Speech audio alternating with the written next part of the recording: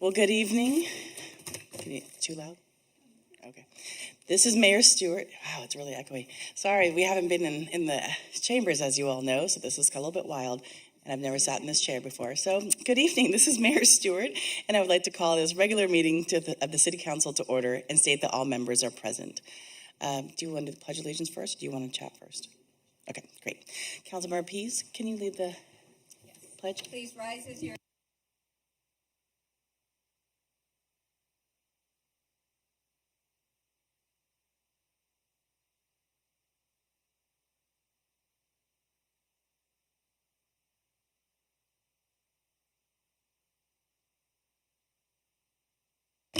Thank you. All right, City Clerk. Okay, this is just a little tutorial reminding everybody because we are back in the chamber for the first time. So you want to be speaking directly into the mic. You should be about that far away from it when you speak.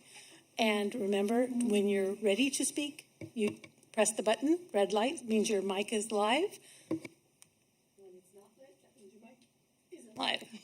So just a reminder, same thing for any members of the public who are going to speak, but I can also help you control your mic if you need that. Okay, I think we're ready now. Thank you. Well, today we're starting a little bit early so we can talk about all of our wonderful people who have served the committee in the advisory bodies. San Luis Obispo has had a long history of involving its citizens in the business of their city government. Advisory committees and commissions not only provide an opportunity for interested residents to participate in the governing of their community, but they also improve the quality of city government by providing the council with resources to make better informed decisions. They serve as the eyes and ears for the council and help with communication between the public and the council. Some of these bodies are required by state law, and some are regional appointments to represent the city.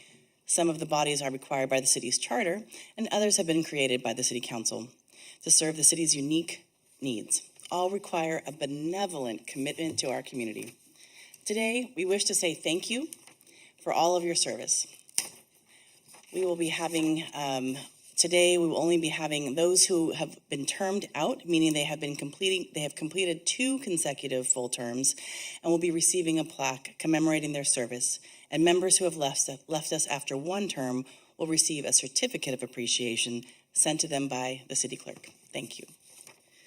So now I would like to introduce Deputy City Clerk Kevin Christian to provide an overview of our advisory bodies and announce the names of the advisory body members we are recognizing tonight. Thank you, Mayor Stewart. We'll start with the Active Transportation Committee.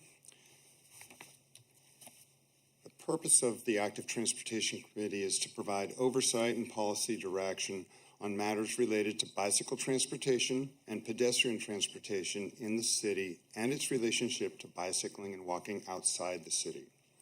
The members we are honoring tonight for service in the past year are Brianna Martinet, Donette Dunaway, Tim Jouet, Jonathan Roberts, Nate Stong, Russell Mills, Audrey Ogden, and Thomas Arndt. Next, the Administrative Review Board. This board acts as the final decision maker for the city on administrative appeal hearings relating to administrative citations issued for certain contested San Luis Obispo municipal code enforcement matters. The members we are honoring tonight for service in the past year are Joe Benson, Earl Conaway, and Alex Carlin.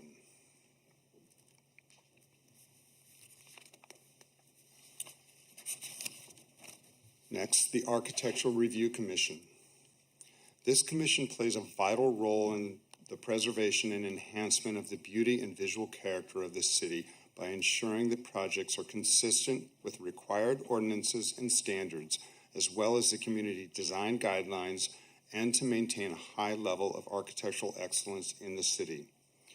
The members we are honoring tonight for service in the past year are Michael DiMartini, Ashley Mayu, Brian Pineda, Alan Root, Micah Smith, Christy Withers, and Mandy Pickens. The Construction Board of Appeals. This Board of Appeals hears and decides on appeals of orders, decisions, and determinations made by the city building official relative to the applications and interpretation of various codes. The members we are honoring tonight for service in the past year are Neil Dilworth, Gresham Eckridge, Denise Martinez, Nicholas Graves, Armando Garza, Christopher Wiedemann, and Robert Vesley. Next is the Cultural Heritage Committee. This committee oversees a broad range of educational and technical assistance programs aimed at preserving historic and cultural resources. It also maintains the master list of historic buildings, advises people interested in restoring historic structures, and reviews planned demolitions of historic structures. The members we are honoring tonight for service in the past year are Eva Oltz, John Ashbaugh, Charles Krotzer, Karen Edwards, Shannon Larrabee, Leslie Ann Terry, and Wendy McFarland. Next, we have the Housing Authority Board. The Housing Authority was founded in 1968 with a mission to assist the county's lower-income citizens in securing and maintaining long-term housing. The board advises council on housing issues and needs of low and moderate-income households within the city. The members we are honoring tonight for service in the past year are Jay Beck, Ashley Boyer, Chuck Krotzer, Gregory Gillette, Tim Odenthal, Patricia Souza, and Elizabeth Steinberg. Next, we have the Human Relations Commission. This commission advises the council in creating an environment within the city in which all persons can enjoy equal rights and opportunities regardless of race, religion, sex, national origin, age, physical, mental, sexual orientation, or economic status. The members we are honoring for tonight for service in the past year are Jesse Grothaus, Megan Souza, Stephanie Carlotti, Emily Roston, Dusty Collier-Worth, Angela Kasperzik, Taryn Werricker, and Renata Campbell-Monza.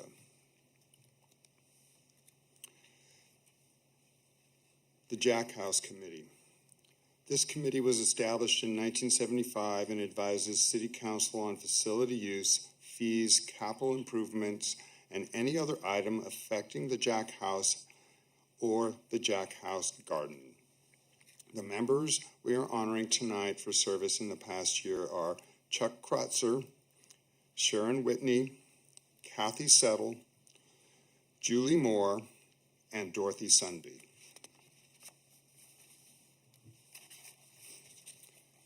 The Mass Transportation Committee. The purpose of this committee is to assist with the ongoing public transit program in the city and Cal Poly, providing council with recommendations regarding routes, schedules, fares, marketing, and capital projects. The members we are honoring tonight for service in the past year are Marlene Kramer, Trevor Freeman, David Figueroa, Denise Martinez, John Osumi, Dina Nassar, Robin Keisinger, and Brian Craig. The Personnel Board. The purpose of this board is to hear employee appeals of disciplinary action, review employee grievances, and to hear issues of council censure.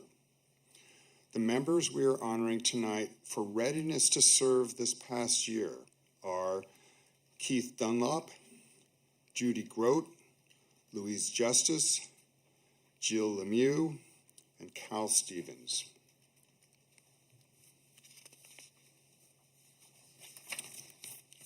Planning Commission. The Planning Commission makes determinations and provides the City Council with recommendations concerning the city's development regarding land use policies and specific development applications.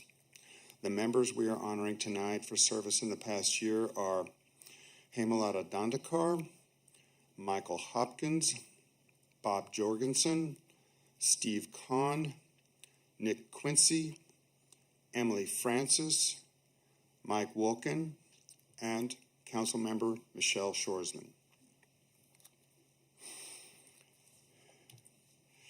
The Promotional Coordinating Committee is our next commission.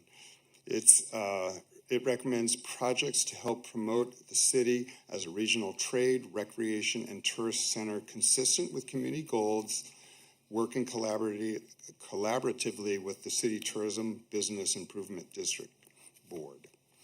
The members we are honoring tonight for service in the past year are Lori Larian, Robin Wolf, Samantha Welch, John Thomas, Maureen Forsberg, John Connor, Annie Wang, and Ryan Heath. Next, we have the Parks and Recreation Commission. This commission advises the City Council on the development and operation of recreation programs and parks within the city, as well as on the implementation of the Parks and Recreation element of the city's general plan. In addition, they provide recommendations concerning joint use facilities with the San Luis Obispo Coastal Unified School District. The members we are honoring tonight for their service in the past year are Rick Blair, Andrew Weber, Carrie Howell, Carrie Applegate, Chris Rodebush, Robert Spector, Adam Stowe, and Rodney Thurman. Next, we have the Citizens Revenue Enhancement Oversight Commission. This commission reviews, reports, and makes recommendations directly to the City Council regarding the revenue and expenditures of the city's voter-approved general purpose 1.5% sales tax. The members we are honoring tonight for service in the past year are Jeanette McClure, Matt Quaglino, Jim Hamari, Steve Skopinski, and Chris Elwood.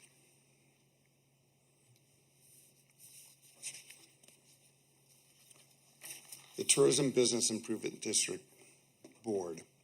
This board advises the council in the administration and use of the TBID assessment funds and recommends projects to promote tourism to the city of San Luis Obispo to benefit directly the city's lodging industry. The members we are honoring tonight for service in the past year are Matt Wilkins, Natalie Ward, Pragna Patel-Mueller, Stephanie Bowles, David Smith, John Connor, and LeBren Young-Harris. Next, we have the Tree Committee. This committee makes recommendations to the City Council and staff on tree policies and regulations. The members we are honoring tonight for service in the past year are Alan Bate, Daniel Canella, Elizabeth Lucas, Alan Root, Emily Roston, Sadie Mae Weller, and Jake Minnick.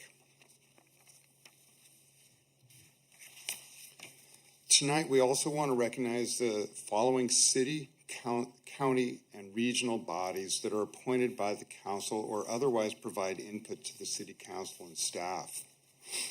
The Area Agency on Aging is a nonprofit organization with one city-appointed representative. The Central Coast Commission for Senior Citizens Area Agency on Aging is responsible for allocating federal and state money to local agencies to ensure that supportive nutrition and health promotion services are available to older adults in San Luis Obispo and Santa Barbara counties. The members we are honoring tonight for the service in the past year are Sharon Whitney and Robert Spector.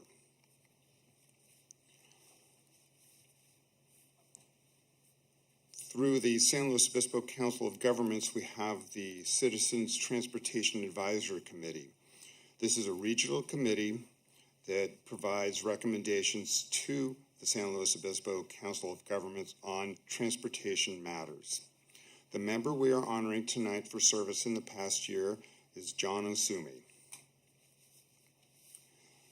Zone 9.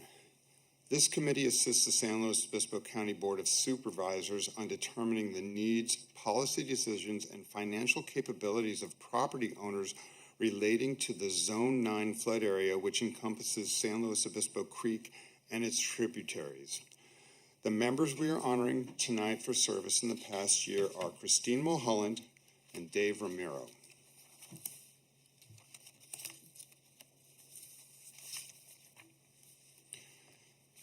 The Investment Oversight Committee. This is a city committee that reviews investment policy, practice, and the city's investment portfolio performance. The member we are honoring tonight for service in the past year is Annie Wang. And finally, we have the Police Chief Roundtable.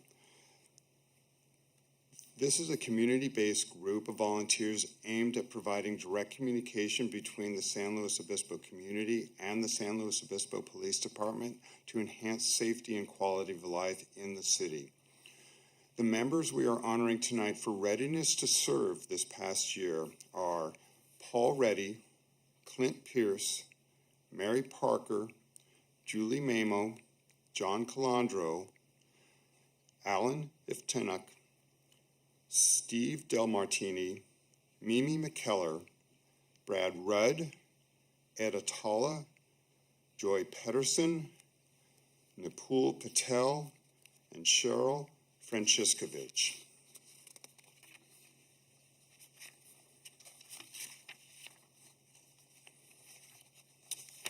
And finally, we'd like to call up to the front the following advisory body members and recognize them for completing 2 or more full terms, as Mayor Stewart indicated earlier.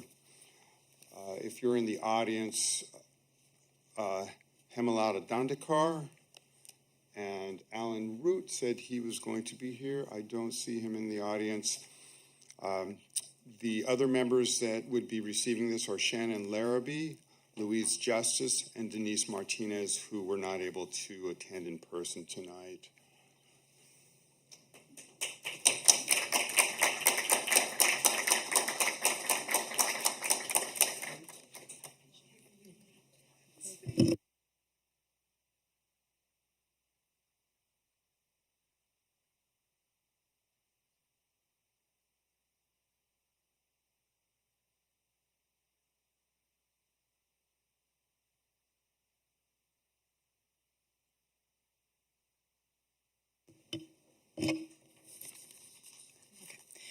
Thank you so much, Mr. Christian.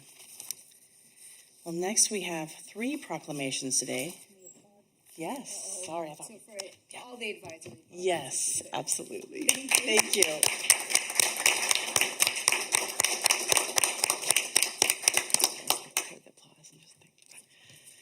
Well, thank you very much. Appreciate that remembrance. A lot of people to name off, and just wanted to say thank you very much because I know it's a long list, but appreciate everyone's service. Okay, so next we have 3 proclamations. So first we will do the Month of the Child and Child Abuse Prevention Month. So I see Melinda Sokolowski here on behalf of CAPSLO, and I will read this, and then you'll have 3 minutes to share a little bit about the Month of the Child. So here we go.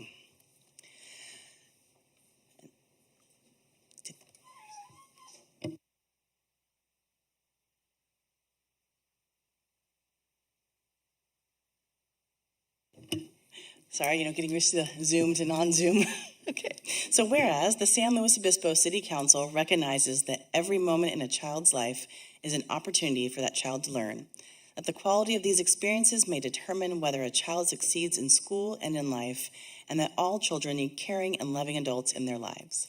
And whereas April, Month of the Child and Child Abuse Prevention Month, marks a time to recognize that our community's children are precious assets, that the quality of their early years is our collective responsibility, and that we commit ourselves to ensuring that each and every child has access to a high-quality early environment at home, at childcare, at school, and in the community that will promote their optimal growth and development.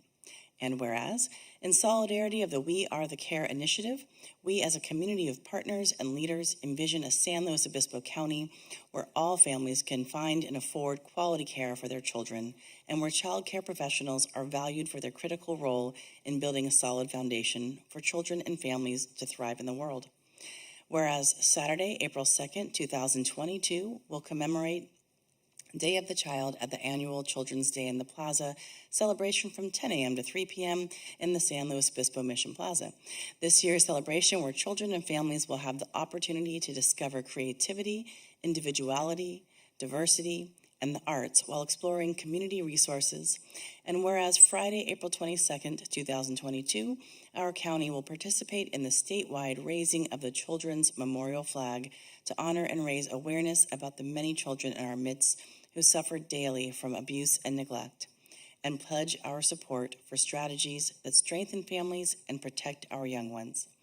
And whereas April is National Child Abuse Prevention Month, raising awareness and recognizing that each of us has a role to play in ensuring the safety of our children as we pledge our support for strategies that strengthen families and protect our young ones by promoting our Normalizing Parenting campaign and introduce Children's Memorial Day on Friday, April 22nd, 2022 at 10 a.m. with our Child Abuse Prevention Council colleagues throughout California. Now, therefore, I, Erica A. Stewart, Mayor of the San Luis Obispo City, on behalf of the entire City Council, hereby proclaiming April 2022 as the Month of the Child and Child Abuse Prevention Month. Thank you.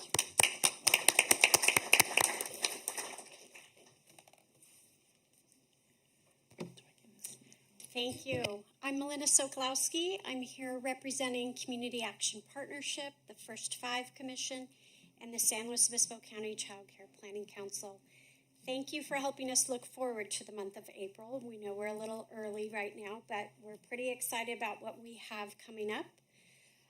Thank you for the opportunity to celebrate the community's 54,000 children and their families. They live, grow, play, and learn among us in this county and city every day.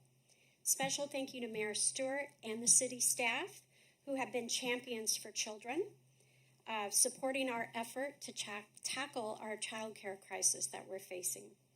The dedication of $50,000 from the SLO Cities Economic Development Funds has already generated 4 new child care providers just in the past few months. This has created 24 new child care slots in the city, 4 new women-owned businesses in the city. 2 of these child care providers are bilingual. Some of them are focusing specifically on infant-toddler care, and some are focusing on keeping their business open till 9 o'clock at night in order to meet the workforce adjustment. Another special thank you to supporting the collaborative child care study that was done over the past few years. This was in collaboration with the county, Cal Poly, and San Luis Coastal Unified School District. We're very encouraged by the findings from the study, and we look forward to coming back to the council with more information soon. As you heard, April is Month of the Child. We hope that you're going to join us for the events that we're doing in person at the Mission Plaza, and we will be there with 50 organizations offering activities, information, and resources to children and families. We're also partnering with the Department of Social Services and the Center for Family Strengthening to make sure our community raises awareness around child abuse prevention. We each have a role to play in ensuring the safety and the well-being of children. We hope that you will come to the SLO Downtown Courthouse on April 22nd, where we raise a flag in memory of children who have lost their lives to child abuse and neglect. April is one of 12 months. I encourage all of us to keep children in our county in our hearts, minds, and commitments every day of every year. It is our collective responsibility to demonstrate this daily and make our youth our highest priority, now more than ever. The evidence by our collective commitment, time, money, sustained effort, and unified effort will bring brighter things to the children in the city of SLO. Again, thank you for this opportunity. We look forward to seeing you annual Children's Day in the Plaza, April 2nd. Thank you. Thanks, Erica. Little proclamation. Yes, thank you. So much.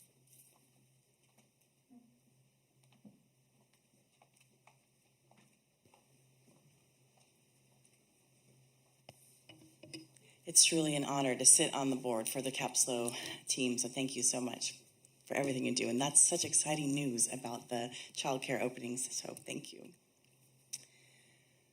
Okay, so next we'll look for George Marchenko from behalf of the Wallace Group.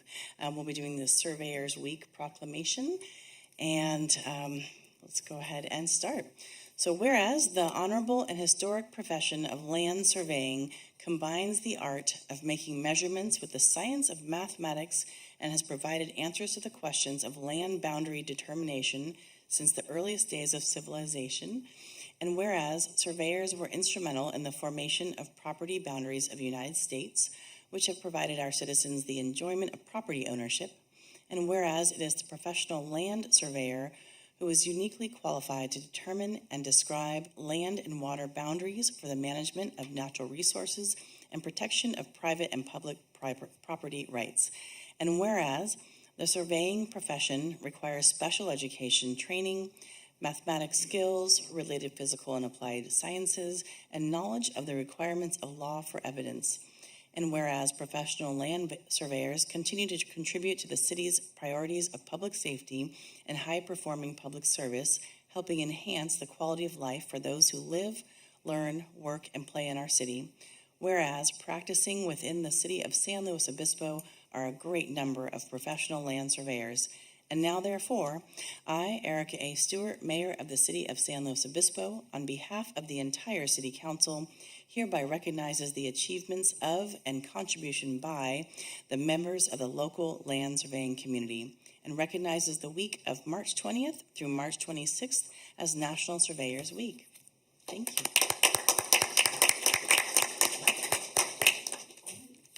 Yes.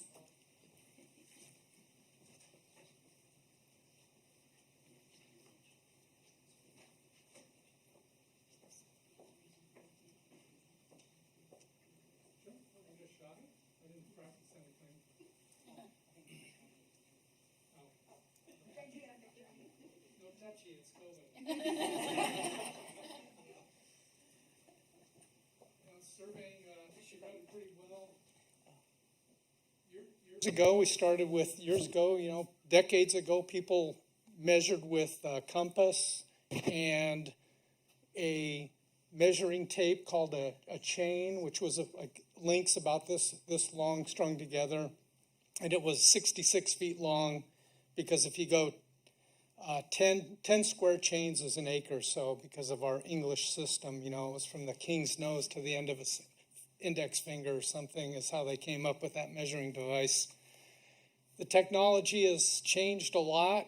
I went to steel tapes. The solar compass was invented by a surveyor, great inventor that invented the typewriter, William Burt.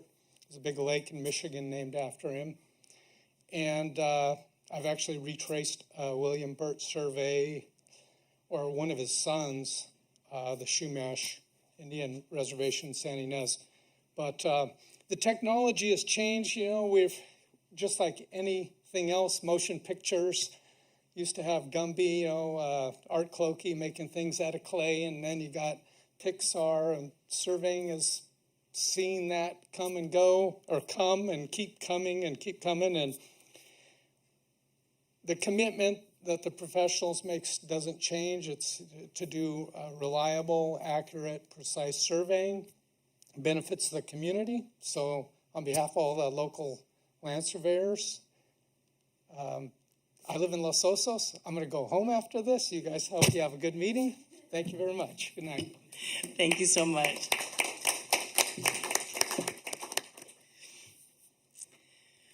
Well, our last proclamation of the evening is Transgender Day of Visibility, and Jamie Wolf will be accepting on the behalf of the Gala Pride and Diversity Center.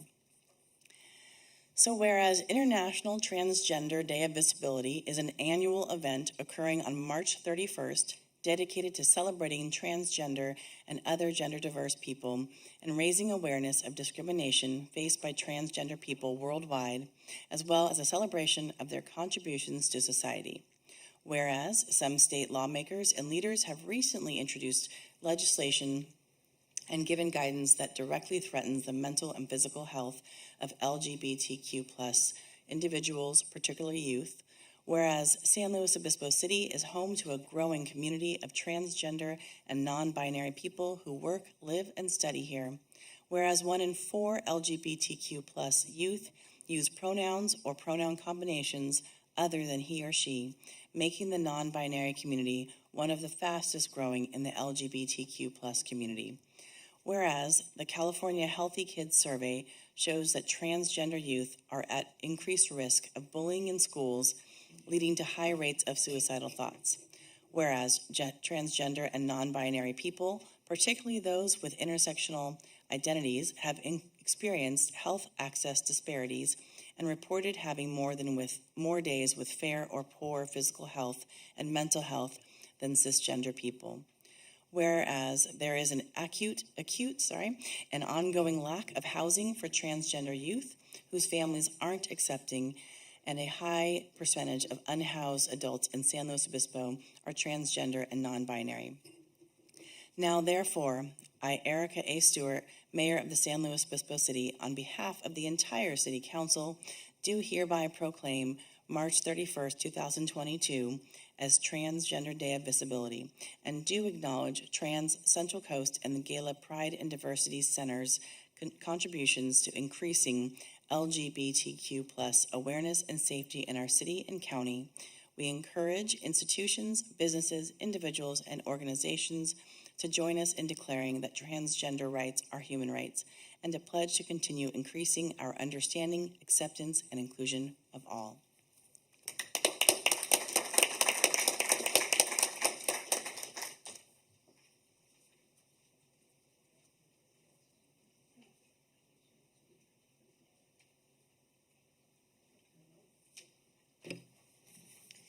Hi, I'm Jamie Wolf, and I'm the chair of Trans Central Coast. My pronouns are she, her, and hers. Trans Central Coast supports transgender and other gender diverse people here in San Luis Obispo County. We're part of the Gala Pride and Diversity Center.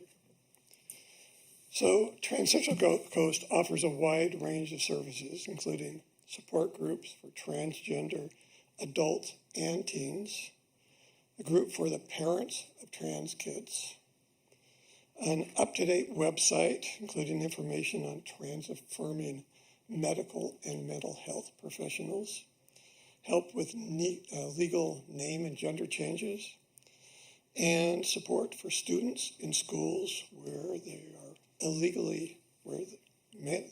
principals illegally refuse to use their preferred names and pronouns. This proclamation is particularly meaningful today, as we've been planning an event for the Transgender Day of Visibility. We've heard from many in our community that they're especially reluctant to be visible this year. More than 150 anti-trans bills are moving through legislatures around the country right now, and the trans people here are feeling under attack and vulnerable. So this proclamation feels like a warm hug from our City Council. Thank you very much.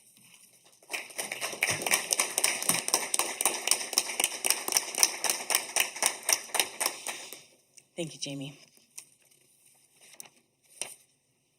Okay, City Manager Derek Johnson, would you like to provide your report?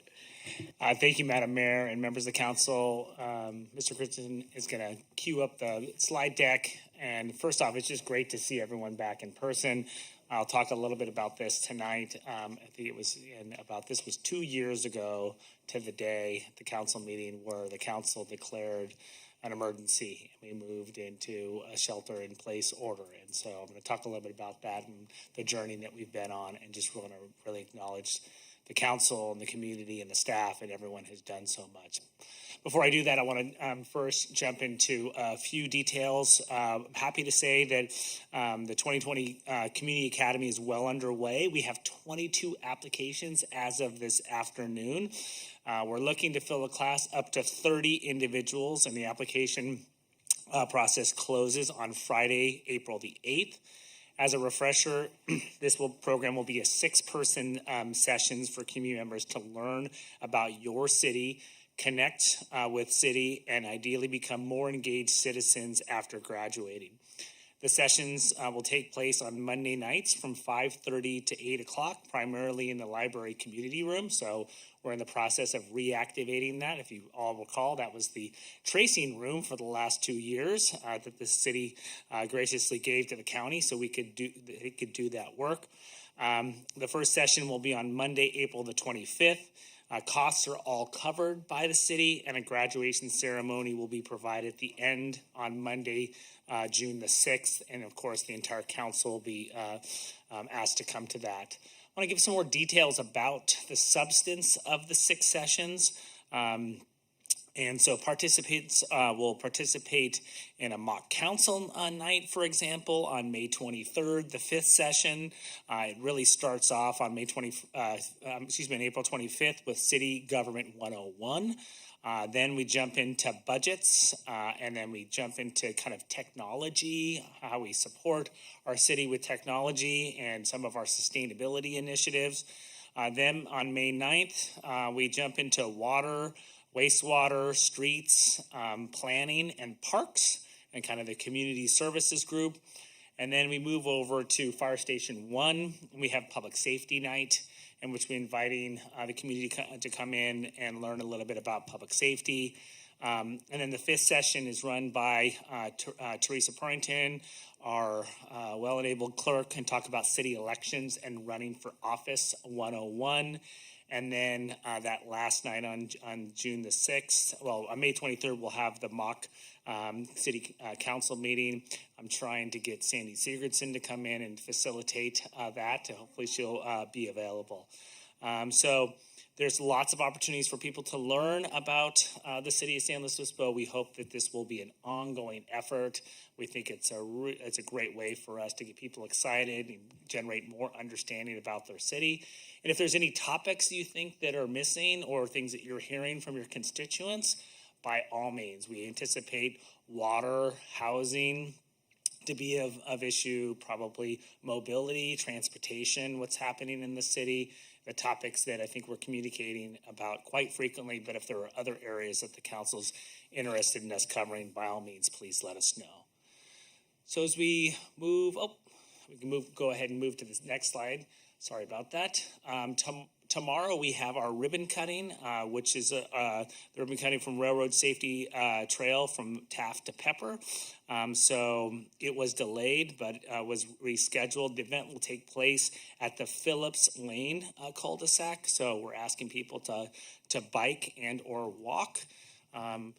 We've already seen some tremendous amount of use already. We're seeing hundreds of trips, and if you've gone across the bridge, there's been a counter out there already, and we're seeing hundreds of bike and pedestrian trips already. So it's providing a safer, more convenient, less stressful way to get to Cal Poly and to the downtown, and we look forward to meeting the community and the council out there tomorrow. So moving to the Tank Farm Orcutt Roundabout. The roundabout is officially in Phase 3, which temporarily closed the north leg of Orcutt Road, but reopened Tank Farm, restoring the east-west connection, as well as access to the Islay Hill parking lot. This configuration is in place through May, and the project is still on schedule to be complete in July. And as you follow us on Instagram, Facebook, otherwise, you will see a lot of communication going out, including information on our website. So if I move to the next slide, you'll see just the latest photos. You can see the road starting to take place, some of the curb, gutters, and sidewalk. So in plan view, as this came through and the specifications, it's really hard to envision how this is all going to come together. And now you can see this significant infrastructure project start to unfold. If you go to the next slide, you can see one of the other legs coming out of the park. And then in the next few months, you'll see quite a lot starting to unfold. We have some other projects that are underway. This is,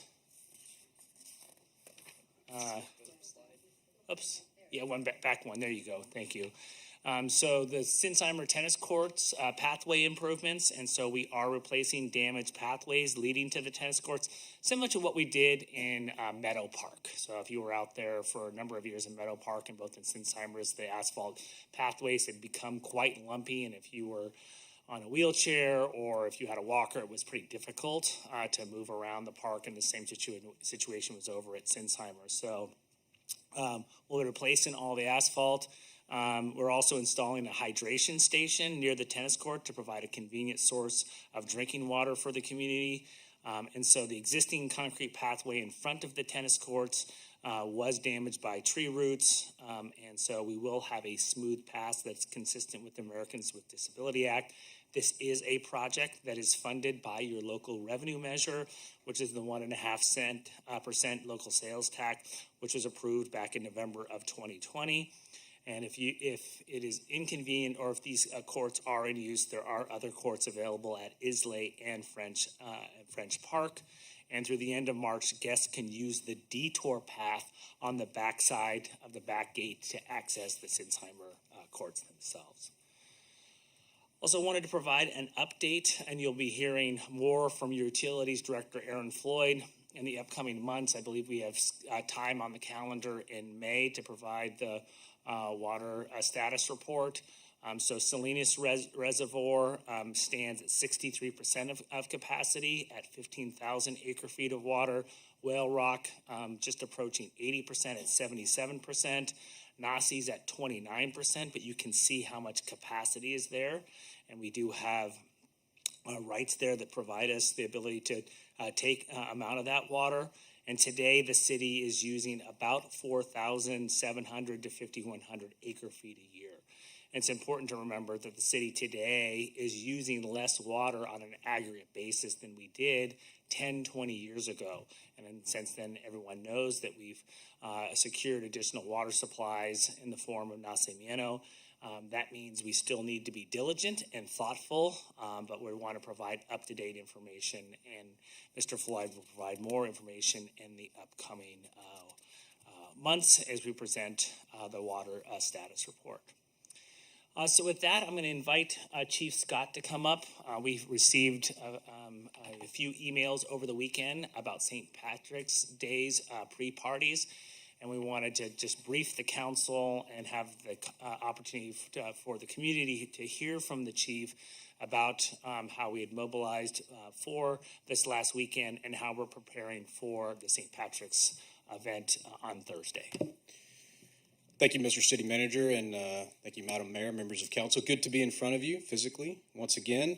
So we have been planning for St. Patrick's Day for some time now, and so we've already started to see some of the pre-party activities, pre-St. Patrick's Day activities already kick off. So this last Saturday, on the 12th, we saw activities start as early as 4 a.m. in the morning. And a lot of these were parties closer to the neighborhoods near Cal Poly. And these were parties that were both registered and several that were not registered. Most of the activity kicked off, again, about 4. The police department came in, and then we started issuing citations, and I'll go over some of the statistics here in a minute. As soon as we went through the citations, we went ahead and just secured the area and helped diffuse the rest of the parties and go ahead and help them get out of the neighborhoods. So the stats we have for you, we had 13 noise citations, 3 unruly, 3 drunk in public arrests. We had 1 DAC, and this is essentially a warning to a registered party.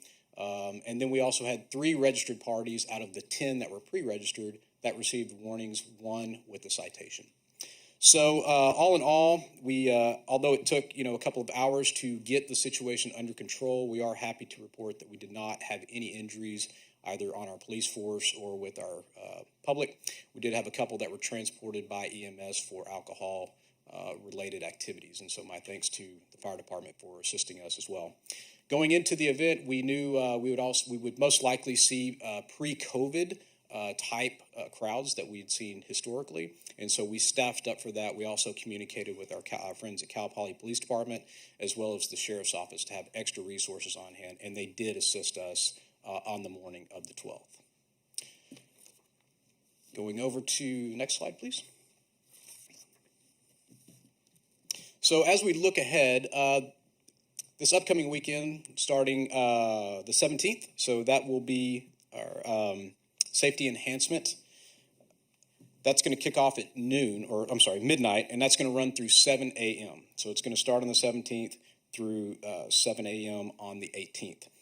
And again, that's our safety enhancement zone. So fines are double for people that we encounter that are breaking the law with the handful of ordinances that covers, usually related to alcohol and overconsumption. We've already initiated campus-wide communications with our partners over at Cal Poly, and I'm also happy to report that FSL, which is our fraternity sorority life group, has offered several healthy alternatives to going out enjoying some of the festivities. The Campus Health and Well-Being Group are promoting Aware, Awake, and Alive to also provide healthy and safe activities to keep people from over-consuming, essentially. And so we'll be out this beginning on the 17th in downtown. Some of the bars will have permits to open at 6 a.m., and we've already started again talking with our state partners at Alcohol and Beverage to assist on that initiative, as well as our locals with the Sheriff's Office and our other regional partners to help us. But staffing is, we're ready for the event, and so we've been through this before, and so we're going to take necessary steps to keep everyone safe and to have a fun night, but to be responsible and, again, promote safety. Happy to answer any questions that you have of me.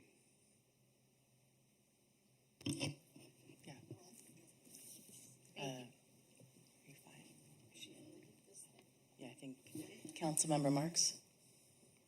Is that? Oh, you're 5? Okay, sorry. Councilmember Pease. Thank you. Here we go. Okay. It has a block out. Sorry about that. Again, we're relearning this. Thank you for that and for being proactive. I had a question in terms of the registered party. I would imagine a party that registered for a 4 a.m. start probably wouldn't have been approved. What are the hours of parties that can be registered? Is there a definition on that? And kind of the corollary question, it seems particularly challenging for our neighborhoods to have that early start. And are there, is that just every year no matter what, or do we have some ways to try to break that as a start time? Yes, I believe 6 a.m. is the earliest they can register. Yeah, okay. I believe it is 6 a.m. I think Christine Wallace is the resident expert. She is. Yeah, and so she's not here. We can follow up with the council. We will follow up.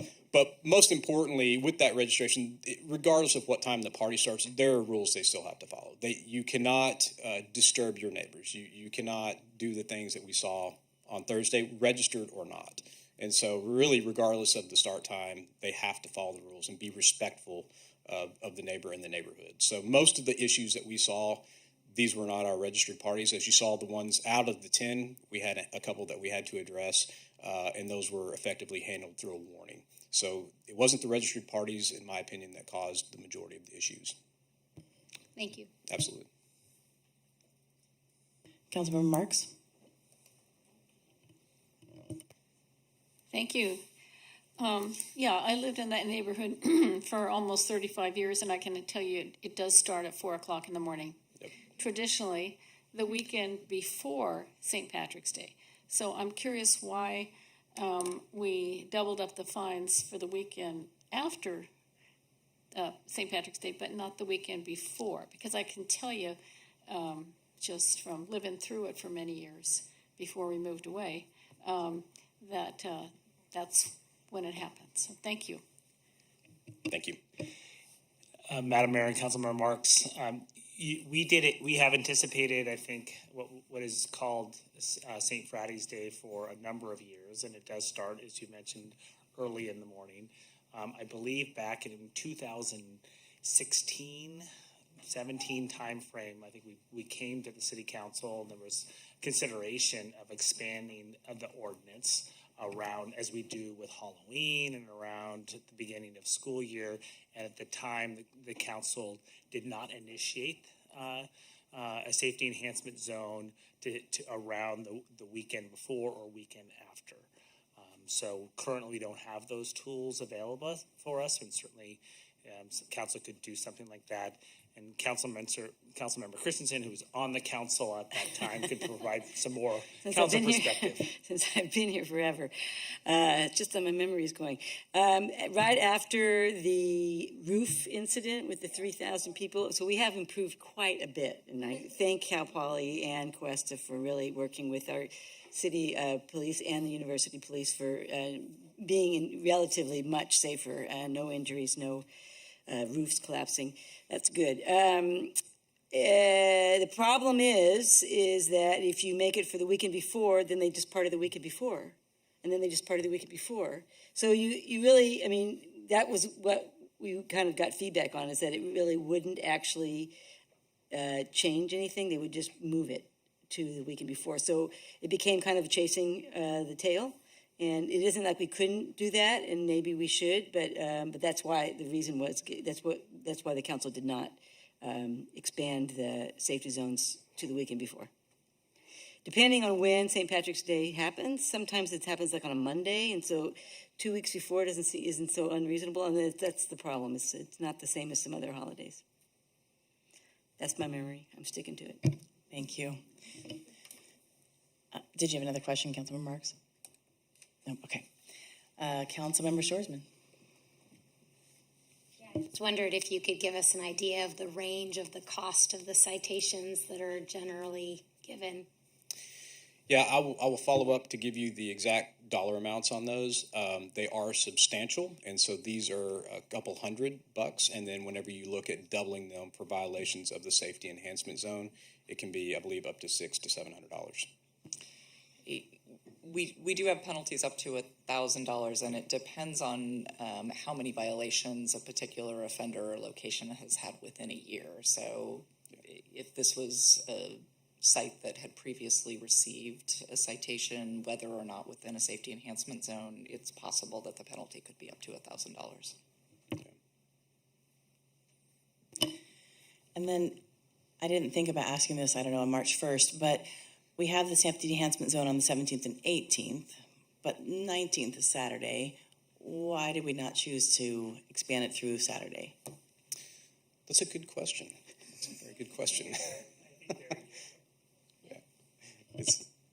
I think there again, that's a policy question for the council. I think we came back with, this discussion that I think that Councilmember Christensen recalls, and there was a robust conversation at the time. I think Councilmember Pease was on the council, and at the end, based upon where it would land, what has been the traditional response, I think we talked about how other universities in the region, students are quite crafty and ultimately figured out different dates, that how could we craft something, and then pretty soon we used just the whole month of March that would be a safety enhancement zone. But the duration and the location of the safety enhancement zone does need to be adopted by ordinance, so that's a council required action. Thank you.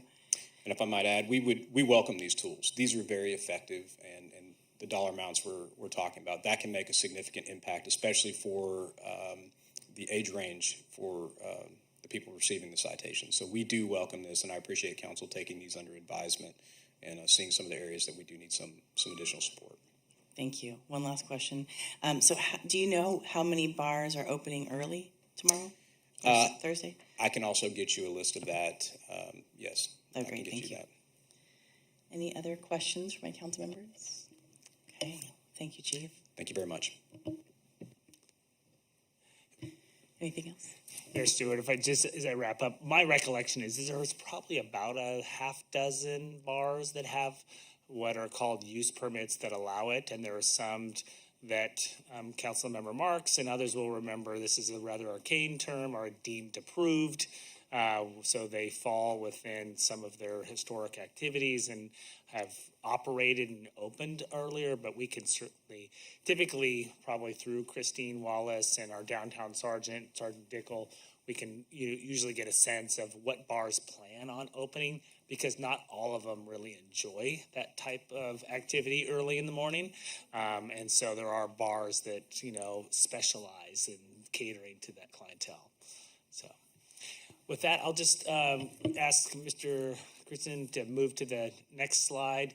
So as I said in the outset, it has been just over 2 years since we locally started to feel the effects of COVID-19 pandemic. It was 2 years ago at this second meeting in March in which the council adopted an emergency declaration following a declaration earlier that week, I believe, by the Emergency Services Director. I just want to, and I've said this on numerous Zoom meetings and now saying it here in person, that I've just been so grateful to the council and giving the range of latitude to staff. I think as we said at the outset, and Hans was helping me going back and looking at the tape from March 17th, 2020, is that we're going to make mistakes along the way, but please know we have the best intentions.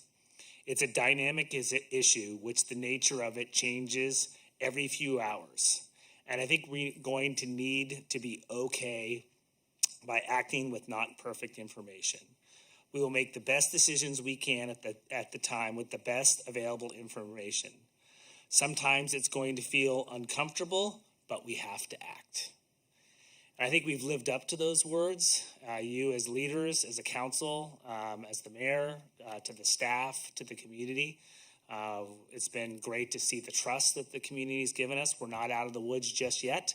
We still have the order in effect, so I don't want to giving one the false impression, but just being here tonight did arouse the memories of the past, and I wanted to share that with the council.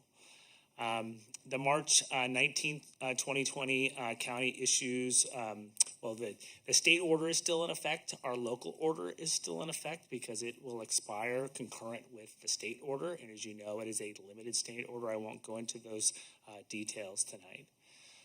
But staff continues to be vigilant, and we will continue to update the council. I will not be providing the detailed COVID information that I have for the last couple of years, whether it's infections and or vaccination rates. That information is available at either the state or the county website. And with that, Madam Mayor, that concludes my report. Thank you. Are there any questions for the city manager's report? Great. Well, I don't know if any of you have noticed, but all of us up here are either wearing our fuzzy socks or our slippers in this transition of coming back in person. Some of us used to be in leggings right now. And so for the public comments, you now get to be in person as well. And I know that there have been some comments of wishing that we were in a hybrid mode so that we could be a little bit more inclusive for people's needs. And we hope in the future we can get to there. For now, we're on YouTube and we're on Charter Cable Channel 20. So just wanted to kind of put that out there. So before we get into our consent agenda, this is the time where we have public comment. Right now I have two slips, but if there's anyone else that wants to provide public comment for items not on the agenda, this is the time to let us know. So first I have Chris Rodebush from We Are the Care.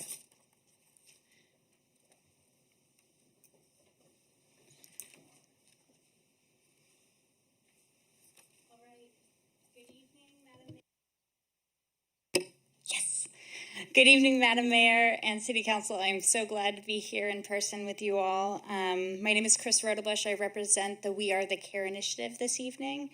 Earlier, you had the proclamation, and I'm back here to celebrate again preparation for April 2022, which is Month of the Child and Child Abuse Prevention Month. We have taken time to reflect on children in our world and the role that they and their families play here in our local community. We Are the Care is grateful to this City Council for your prioritization of the needs of children and families in your community, and for the foundation you are helping to build to alleviate the child care crisis. We know that, unlike other industries, the child care market is not recovering in the same rate as other essential parts of the American economy. We appreciate your continued interest in what children and families are needing and how to assist in this movement. We are excited to share with you that starting in April and running through the beginning of the summer, we will be launching a We Are the Care Community Voices Tour. This listening tour will be coming to a playground or park near you. Our hope is to be able to truly listen to those we hope to serve, and we're going straight to the source. The families in our community have endured immense struggles over the past 2 years, and while there is hope in sight, the child care challenge in this county is far from over.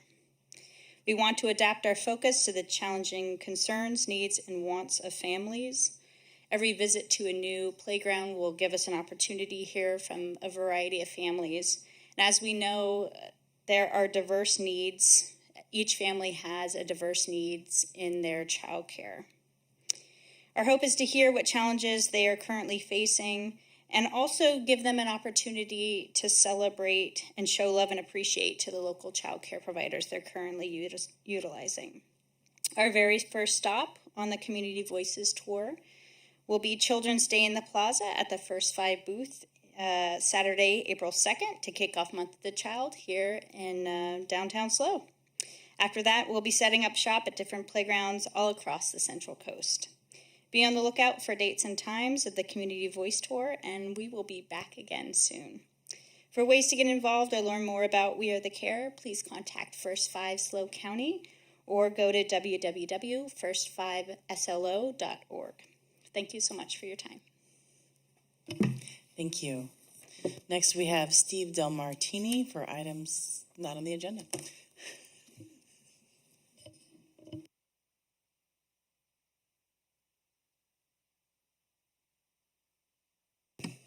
I'm back. And I'm disappointed to hear that the council St. Patty's Day party won't start at 4, that we have to push it to sunrise. I just wanted to make a couple of comments about House Keys program, if I may.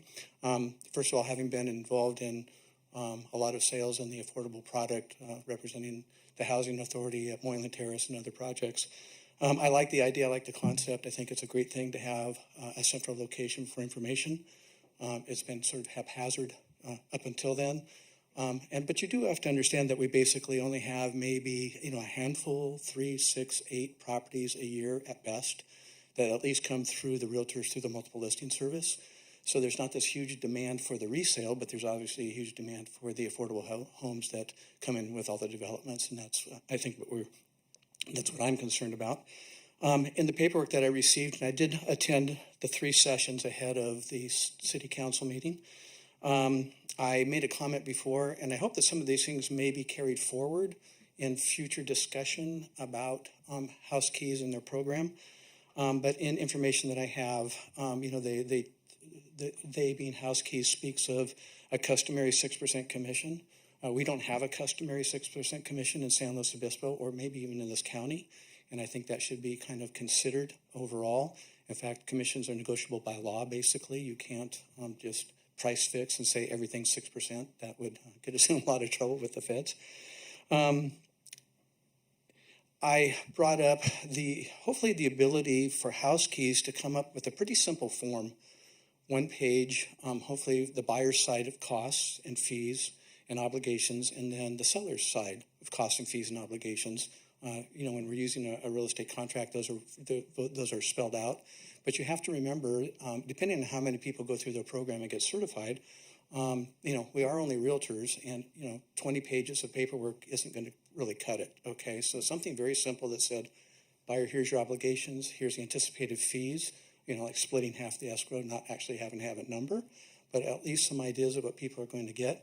And listening to the call, I thought Councilperson Marks was asking Julius about fees, and he kept coming back to the application fee, being waived or not much of one. And I thought you were talking about the buyer fees on a purchase. And so I don't know if your questions got answered or not, but anyway, so those are some of the things that I think should be, considered and looked at and going forward. And I hope to be on some of the other calls, and we'll see how all of this works out.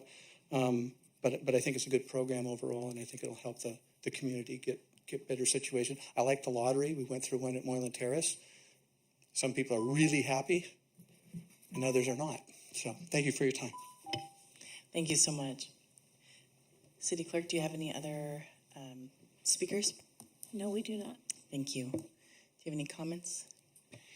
Thank you, Madam Mayor, members of the council. So just want to thank Mr. Del Martini for coming tonight. So there is a lot of road in front of us on the inclusionary housing ordinance, and we always appreciate the details. House Keys is one of those new programs. We're trying to supplement our affordable housing program to make sure we've got the resources to both timely refinance and then allow for the purchase of new units. And as the council knows, with a lot of its land use authority, we have a lot of new inclusionary units will be coming up. And then at the same time, we also have some housing policies underway, whether it's missing middle or the inclusionary housing ordinance itself or other initiatives that we ultimately needed to bring on the resource. So we're happy to talk to Mr. Del Martini about some of the details and the fees and structure it in a way that makes sense. But this is supposed to streamline and improve the process for both buyer, seller, and all involved. Great, thank you so much. All right, next we have the consent agenda, and consent are calendar items consisting of matters deemed routine and non-controversial by staff. Unless a member of the council wishes to pull an item for individual consideration, all items will be approved by one motion. And I will be pulling item 5, the advisory body item, so that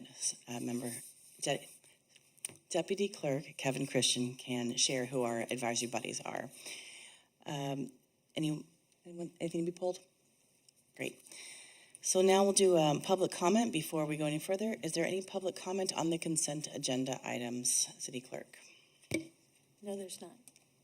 Great. Vice Mayor Christensen?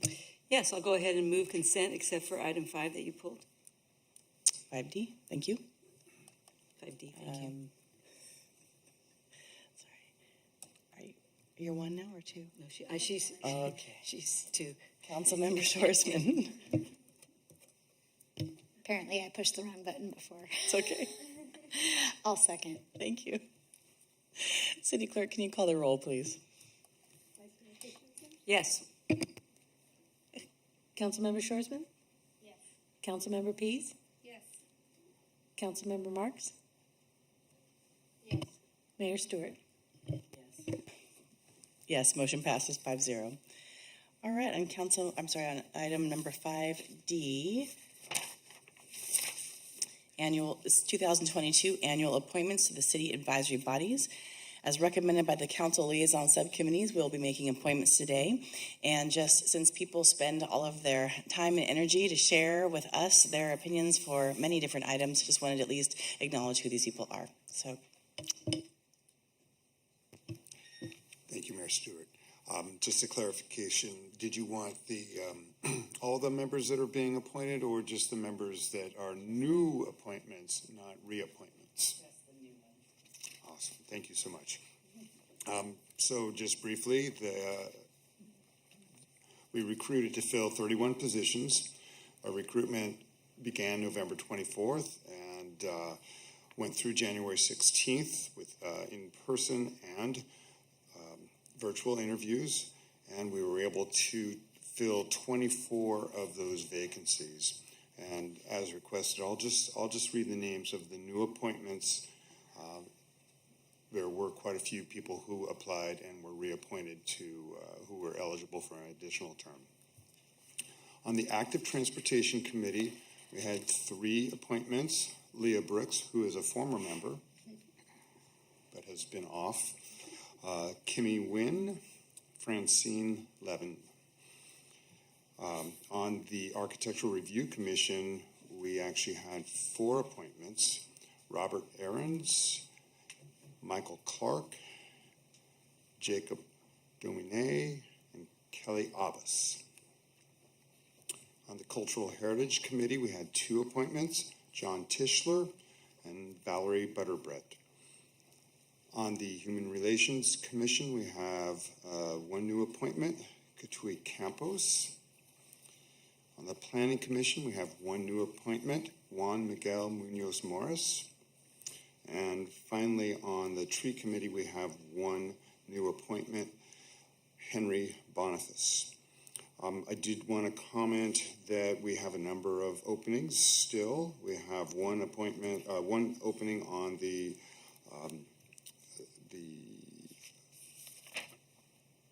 Administrative Review Board, one on the Citizens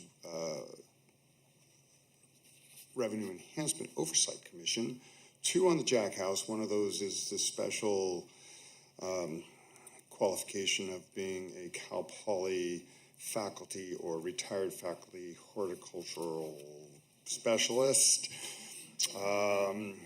And yes, one member of the Personnel Board is open, and we have one opening on Zone 9.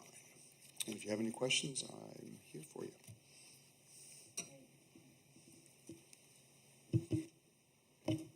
Thank you so much. Vice Mayor Christensen. There we go. I'll go ahead and move consent item 5D. And thank you very much, Kevin. Thank you, Councilmember Morris. I'll second it. City Clerk, will you call the roll? Councilmember Christensen? Because there's too many mics on.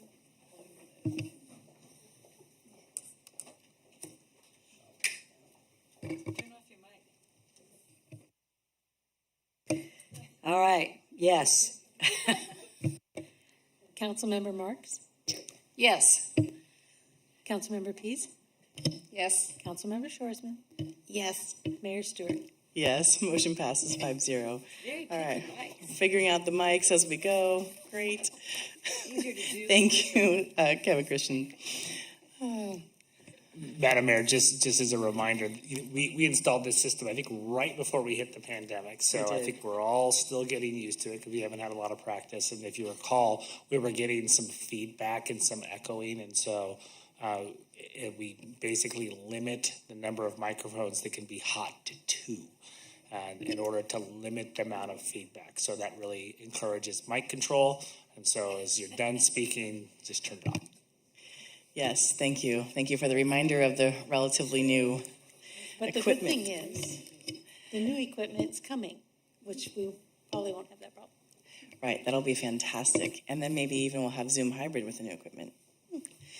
So next up, we have the business item before us, 6A, is potentially accepting the Transportation Development Act and federal single audits for fiscal year 2021. Would staff present the report? Thank you very much, and a very good evening, Madam Mayor, members of the council. It's great to see you in person, and we'll try our darnest to reactivate our muscle memory and do this from here. So tonight, we're actually back to round out the audit work for the 2020-21 fiscal year with the federal single audit as well as the Transportation Development Act audit. As an agency that receives over $750,000 in federal and state funding, we're obligated to go through these special audits. And it is your independent auditor who actually conducts the review over our expenditures as well as the revenues we receive, as well as really scrutinizing the control functions and the safeguarding over that federal and state funding. This last year actually also includes the CARES Act funding that the city received through the state, but a little bit over $566,000. So that revenue was also scrutinized in accordance to the rules that we needed for expenditures. I'm glad to report that the findings were actually the same that were found with the annual comprehensive financial report that we presented to council in January, so no additional findings were found. And we felt that tonight we actually wanted to concentrate on what we've done since those findings surfaced and how we're preparing for the next audit by hopefully, crossing fingers, improving on all the subject areas. And with that, I'm actually turning it over to your accounting manager controller, Debbie Malakote, to get us through the presentation. Good evening, Mayor, members of council. I'm Debbie Malakote. It's a pleasure to be here tonight. The first item up, we're going to talk about the Transportation Development Act. And this funding, we get two portions of it. One portion of it is development and construction of local streets, roads, pedestrian facilities, and bicycle facilities restricted to that type of activity only. And the other portion is restricted to transit systems. During the fiscal year, we did receive a little over $36,000 in the portion that was for the local roads, bikes, and pedestrian projects. That, as I mentioned, is restricted to those purposes. And at the end of the fiscal year, some of that money remained unspent. We don't lose it, though. It moves forward, and it will be utilized in a transportation project that was delayed due to COVID. And there was discussion of that at the mid-year budget, so I won't go into that at this point. In addition, for our transit system, we received about $350,000 of TDA funding, and these revenues are included in our Transit Enterprise Funds. That's where you'll see those. One of the requirements for the transit TDA funding is to maintain something called the Farebox Recovery Ratio, and this is a measure of the profitability of a transit system. And it's a mathematical equation that takes the user fares that were collected in the fare box and divides it by the operating expenditures. For the fiscal year that ended in 2021, the ratio is 90%. For those of you that have followed transit for any period of time, that's not a typo. It's actually 90%, probably the highest number we have ever and maybe ever will see. And that's because of a special ruling related to COVID and federal grant funding that in this fiscal year we get to count some of our federal grant funding as a local revenue source. So otherwise we would be closer to 9%, but we will benefit from that ruling for this particular year. The second item tonight is the single audit. The single audit is, as Director Elke mentioned, an audit of both our financial statements of our federal awards. It's focused on our internal controls as well as the actual accounting and compliance with federal regulations. The single audit is called that because although we may have many federal sources of funding, many different grants, it allows the city to be audited just once for all of our federal programs. That way, each granting agency doesn't come calling for us to do an audit. In addition to a listing of all of the grant money that we received during the year, there are findings, if there are any, related to internal controls or accounting. The list that you see in front of you represents the schedule of federal funding for the fiscal year. And as you can see, the city utilized nearly $8 million in federal funding during the fiscal year. As I mentioned, the auditors do provide comments when they find areas of internal controls or accounting that need improvement. And these are the areas that we have focused on. They are, as Director Elke mentioned, the same as were discussed with the City Council back when we brought the city's annual comprehensive financial report in January. There are no additional findings. We did have 4 findings this year, and as a sign of our improvement, I just would like to point out we had 7 the year before, so we're getting better. We're making progress in addressing the issues mostly related to the implementation of our ERP and HR payroll system. There were no findings related to revenue or expenditure accounting. All of the findings we had were related to internal control functions. As mentioned, we wanted to focus on what we have done to address those findings. As a quick reminder, the findings and our response to those findings are listed in the single audit report, and that report is filed with the Federal Audit Clearinghouse. And we've made a lot of improvements in addressing all of these findings. Some of them are familiar because they were still issues that we were continuing to resolve from the year before, but we continue to make progress on them, and we believe that of the 4 findings, 3 of them we believe we will have resolved to the auditor's satisfaction when they review us this upcoming cycle. In particular, we've spent a lot of time related to year-end closing, improving our extensive list of action items that need to occur. We're working monthly on audit preparedness with our partners in other departments to make sure that we are as prepared as we can be, and our beginning balances have already been verified. Bank reconciliation was a huge issue for us as well as for the auditors. I'm proud to announce that we have made big strides in bank reconciliation. We are current and up to date. We continue to monthly review all of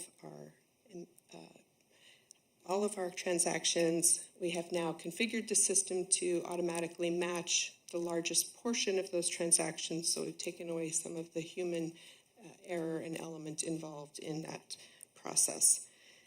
In addition, one of the findings was related to journal entries and a system in which we could tell through sequential numbering that we had captured the entire population of journal entries. The system has now been configured for that, and we have prepared a report to provide to the auditors the sequencing of the journal entries that were prepared prior to the system configuration. We have improvements to the payroll system scheduled during the next couple of years, and we anticipate making great strides in those findings coming up. Addressing them will continue to require organizational resources, but we are committed to making that happen and finding improvements wherever we can. With that, we're prepared to answer any questions you may have.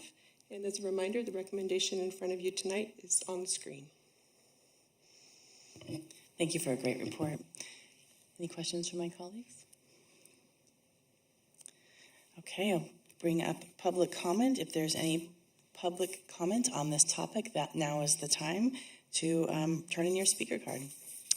Any speaker cards, City Clerk? No, we do not. Can I have a motion? Do we have to have a motion review? Right. Accept, because we're accepting it. Yeah. What? Someone? I'll go ahead and move acceptance of the Transportation Development Act and single audits for the fiscal year 2020-2021. Great. Councilmember Marks? I'd like to second it. Thank you. City Clerk, can we have roll call? Councilmember Christensen? Yes. Councilmember Marks? Yes. Councilmember Pease? Yes. Councilmember Shoresman? Yes. Mayor Stewart? Yes. Thank you. Motion passes 5-0. Thank you for your time. We're going to take a quick 5-minute break, so I'll see you back here at 6:30.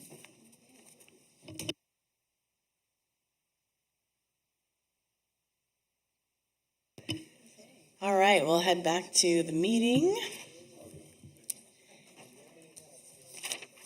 And our next item is the Fire Department Annual Report. And looks like we have Chief Agson and Mr. Blattler to present the report. Hey, good evening, Mayor and council members. We're really pleased to be able to present the 2021 Fire Department Annual Report. 2021 was very unique for our organization. We just had with everybody and everything going on with COVID and what have you. But in addition to that, we had a lot of major fires that we have responded to this year. We had 9 vacancies throughout the year. We hired 11 new folks. There was just a lot of change in our organization. So we're really excited about presenting the report. Hopefully you had the opportunity to go through the report that was provided, and we'll kind of try to touch on some high-level items there. So we're going to hit program highlights tonight, some of the accomplishments, and what we're looking forward to. We want to start off with just talking a little bit about our organization structure, because the organization chart has changed considerably just in the last couple of years. With administration, we have a fire chief, a deputy chief, an admin analyst, and an admin assistant. Presently, right now, the mobile crisis unit is being developed by administration, so we kind of have it under that at this point in time, but eventually, once we've deployed it, it will actually be under operations. Within operations, we have 15 individuals that are assigned to each shift. And so we staff daily 14 firefighters. We have 1 overhire on each shift. And so we have a battalion chief, 4 captains, 5 engineers, and 5 firefighters that are on. And then also within operations, we have our 2 fire mechanics that work for us. In fire prevention, we have the fire marshal, 3 fire inspectors, We have a Coupa inspector, a hazmat Coupa inspector, and an admin assistant. And then just recently, you approved us to be able to get a halftime inspector. It's going to be very helpful with the new Assembly Bill 1208 inspections. And that's secondary to the ghost fire that happened some years ago. So any of our multifamily, which we've done those inspections, but we're continuing to get more between the hotels and the apartment complexes. Within emergency management, that has been unstaffed for many years, and so it's been picked up by all of our personnel, and we've been able to mire through. And I think the last couple of years we've made some really good progress, but most recently you've approved us to be able to get emergency manager. And so we're really excited about that. I think that's going to really help move our organization forward quite a bit, as well as the entire community. And then our last division is fire training. So in the 2021-2022 budget, we got a fire training captain. Shane Scove was successful in being promoted to that position. And he'll also be supervising our 2 new intern positions that we've been approved for as well. So just a side note on the interns, we ran that, we put that out. We put out for EMT for a mobile crisis. We had 3 people apply. We only had 2 people show up for interviews. We were super disappointed. We got a great candidate, though. The candidate that we're hiring, we're going to be bringing on the 31st, I think is going to do outstanding. For the interns, though, we got 90 applicants, and I think we were only open for, 4 or 5 days. It was open really short. 90 applicants. That was screened down. We tried to screen it to just folks that were in the county, and we've made an offer to 2 individuals. So we're excited about getting that on board. Within administration, that's all of our planning. We do all the directing. We evaluate the department response, all the different metrics, oversee our programs and the variety of activities that we do. We have a $13.9 million operating budget. Within that budget, 92% of our funds is for staff, is for personnel, and the other 8% is for operations. We do grant management, and in 2019, we were successful James was successful in writing a FEMA grant for us so we could go back to Emmitsburg, Maryland and get some emergency management training. Due to COVID, we had been put back a couple of years, and so April 3rd, we'll be flying back 72 individuals from our city and our allied agencies. We're very excited about that. We think it's going to be some really great high-level training for everybody. We also did a paramedic grant in 2020, and we had 2 candidates that graduated paramedic school here in 2021, and one of them just completed their internship, and one is doing their internship presently. And then we most recently put in for a AFG grant, which was part of consent this evening, and that was for some technical rescue equipment, some specialized equipment, and that's also an AFG grant as well. Part of our major city goals in DEI was the intern program, and I had mentioned we had a lot of applicants for that, and we chose 2 candidates that have almost no experience whatsoever, and that's really what we're looking to do is pull people in that don't know that much but have an interest in the program. One of the the heartwarming things about the 2 interns is that when Chief Alforque reached out to one of the female candidate and offered it up to her, he said it was about a 25-second gasp, just as he thought she went off the line. And he said, "Well, are you still there?" And she started to cry and said, "No, I just can't believe you're giving me a chance. Thank you so much," and is incredibly ecstatic about it. So we're excited about bringing these new folks on, and it's just one of the many steps that we have that we're working on. We also oversee public information. And so James has just done a masterful job as our public information officer. In the past, it's always been whatever chief was on duty for the day and whatever, whoever wanted to come in and talk, we did the very best we could.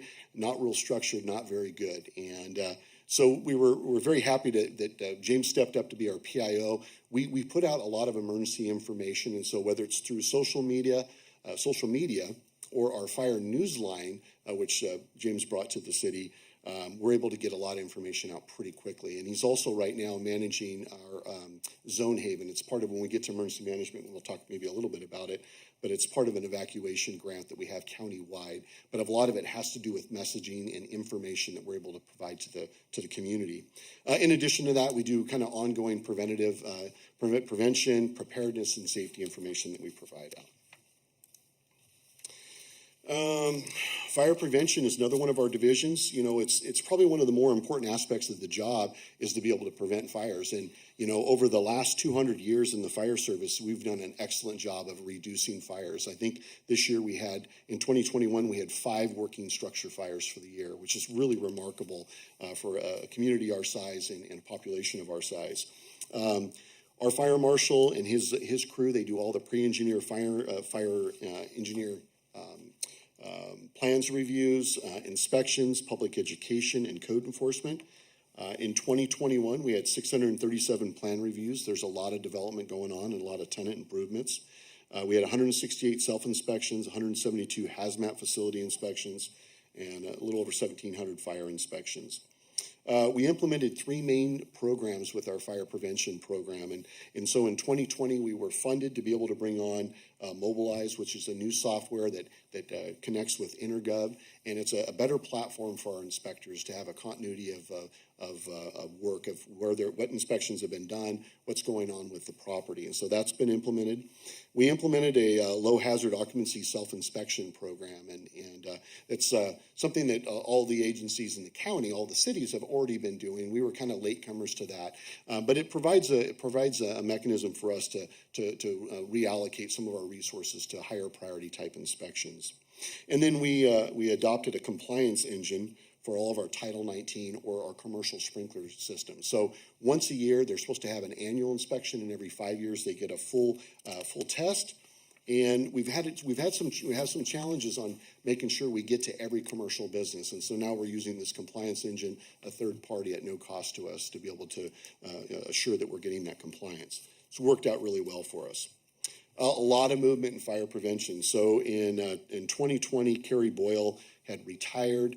We had utilized one of our work comp modified duty individuals to fill his role for a period of time, but we were able to get Maddie Bliss. We stole her from the county, and she has just been amazing. She's done an amazing job for us. We're the only city in the county that has a CUPA or a hazardous material coordinator, and it provides us the ability to have really good hands-on of knowing what reportable hazardous material is in our community and what threats are existing. So she's done a great job. We promoted Juliana Hutchinson from Inspector 1 to Inspector 2. Our admin assistant, Joey Na, who has just been absolutely fantastic. We only hired her 2 years ago. We stole her from the Parks Department. She just recently became one of our inspectors as well. So and she filled Molly Brown's position. If you remember, Molly worked 23 years for us and did a great job. And she just retired in December. So our emergency response division, or what we call operations, San Luis Obispo, we're an all-risk fire department, so we provide, all types of firefighting, EMS, technical rescue, hazardous material mitigation, as well as fire prevention. In 2021, we had a total of 6,223 calls. That's an average of about 17 calls a day. That's an increase from 2020 of about 12%, but as you may recall, we really fell off. I mean, we dropped off almost 1,000 calls during 2020 with the big COVID and a lot of people sheltering at home. From 2019, it's about a 1% increase in calls. Our paramedic level service continues to remain the highest priority. It's about 62% of the incidents that we go to, about 3,800 calls. We had a total of 136 fires, and that's all type fires. So that's vehicle fires, structure fires, refuse fires. 248 COVID, which was down considerably. We only had 209 Cal Poly incidents because Cal Poly was out for the first part of the year. We typically average about 400 calls a year with Cal Poly students. And one of the unique things we have up there is just the simultaneous calls, is how often that we're doubling up. Now, the 2-engine units that are committed, there are certain types of calls where we're always going to send 2 units. Alarms ringing, natural gas in a house, vehicle traffic collisions with pin-ins, things of that nature. But where we get all 4 units tied up can be a variety of reasons. It could be because we've got multiple calls going on, or it could be we just have one call that's pretty serious and all units have been tied up. And so that happens about every 155 calls. We tend to run into that where all units are tied up. We're surrounded by CAL FIRE, so we've got 62, 21, and 23. And so our CAL FIRE partners routinely will come in and assist us, and we routinely go and assist Cal Poly. So, we go from the country club all the way down to Avila Bay, all the way out to Cuesta College, and all the way to the top of the grade. So we've got a pretty big footprint that we assist them as well. We added in here a little bit more information on our response times. In the annual report, we just provided just what the average response time was. But within the general plan element, the emergency, or the safety element of the general plan, we have our 4-minute 90% of the time. And so I wanted to try to explain that out a little bit. When we look at our total response time, it's basically broken into 3 parts. The first part is dispatch, and it's from the time the operator receives a call to that call being pushed out. The national time is 66 seconds that they have to be able to do that. They're typically able to do that a little bit quicker.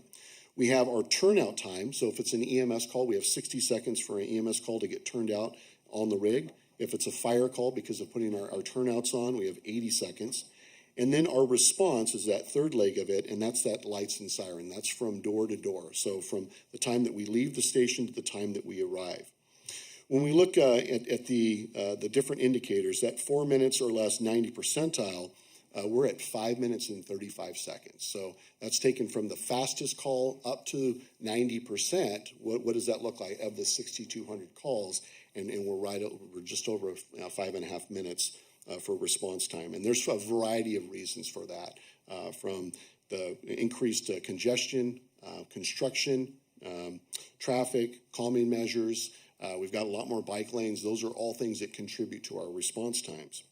When we look at the average response time, that's just basically taking all of our emergency calls, adding those together, and then dividing them by that number, and that's where we get that 334. So I wanted to add that in there so there's a little bit of clarity based on that. How do we arrive at 4 minutes 90% of the time? Well, there's the national standard through NFPA 1710 is what we adopted those response times. We didn't adopt 1710 altogether because there's a lot of other elements such as 4-person staffing, multitude of units that we just were not resourced for and able to have. So in our technical rescue program, that's also under operations. This last year, we expanded our capabilities. We had 3 members that were on the county's technical rescue team, and those individuals are trained at a very high level for a variety of different types of technical rescues, from confined space, trench rescue, water rescues, and heavy rescue. So if we've got any type of an earthquake and we've got collapse, they've got those special skills. We increased that to 6 members, and primarily that was in the event we were to have a major earthquake. We know that some type of a response like that it's regionally going to affect everybody. We're not going to be able to get assistance immediately from other agencies, and we would be waiting from the north and south for folks to come in and help us. And so we've definitely improved on that. We've continued to look at specialized equipment that's necessary to be able to stand on our own, and that's really what we're looking at, is our ability to stand on our own. So a few weeks back, you approved us to be able to get some confined space equipment, so we're seeking that out. We sought out that grant for technical rescue equipment. We're continuing to participate on the technical rescue team. We've got a good working relationship, and we're working with the county chiefs actually to take the North County team and the county team and actually conjoin them so we even have a more robust response. And then lastly, you've heard about our UTV program and our e-bike program. We've had those for a few years, but we want to just throw out, what a benefit those have been to us in terms of our ability to rapidly get up to those patients and be able to extricate them. An average open space rescue, and we've got about 55 miles of open space trails, beautiful trails, is about 56 minutes. So we're, from the time of call, that's 2 units and a battalion chief that are tied up. And typically, we're going to be in an auto aid area or what we call a mutual threat area. So we'll have an engine from CAL FIRE and a battalion chief. So it's a lot of resources that get tied up. And then our e-bike program, we're continuing to use that as well, primarily for Irish Hills and then the backside of Cal Poly. We'll get accidents up there where we're not able to navigate the UTV. For homeless response, a total of 14% of our calls are going to be homeless related. That's about 842 calls. Of all the fires we had, of the 150 plus fires, 38% of those were from homeless encampments. about 64% of the 842 calls are going to be EMS.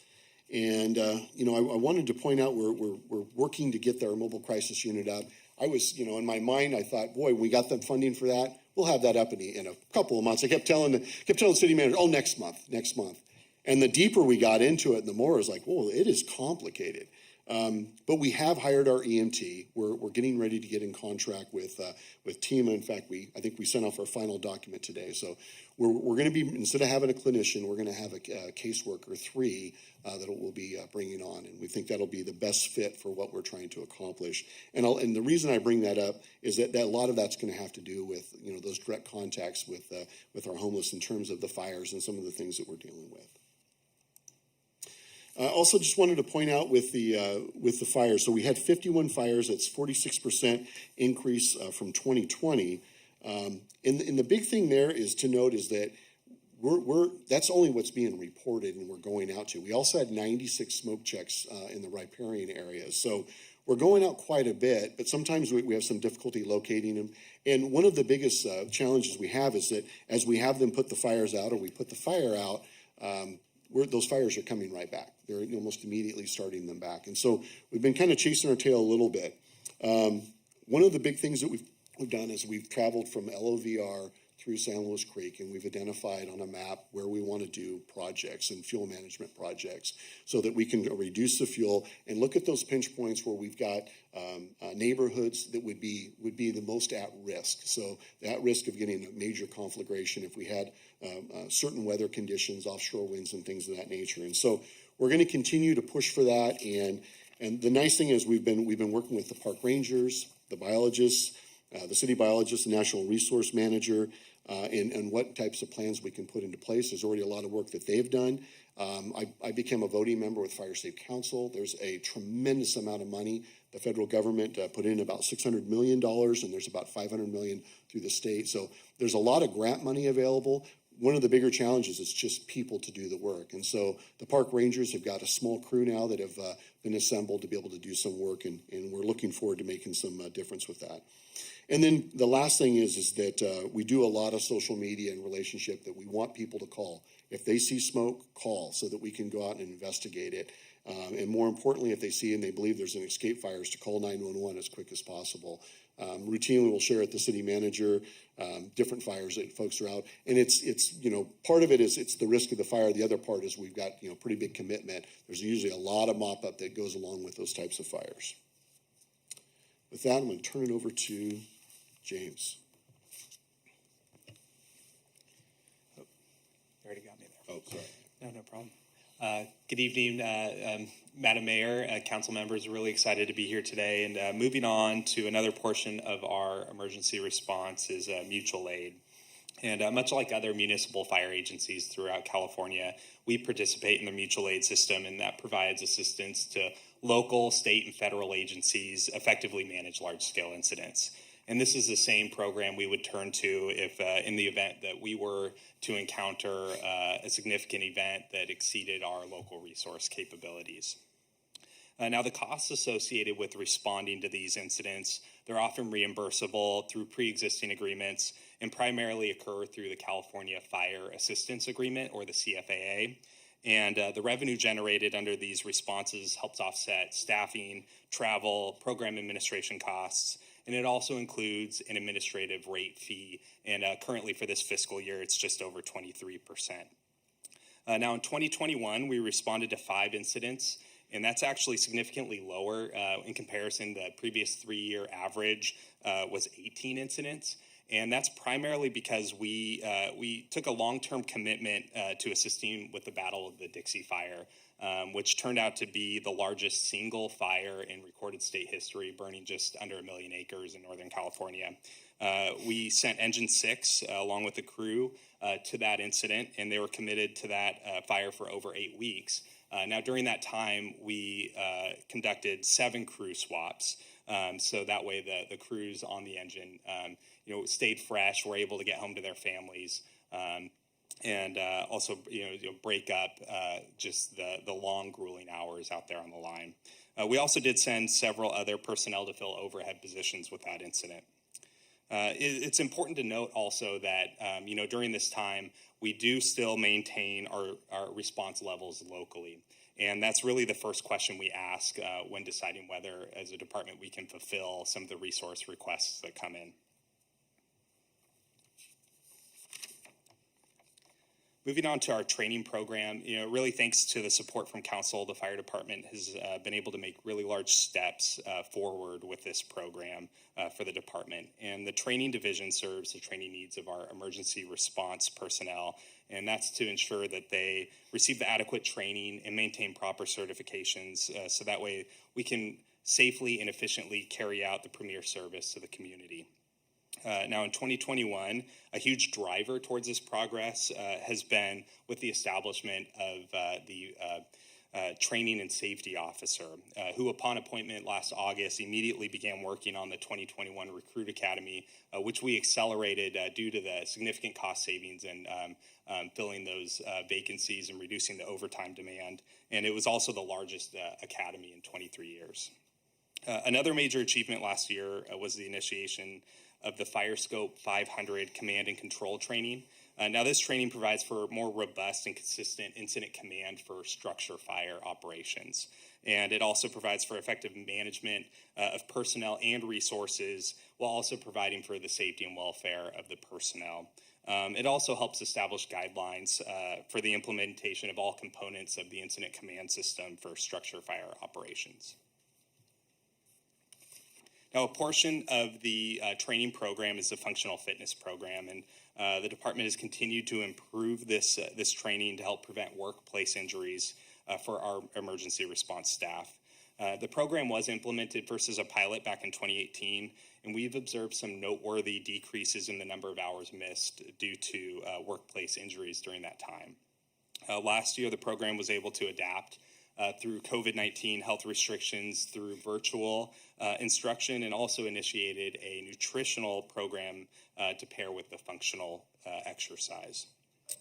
Finally, and very importantly, staff developed a database to help improve tracking capabilities, and that's really important for us to be able to analyze the effectiveness of the program, so that way we can take a look to see what is working, what is not working, and that way the program remains a top benefit for both the employees, the department, and the city. Now, moving on to our fire apparatus services, which is overseen by our deputy fire chief and run by the department's fire vehicle mechanic and mechanic assistant. These are the individuals that really are so critical to keep the wheels rolling when the alarm rings. And not only do they do that, but they also make sure our other supporting equipment remains functional, such as our fire station generators. 2021 was a busy year for staff. They had over 108 work orders, had some major repairs as well, including some transmission replacements, replacing suspensions, pump repairs and overhauls, and also working on our OES engine. Now, moving on to emergency management, the fire department's tasked with leading the city's emergency management efforts, and in 2021, we continued to strengthen this program, which will continue to really improve with the addition of the emergency manager, which was authorized by council last month. And last year, while navigating COVID-19, we successfully implemented 5 emergency operations center trainings, and that included 4 position-specific trainings and 1 just general EOC training for all staff. And very recently, not in 2021, but fortunately, we were able to hold the elected officials training, which we're really excited to do. On top of the EOC-specific training, we hosted 2 Diablo Nuclear Power Plant trainings that was provided to staff by our partners at County Office of Emergency Services. Community disaster preparedness remained a top focus for staff last year, and one of the accomplishments there was updating our Ready, Set, Go wildfire preparedness action plan. And that was refreshed to make it more user-friendly for the community members. And we continue to promote preparedness both through our social media channels and our biweekly appearances on KVEC. Finally, we worked with our partners over at County OES to secure over $16,000 in funding to help improve our Emergency Operations Center And so this last year, we used that funding to help secure dedicated laptops for the EOC, along with a really cool monitor, like a dynamic monitor that we can use to look at maps. It's like a touch screen that also folds flat, and it's movable around the EOC. So that's a really useful tool that we'll be able to implement when we activate our EOC in the future.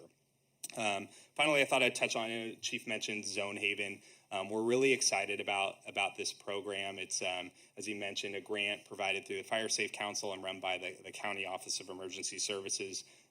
We're really looking forward to it. It's going to be a project that actually goes over the next, 13 to 15 months, but it's a software that we've seen rolled out in other areas of California, and I believe outside of California as well, that's really assists with evacuation data. So it zones out different areas within our jurisdiction, and so that way the emergency responders can quickly identify which zones need to be evacuated and can quickly implement it. And it's really easy for the community members to get on the site and see exactly what the status of their neighborhood with really good mapping. So we're looking forward to getting that implemented. Right now we're in the early stages of that project, so taking a look at our zones, making sure they're set properly, and also providing the data to the Zone Haven group to make sure that gets filled in properly. And this is a countywide effort, and so it's a unified response or unified approach, so that way we roll it out all at the same time and lack of confusion.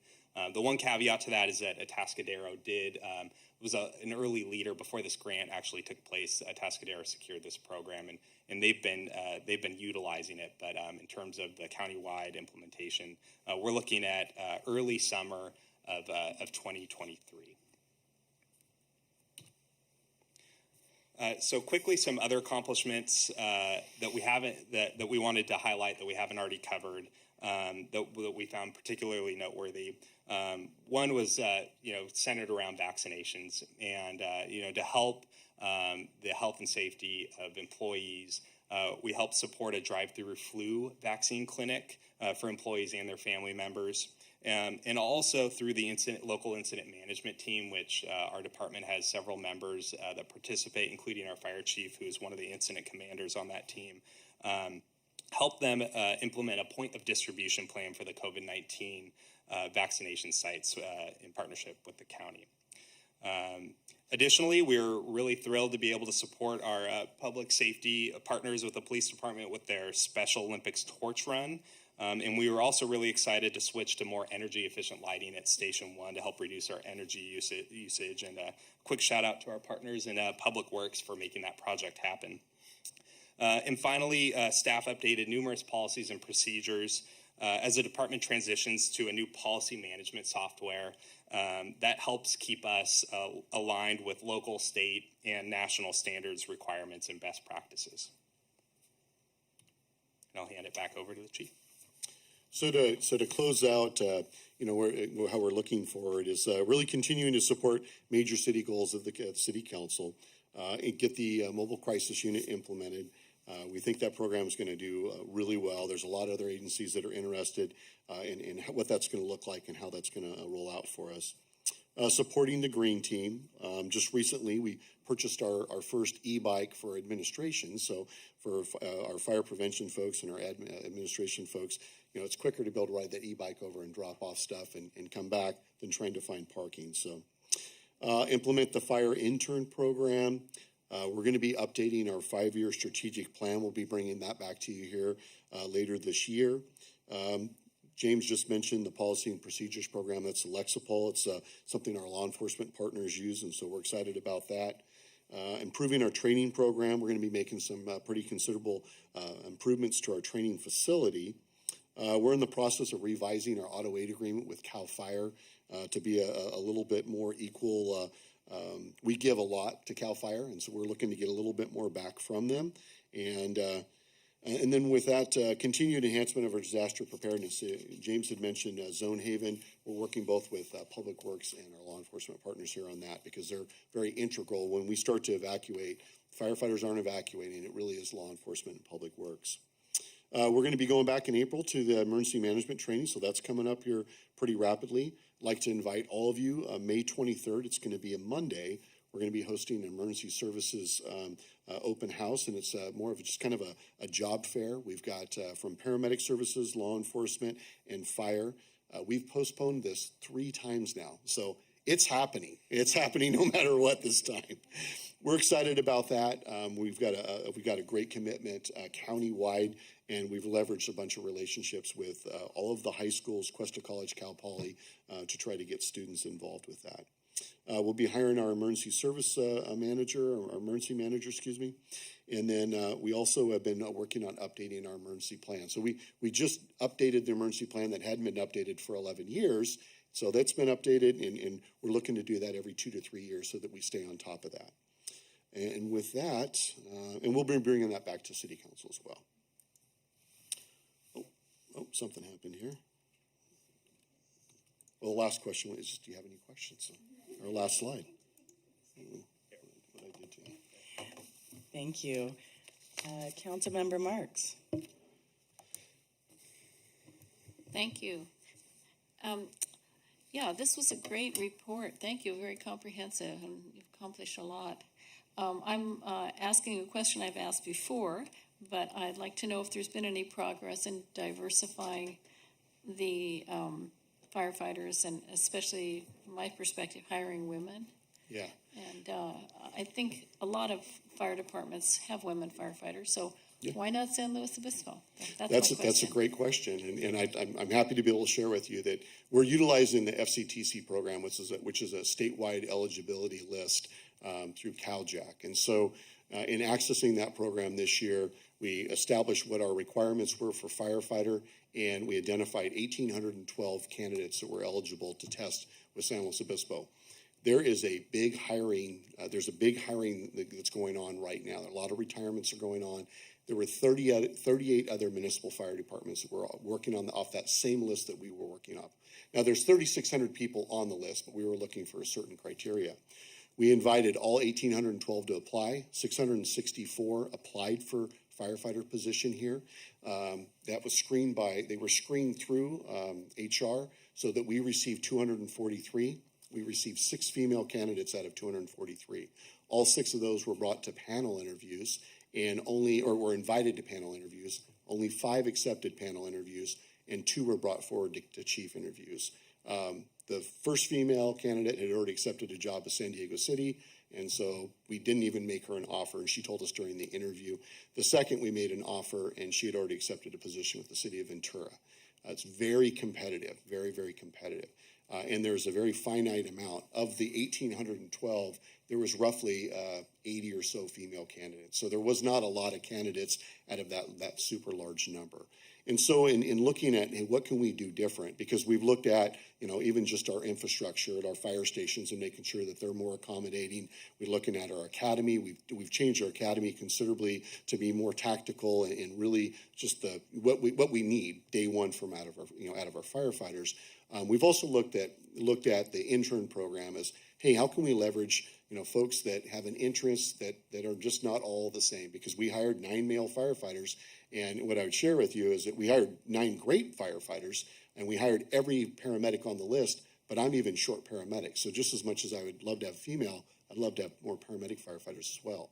So the intern program is one thing. The Emergency Services Job Fair, we also think that's a good opportunity to be able to leverage folks that come to our county that are going to school at Cuesta or Cal Poly, and they find themselves that they love the area, but maybe there's not a big job market, is another avenue, something they can do that's a little bit different. And then also trying to capture all of the high schools, capture folks when they're in their junior and senior year, is that, hey, there's other avenues. If you don't intend to go to a four-year university, right off the bat, that, we've got Allen Hancock close by, we've got Cuesta College, it's got an excellent paramedic program, that there are a lot of job opportunities here locally. And so, although we've been somewhat unsuccessful, it's not from a lack of trying.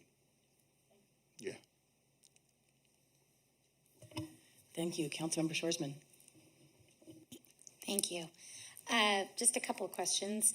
The mobile crisis unit, you mentioned in your report some of the difficulties and that it's been a little bit slower in going and setting up than you would have hoped. But do you have I'm not going to hold you to it, but do you have an anticipated rough? Derek is going to kill me here, so I told him I'm all April. This is back when it was in October.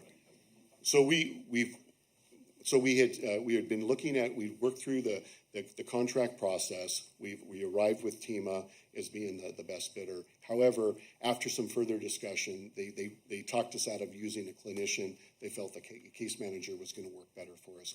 So now we've went kind of full circle. We've went ahead and we've reduced some of the costs. We've pared down that contract. We just today moved forward to be able to cut a check to them to go ahead and start and secure that contract with them. So it's now the process of them, getting the contract and then seeking out. They believe they're going to be able to recruit for that position.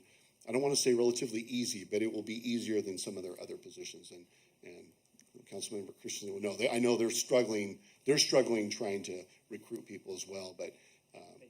But they feel like they're going to be able to, because of it's the uniqueness of the position, that they're probably going to be able to fill it, relatively easy. Our other challenges with the EMT, like we brought the EMT down and held him down and almost waterboarded him, like, hey, you're not leaving. We need to know you're committed to us, because it's going to be super challenging to, I shouldn't use that term waterboard, that's terrible. I'm sorry for that. But we did twist his arm to make sure that he's committed, and he is, and I think he'll be excellent for the program. So I just want to say, as soon as possible, we're going to get it going. And we've learned so much. It seems like every time we peel back another layer, there's one more thing that we learn about. Like, well, what do you do if this happens? Well, what if you do if this happens? And if they have an animal and they accept this and they do that. And so there's just so much we've been trying to build into our policies to make sure that the guidelines we're providing is the best we can. And it's going to be building the plane as we're flying. And then my other question is about your May 23rd open house. Where and... So it's going to be at Fire Station number 1. It'll start at 3:30. It's going to run until 7:30.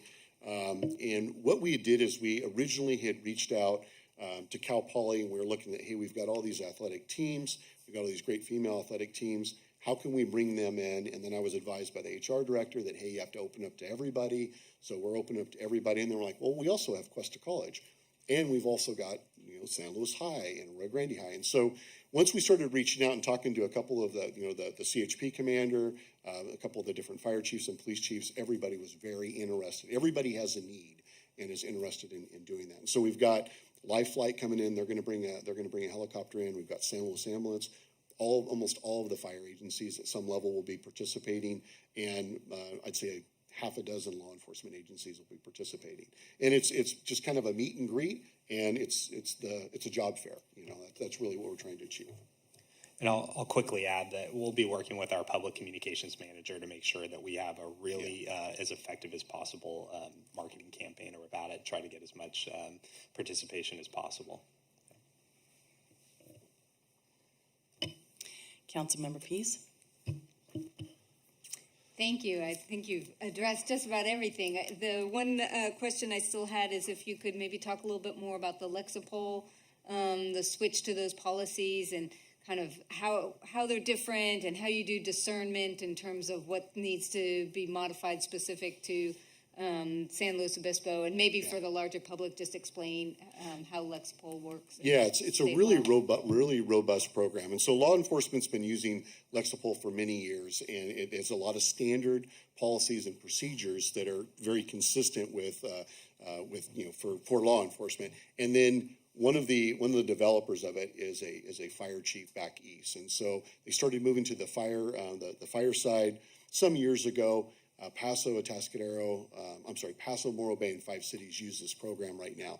And instead of us writing the policy and what we believe, we've got all these resident experts that will be able to help us. And so what we'll get is we've got about 125 boilerplate policies, and they're all federal, state, and local, just their laws. I mean, these are policies that we have to abide by. And then beyond that, all of the policies that we have that are specific to how we staff, how we backfill, and things of that nature, is we share it with them, and then they go through and then they'll highlight, like, hey, this isn't legal. You cannot force a person to do this because of that. And so what they do is they go through every policy we have, and that's part of the contract that we have with them, and they'll provide us feedback. And then ultimately, a lot of the policies we have will become, a lot of the operational policies will become guidelines. So they're a little bit more, widespread. They're not hard and fast. And ultimately, that's where we need to go with all of our operating stuff. So it's a good program. It's relatively inexpensive for what we're getting out of it, and we're excited to get into it. The other part of it is that it measures all of it. The success of measurement with it is that each individual employee of the organization will get emails. They'll basically get trainings that will go through their Target Solutions, which is a training platform that we use, that will tell them, hey, you need to read this policy. And they'll read it, and then they sign it. So that at some point in time, they go, oh, I didn't know. Chief, I didn't know I was supposed to throw a chalk block down and the engine rolled down and hit a house. I don't know how that happened. Well, we go, well, Firefighter Smith, it says right here, you reviewed this policy, and it clearly, so here's your notice to correct.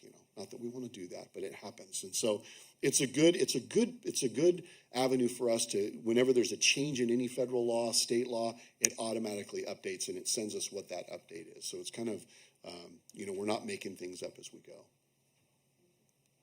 And Madam Mayor and Councilmember Pease, I just wanted to echo, our use of Lexapol is we also run those through our local filter. So we don't accept them carte blanche. Right. So we look at them, what are our values of our organization? What are our local policies that may not be, the fire chief back east may not know. So we give them a special review to make sure, okay, they fit. And that's similar to what we do with our police Lexapol policies as well. We don't just accept them and then put them into practice.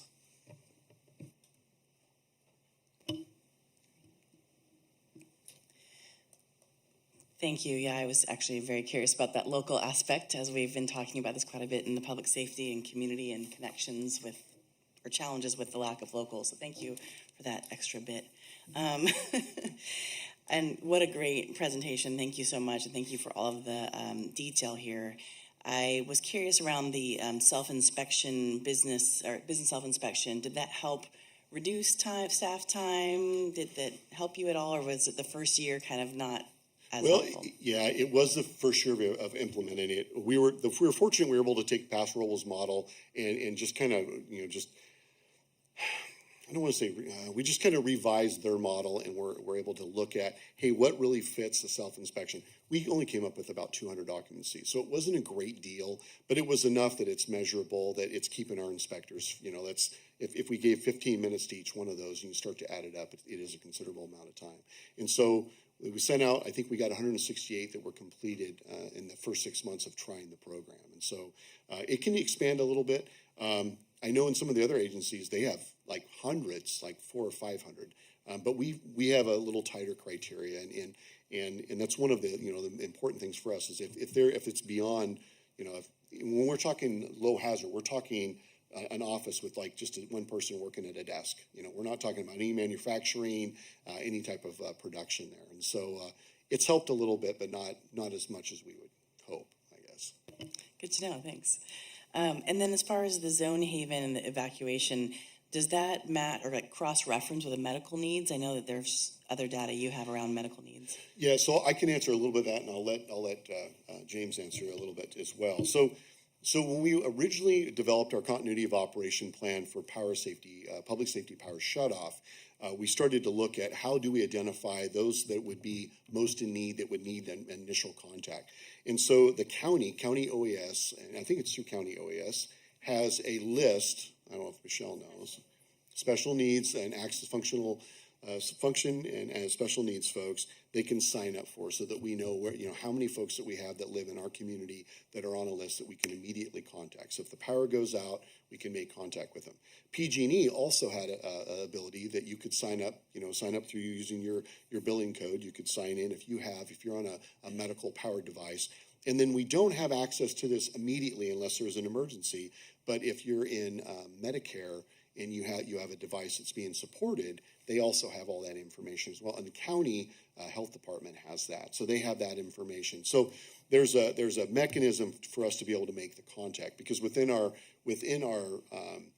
continuity of operation, we knew within the first 2 hours, first 8 hours, first 24 hours, there's a variety of people that they're going to need a door knock. They're going to need assistance. So you want to talk a little bit more about the Zone Haven side of it?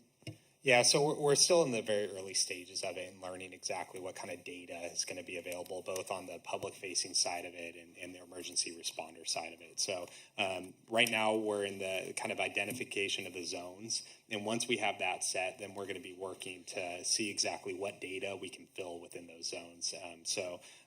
We'd be happy to provide some updates as we learn more to council. We're really excited about the program, and luckily we've seen it be successful in other areas. And just like you, we're looking forward to learning more about it too. Thank you. Sorry, 1 second here. Oh yeah, Michelle Shore's been asked my question about April 1st. Good to know about the MCU. And then as far as the job fair, how are you getting information out? I know we talked about high school and Cal Poly and Quest Dub. Are there other ways that you're accessing? So we're going to use all of our. I'll let James answer that. Yeah, so I know when we had our previous attempts at making it, we're going to provide some flyers to the different school districts, so that way they can be distributed among the student populations there. We'll also be sure to hit up our social media, not only within our department, but citywide, working with the city communications team, and have some thoughtful rollouts in terms of news releases on the timing of all that, and just making sure that we just have such a wide reach, and because we really see this as a tremendous opportunity to get people interested in a career that might not otherwise have crossed their mind.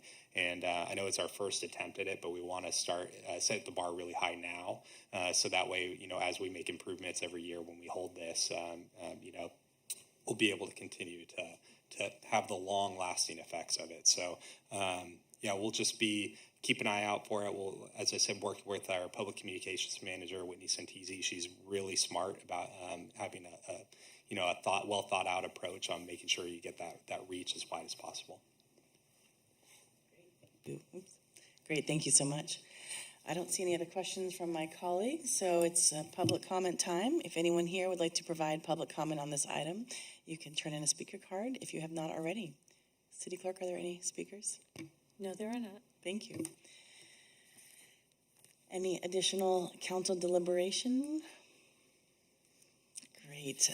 Councilmember Marks? I'd like to move the staff recommendation to receive and file the fire department's excellent 2021 annual report. Thank you. Second?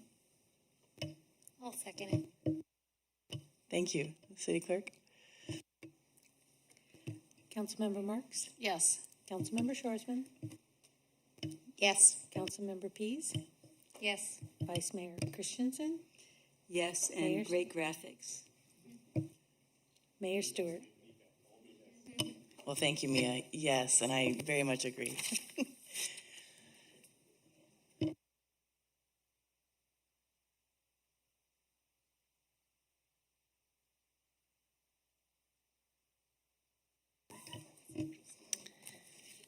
Okay, so we have the 2018 and 2019 traffic safety report, and this is a business item that we'll have staff present on. But before we do, I would just like to take a moment of silence as anyone who's decided to read the entire report is we lost 8 people, and just wanted to highlight that 7 of those 8 people were on their bikes or were pedestrians that were hit and lost their lives due to, a large vehicle. And there's just not much. There's not much that can save you when you're being wrapped around by a 2,000-ton vehicle. So just wanted to read off some of all of the names of the people who lost their lives, and then just take a few moments. So we have Alan Crawford. And I will say, I apologize if I ruin a name.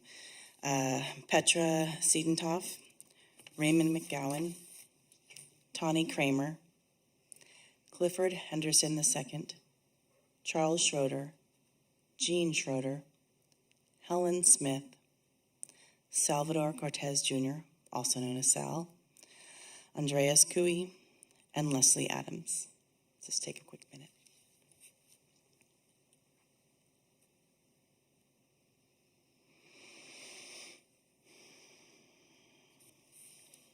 Thank you for taking a few moments just to think about them. Staff, would you like to present the report? Thank you, Mayor Stewart, for such a thoughtful intro for this very important item. Tonight, I'm honored to be with two gentlemen from our traffic planning and engineering group, Luke Schwartz, who needs no introduction as our transportation manager, and Brian Wheeler, our transportation engineer, of great fame of recently completed railroad safety trail, Taft to Pepper. Brian brought that to completion for us, and another great piece of work tonight is the traffic safety report. Tonight, it's a twofer, so you get 2 years of information in one agenda item. Thank you, gentlemen, for being efficient for us. Luke will actually go through some perhaps recommendations for council of how we might want to do this in the future, and then Brian has some great information for us on different intersection safety and improvements that we can make. And so with that, I'll hand it off to Luke. Thank you, Matt. Madam Mayor, Council, it's a pleasure to be back in person again. It's been too long. As Matt mentioned before, we have a presentation on our latest traffic safety report. It's a combined 2 years. I'll mention that our safety report always lags at least a year beyond in terms of the data compared to the current date, in that it takes several months for all the collision reports to get analyzed, finalized, and completed by SLO PD. And then we take that for several months to analyze, look at priority locations, identify recommendations. And in this year, we had some staffing impacts, and particularly due to COVID. And so we're about a year behind, but we expect to be back on track following this year. Brian will be giving the bulk of the presentation on the findings and recommendations of our safety report. But I want to highlight, this is something that we take a lot of pride in. Over the last 20 years from when we started this program, we've reduced the total citywide traffic collisions by more than 60%. With that said, there's still a lot of work to be done and more progress that we hope to make in coming years. I'll also note we're joined by Sergeant Jeff Booth, who's here from SLO PD. If there's any questions on the enforcement side, this is really a partnership between Public Works and SLO PD in implementing our safety program. So we're happy to have a great relationship and make continued progress with SLO PD. Next slide, please.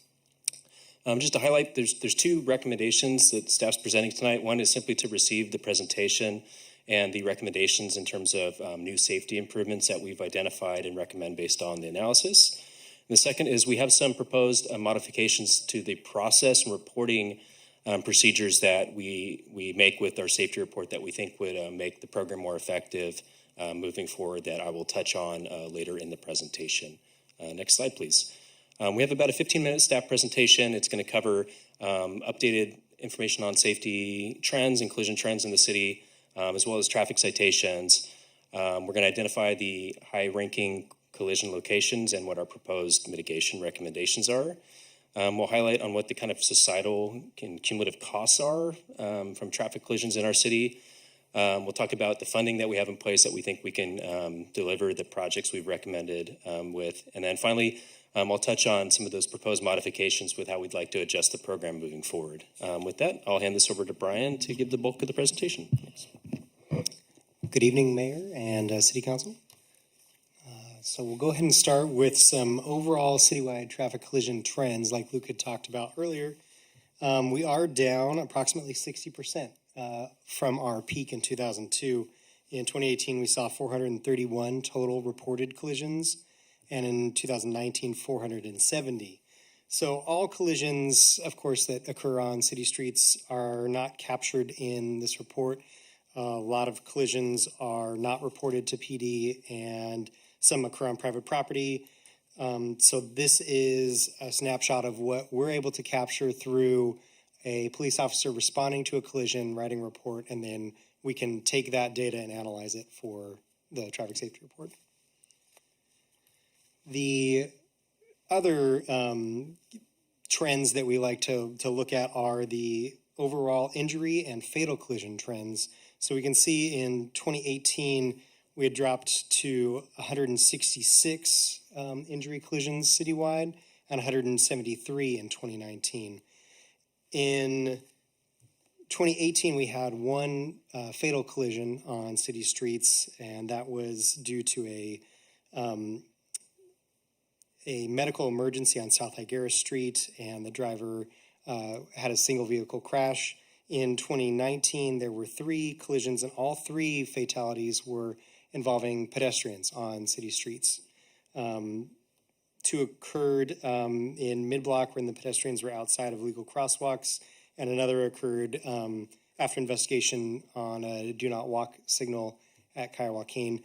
So following all these investigations, the drivers of the vehicles were found not at fault. However, the general context illustrates the need for more holistic systemic review of how vehicle speeds and pedestrians and bikes can all interact together on our streets, especially along higher speed arterial corridors, and the jobs that we have to make sure that all users are safe on our streets. So next, we'll talk about the citywide ped and bike collision trends. In 2018, we had 21 pedestrian collisions, and in 2019, we had 28, which follows with a trend. Pedestrian collisions are relatively consistent over the past decade within between 25 and 35 collisions a year. So no real hot spots, no real changes in an average number. The bicycle collisions we saw were 46 in 2018 and 36 in 2019, and 36 collisions with bicycles was the lowest that we've had on record since we started the report. Next, we'll talk about citywide traffic citations. In 2018 and 2019, we saw that citations were a little bit lower, with 5,000 and change and 4,090. The number of citations usually varies based on the number of available officers. I know for a long time we've maybe had one motor officer that is tasked with doing traffic enforcement, and so that may ebb and flow as enforcement is available. The DUI arrests were at 329 and then 226 for 2018 and 2019. And the trend line is a 5-year running average, so it kind of shows that we're down below average for DUI arrests. And if council has any questions about citations or arrests, like Luke said, Sergeant Booth is here to answer those. So now we'll take a look at the citywide collisions by transportation mode. We had 901 total collisions in both 2018 and 2019 combined, and only 11 of those collisions were pedestrians and bicycles. However, in those collisions, there were 38 severe and fatal injury collisions, those meaning collisions where you're sent to the hospital or there's an injury that you must recover from. There's very technical definitions for those, but that's just what we'll use here. And there were 53% of those collisions, 53% of the 38 involved pedestrians and bicycles. So that really, again, highlights the vulnerability of those users on roadways. We'll take a brief look at the primary collision factors of all of the collisions on roadways in the past in 2018, 2019. Some of the top collision factors were improper turning of vehicles, unsafe speed, and then vehicles not following right-of-way. Injury collisions, improper turning was the highest with 22% of all injury collisions. Automobile right-of-way, again, was number 2 with 21%, and then 18% was unsafe speed. And then for severe and fatal collisions, automobile right-of-way was the highest with 22%. And then driving or biking under the influence was 14%, tied with making improper turns for vehicles. So now we'll take a look at where collisions are occurring in the city. We can see in 2018, 67% of all the collisions were at intersections. 27% of those, 27% of all of the 2018 collisions were injury at intersections. 34% of all of the collisions in 2018 were property damage at intersections. And then 33% of 2018 collisions were on segments not tied to a specific intersection. And 11% of all of the 2018 were roadway injury, or segment injury, excuse me, and 22% were just property damage segment collisions. You can see concentrations along Los Osos Valley Road, Santa Rosa, and always downtown has a fairly high collision rate. In 2019, we can see similar concentrations of traffic collisions, and 60% of all of the collisions in 2019 were located at intersections, and 40% were at roadway segments. So now we'll take a look at some of the recommended projects to address the collision patterns that were identified in the report. We had 14 new funded projects that can be funded with current traffic safety funding, 2 systemic projects, and we'll go in a little bit to what that means later. 3 projects are already funded in current CIP projects, and 2 projects remain unfunded as of today. So new projects with adequate funding, I'll go into the intersection ones first, and I'll go through these, but we also have more information if anybody has more specific questions about any of these projects. They're in the staff report and also in the full report as well. But we'll just go through and list them. Intersections of Monterey and Grand, California and Monterey, California and Palm, Marsh and Napomo, Johnson and Laurel, Higuera and LOVR, California and Hathaway, Los Osos Valley Road and Descanso, Santa Rosa and Palm, California and Foothill, and Johnson and Lizzie were all identified and funded in traffic safety report for these 2 years. The 3 segment projects are on Higuera from Santa Rosa to Napomo, from Los Osos Valley Road from Froome Ranch to 101, and Madonna from Delidio to 101. And then the 2 systemic projects we have are increasing the safety of pedestrian crossings and various ADA signal upgrades throughout the city, and also having deploying throughout the city the bicycle facility enhancements identified in the active transportation plan. Both of these implemented in places that are lacking currently, we've shown in the report, can increase safety for both pedestrians and bicycles in locations that are currently deficient. The 2 projects that need additional funding are signal projects at Broad and Higuera and Marsh and Choro. And these 2 projects, the engineer's estimate for these 2 are approximately $600,000 to replace existing traffic signals with ones that are up to current standards, high visibility crosswalks, ADA push buttons, and several other features that would bring these 2 intersections into more modern traffic control.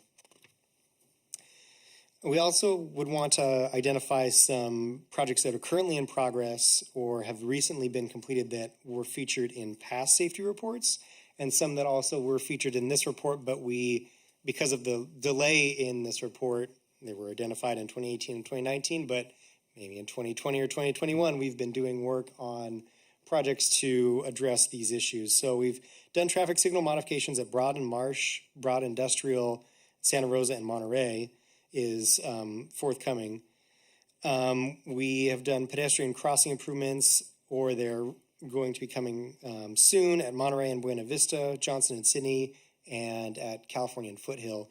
The Monterey and Buena Vista and Johnson and Sydney crossing improvements are the rectangular rapid flashing beacon improvements that we're currently trying to do public outreach for and implement those projects. And the California and Foothill pedestrian crossing improvements will be to rebuild that railroad crossing and do some more projects in that area to increase the safety at that intersection.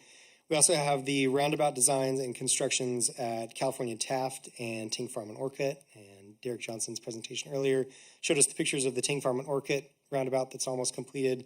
And the California Taft roundabout is coming soon. Now we'd like to look a little bit at the comprehensive collision costs for all of the collisions that occur on city streets.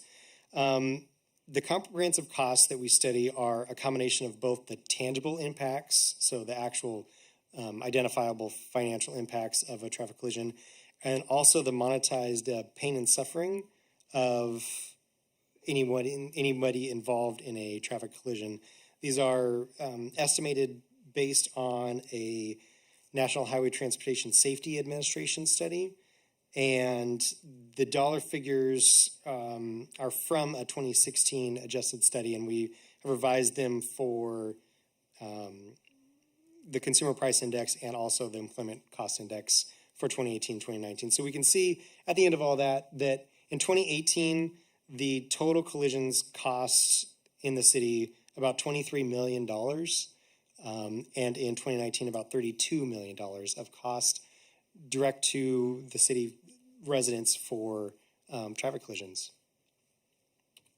So it is worth it to invest in upgrading our infrastructure to help address some of these problems.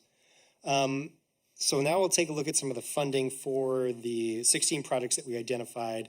We have $481,000 in the traffic safety account project budget. Currently, we've reserved $163,000 and change of that for other capital projects identified. So we have $318,508 available for the 16 safety projects, and the engineer's estimate for those 16 projects cover the $318,000. So give or take, we're approximately there.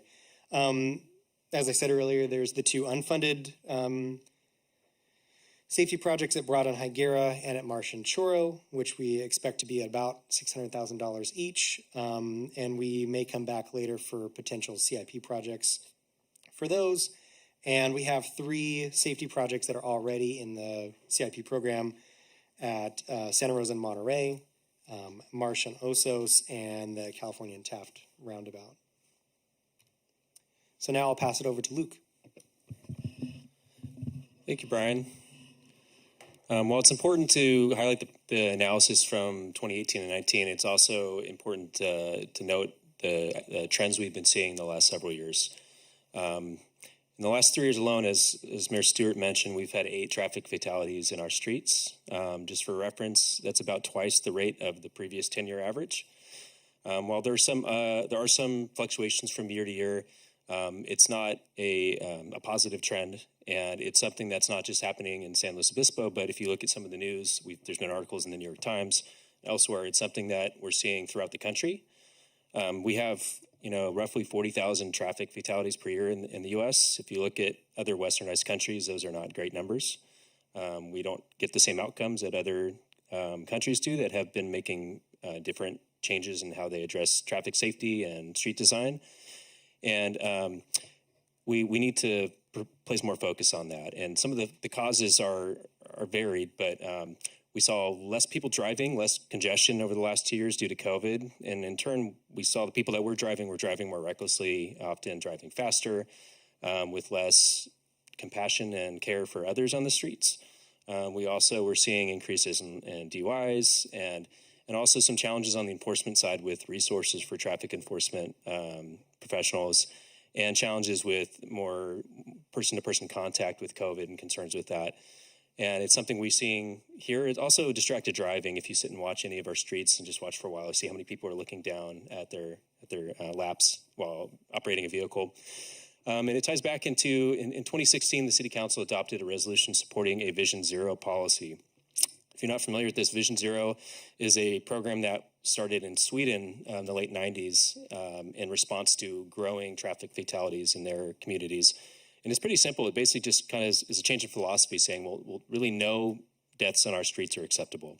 Historically, the traffic engineering profession in our society has kind of assumed, well, it's just kind of a part of doing business. People will be killed in accidents. It's an accident. You can't really have any control over that. But at the same time, we're seeing places that have done things differently that have way better outcomes. And the Vision Zero approach is a comprehensive effort using data-driven analysis, which we've been doing and having some success with as a city. It's also acknowledging that people will make mistakes and that when those collisions happen, they should be in a context where you're not likely to die. So controlling speeds, designing intersections safely, protecting vulnerable users like seniors, children, people on bikes and walking. Looking at innovative ways to design intersections. Roundabouts are a tool that's really effective in reducing those types of collisions. And then there's some factors that are kind of outside of the control of the city, looking at the safety requirements for vehicles. Another reason for the trends in recent history is we're seeing a lot more sales of larger trucks, SUVs with higher profiles, higher weight. If you're hit, you're more likely to be hit towards the upper part of your body and dragged under a vehicle, in which you're more likely to die. So there's more movement at the national and state level to address some of those, as well as how we set speed limits and design streets. So there's a lot of things that we can control and some things that we can't. But within the city, our focus on Vision Zero involves more focus on not just reacting to collisions that have happened, but looking at the types of situations where they're more likely to occur. And so we have some recommendations that we're looking to make with how we administer our traffic safety program that we think would bring our process more in line with our Vision Zero goals, and also allow more effective use of staff's time on making safety improvements. Next slide, please, Brian. And some of these, I'll kind of walk through the changes that we're recommending, and we still have a strong commitment to our safety program, but I'll kind of walk through what we're doing historically and then what we think would be an improvement to that. So we've been preparing a really detailed, comprehensive safety report every single year. It takes several months for staff to analyze the data, look at each location, make findings. What we're seeing is cities that have really successful Vision Zero programs provide more comprehensive report less regularly, maybe every 4 or 5 years. So our recommendation would be provide a report at this detail every 5 years with annual kind of fact sheet updates saying, here's the trends for this current year, here's the progress we've made on individual projects that we've committed to. And obviously, if there's a fatal collision or something really significant, we're not going to wait for 5 years to look at that. We'd be looking into that and reporting at that annual basis, but in a less comprehensive way. The second would be the number of the data that we look at. So in our current program, for most of the collisions, we look at collisions by location, so arterial intersections, collector street intersections. We do look at pedestrians and bicycles. For peds and bikes, we look at a 3-year total just because there's less volume and it gives us a little more idea of what's happening at different locations. But for auto collisions, we look at a single year of data. You get a lot of noise, you get some blind spots, so you might have a location that has lots of really minor collisions, fender benders regularly, that will get reported and prioritized for safety improvements, while meanwhile you might have a location that has a fewer number of collisions each year, but you get one really, really severe collision every single year, and it won't float to the top based on that methodology. So we'd recommend it for all types of users and collisions looking at a most recent 5-year total. It gets less noise. It gives a more refined look at where our hotspots are.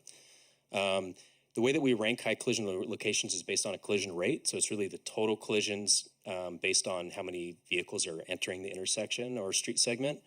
Where what we'd like to shift towards is giving more weighting towards severe collisions, fatal collisions, those involving bikes, peds, or vulnerable users, so that we're not just highlighting the places with the most collisions, but the locations with the most devastating types of collisions. So we're focusing our energy more on preventing significant collisions and not just fender benders in our total collision trends.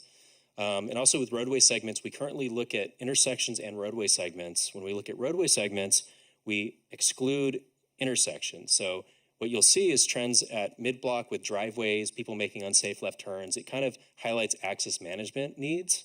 But what you miss is corridor-wide characteristics. So like, hey, maybe this whole stretch of Johnson has really fast speeds, and that's why each intersection we're seeing a lot of collisions.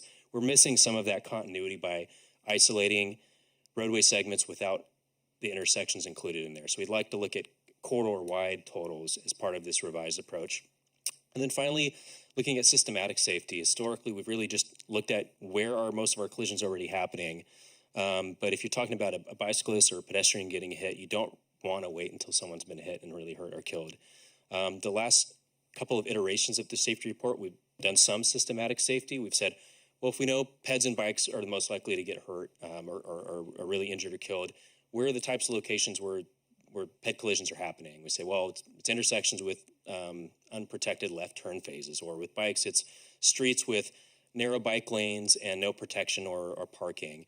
And so we've had some recommendations on safety improvements that weren't necessarily based on collisions that have happened, but where are they most likely to happen? We want more of a focus on that. So still looking at the kind of reactive corrective measures that we have been, but more time and effort focusing on the characteristics that these really terrible types of collisions happen in.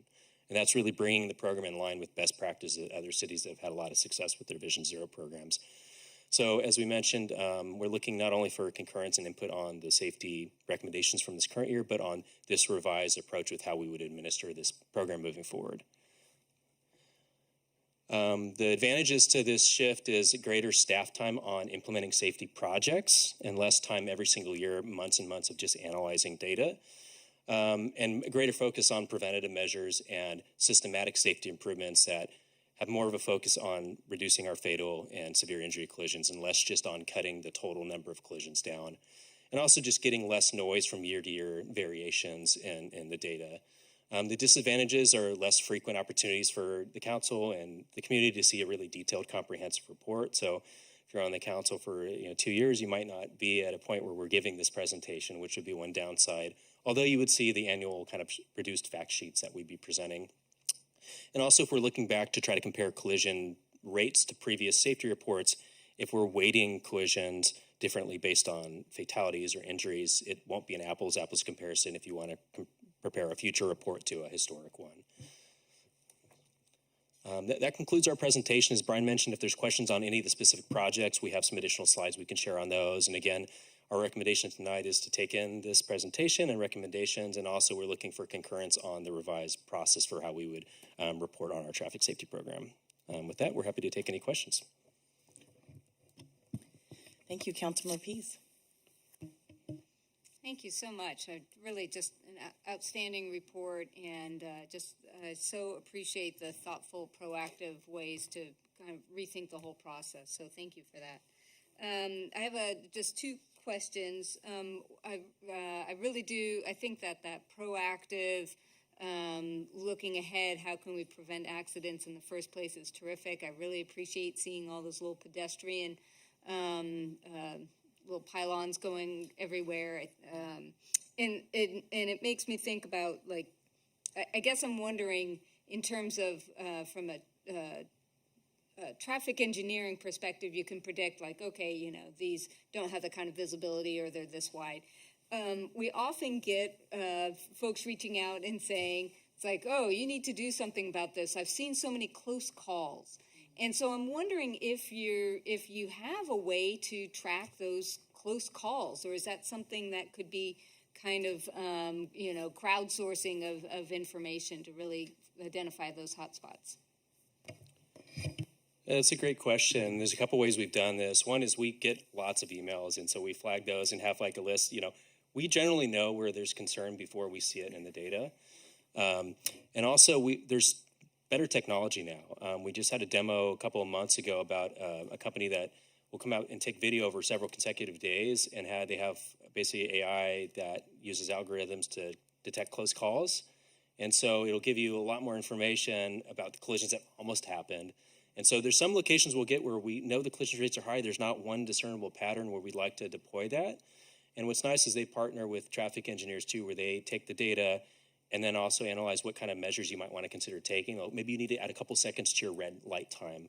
And then they provide that feedback to the city to consider. So that's something we want to deploy, and it's actually really cost effective. Another is we set up a GIS map a couple of years ago that we said, hey, tell us where your concerns are. Maybe it's not coming up in the data, but we want to know. We got a lot of great input. We did something similar with the active transportation plan that said, where are the most stressful spots for you? So those are ways that we have utilized and want to continue utilizing. And one of Brian's projects that he's working on is bringing all this data into like a publicly available format with an active GIS map that would be on our city's traffic safety page, where people can go through and filter and see where these collisions are happening. And with that would be a great spot to generate attention to our map that allows you to pinpoint spots and say, hey, this is really scary. Can you take a look at this? Yeah. Yeah, one of the biggest parts of an effective Vision Zero program a lot of cities have is a GIS portal that the public can access and not only look at the historical data, but flag areas that they think are issues that we can take a look at on a map.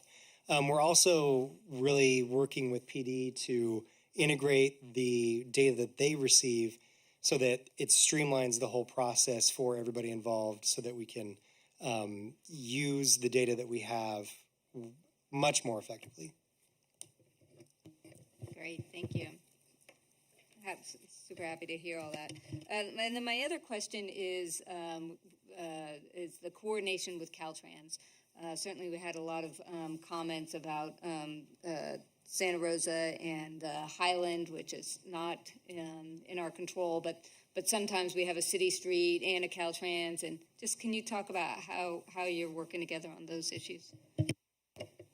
Yeah, absolutely. As you mentioned, there's several facilities in the city that we don't control. We can give recommendations and share input. We can't always control the destiny and compel Caltrans to do something different, but we have a good relationship. Every year with the safety report, we actually isolate locations that are Caltrans, and we don't always include them in our rankings because we can't always do something about it. But we share that with them and say, here's what our analysis shows of what our problem areas are. I think at one point we found that something like 13% of all the citywide bike and ped collisions were on the stretch of Santa Rosa. That's Highway 1 that Caltrans controls. We also have, and sometimes differing priorities and mission goals in terms of just moving people to the state freeway system versus we have a more kind of holistic mobility view of the city. But with that said, I think Caltrans has gotten more focused on safety, and it's been a big mission statement for their organization. So what we do is we share data. We share our collision data, and sometimes there's gaps in the state reporting system, especially if there's incidents that are responded to by SLO PD more often. And similarly, things on the fringe of the city or outside our city limits, often they have better data from CHP. We actually have former city staff that work at Caltrans and doing their safety analyses. So, we call each other up and say, what are you seeing? You have some ideas. I know that Caltrans will take a methodical approach to analyzing, and they won't always take action if they don't have a threshold. They say, hey, this is still under the state's average for these types of facilities. But I think they're also seeing things we're doing and feeling more emboldened to try things like that. Like I think they're looking at their first pedestrian hybrid beacons in this district after seeing some of the crossings we put in SLO. And we're learning things. We're seeing Caltrans be putting in some of their high visibility backplates on signals. You'll see them at some of the intersections outside of the city. And their main reasoning was doing that in fire-prone areas if there's power outages that they're still visible, but they have a safety benefit of fewer people running red lights, and it's something that we're incorporating into our city standards. So we share information, we can give our recommendations and try to work together, but there's not always, we don't always control what they can do on the facilities in our city that they own. And just to perhaps add a little bit to that, several months ago, we received an email from Caltrans actually alerting us to some of the complete streets elements that they were looking to add to their design standards and implement in the future. So Caltrans' vision and the city's vision are starting to become more aligned, and I think you'll see a better working relationship, better intersection controls, better holistic vision through that work. It's the hope.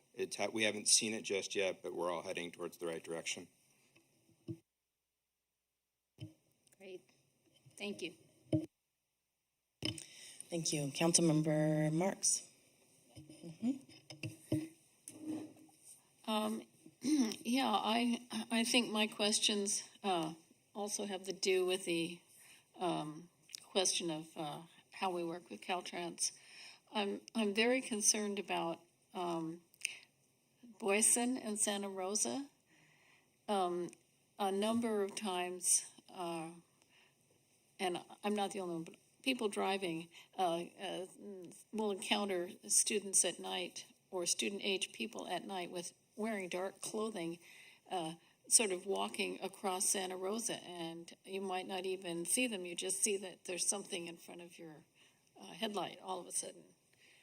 What is it? So is there any, and also the problem of pedestrians crossing Santa Rosa at Foothill. If you have someone who's a senior, is slow, or maybe in a wheelchair or something, it's really hard to make it all the way across Santa Rosa. Those kinds of problems. Also, I'm throwing out a lot of these at once at Marsh and Higuera.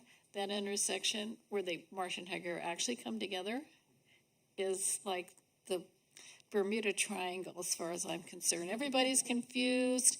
They don't know what they're doing. And talk about close calls. I mean, so how do we approach, what is our strategy in terms of making these various problems around Santa Rosa. How do we improve them? Yeah, And I know Caltrans can be recalcitrant sort of sometimes. So, what's our city's strategy? Well, I'll kind of go location by location. At Boyson, there was a major investment study prepared by the Caltrans with the city's coordination maybe 10 years ago that identified an improvement that actually would grade separate a pedestrian crossing, so underground tunnel to get through there.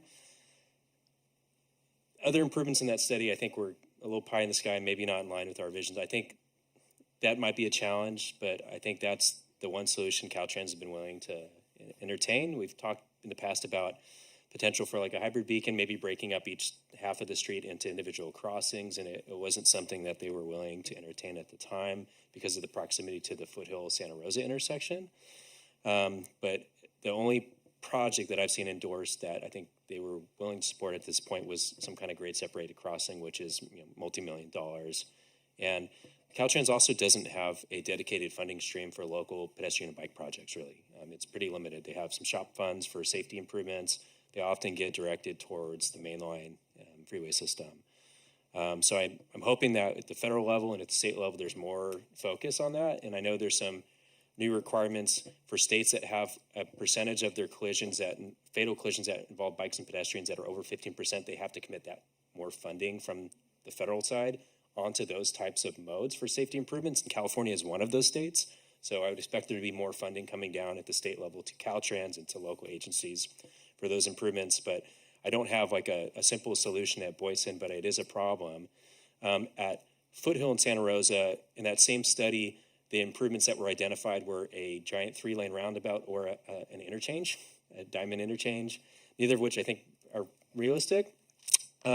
We are just starting a corridor plan for the Foothill corridor all the way from Patricia east to California, looking at bike and pedestrian safety improvements, and that's one of the intersections that we're going to be highlighting, preparing concept designs, both short-term fixes and maybe a long-term reconstruction of the intersection that prioritize safety to bring to Caltrans. I think if you look at it either way, in the long term, that intersection is going to fail during the peak commute times. So kind of our philosophy is, well, if it's going to fail, can it fail maybe slightly worse but be much safer 24/7? And I think what I'm hearing from Caltrans is there's more support internally for that kind of philosophy shift than there's ever been, and it's coming from the top down. So I'm hopeful that those partnerships can be fruitful. But at least with the Foothill corridor, including the Santa Rosa intersection, we want to come up with some ideas that we think are good solutions and work with Caltrans to see if they'd be supportable. On the Marsh-Higuera intersection, there isn't really a single interchange in SLO that's built to current standards, really, other than maybe the LVR interchange that we improved several years ago. There's hook ramps, there's ramps that are too frequent along the main line. The Marsh-Higuera interchange is one of those where you have this really short weave, and we've talked about it. It is uncomfortable. We haven't seen a lot of collisions happening because of it, but if you just watch out there, there is a lot of close calls. I think the solution with that, short of rebuilding the whole interchange, is restricting so that you can't, if you're coming off one of the ramps, you can't get into that right turn lane. You'd have to go straight and then maybe take a right at the next intersection. It requires some additional study and something that, if it isn't flagged in our safety report, it'd probably require council direction or Caltrans interest in looking at that solution in a more accelerated way. I'd say and I've worked in consulting even before at the city, the relationships between cities and Caltrans aren't always constructive. What I see now is more positive than I've seen most places. We have really great people at Caltrans District 5 that care about safety. A lot of them live in SLO. And so I'm more optimistic about finding some solutions that we can come to agreement on than I have been in the past. Thank you. I just want to say if there's any way that a city council or mayor perhaps could try to influence, if there's a policy or political angle to improving the safety in our city, just let us know. Okay, so thank you. Absolutely, Madam Mayor and Councilmember Marks. One of the good things of coming back in person is there's had been some discussions about renewing our days up in Sacramento to meet with our senators and assembly folks, and then there's opportunity to go by agency offices as well. So I'll certainly let the council know should that be reactivated. by the league. You know, there used to be an active contingent that included, you know, business representatives and people from various different elected offices that went up and talked about these types of issues that made sure that the state connected to local issues. Thank you. Councilmember Schwarzman? Thank you. Well, I feel like this is exceptionally great report night because I feel like the fire department report was just so well done, and this report is exceptional as well. I have not dove into this report with quite as much detail, but it was.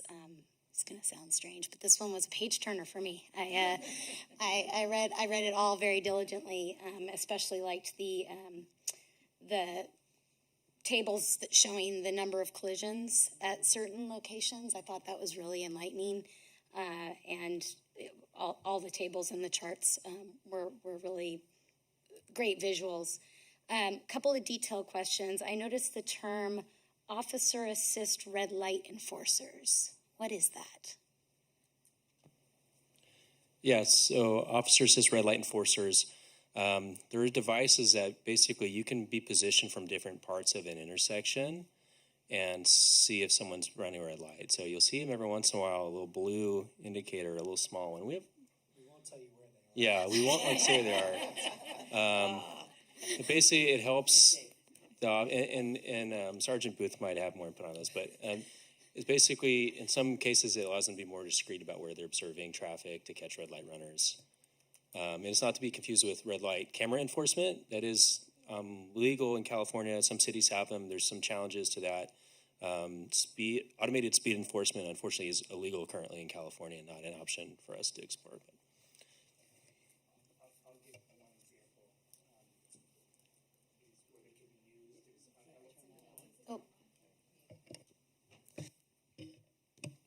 One example where they could possibly use, I see this all the time, as I shop over there, is LOVR and Froome coming out of the shopping center. You have lots of cars that queue up. I've talked to the chief about this, that just go through the red light, and we now have a lot of bike and ped traffic, and it's a difficult location for a motor not to be seen and be conspicuous, and otherwise then be able to then document if people are running the red lights. So when we install these, we go in the field with a motor officer, work with them to figure out where they want to position themselves, and then we can direct the little LED light so that they can see exactly when the approach turns red. So. Okay, learn something new every day.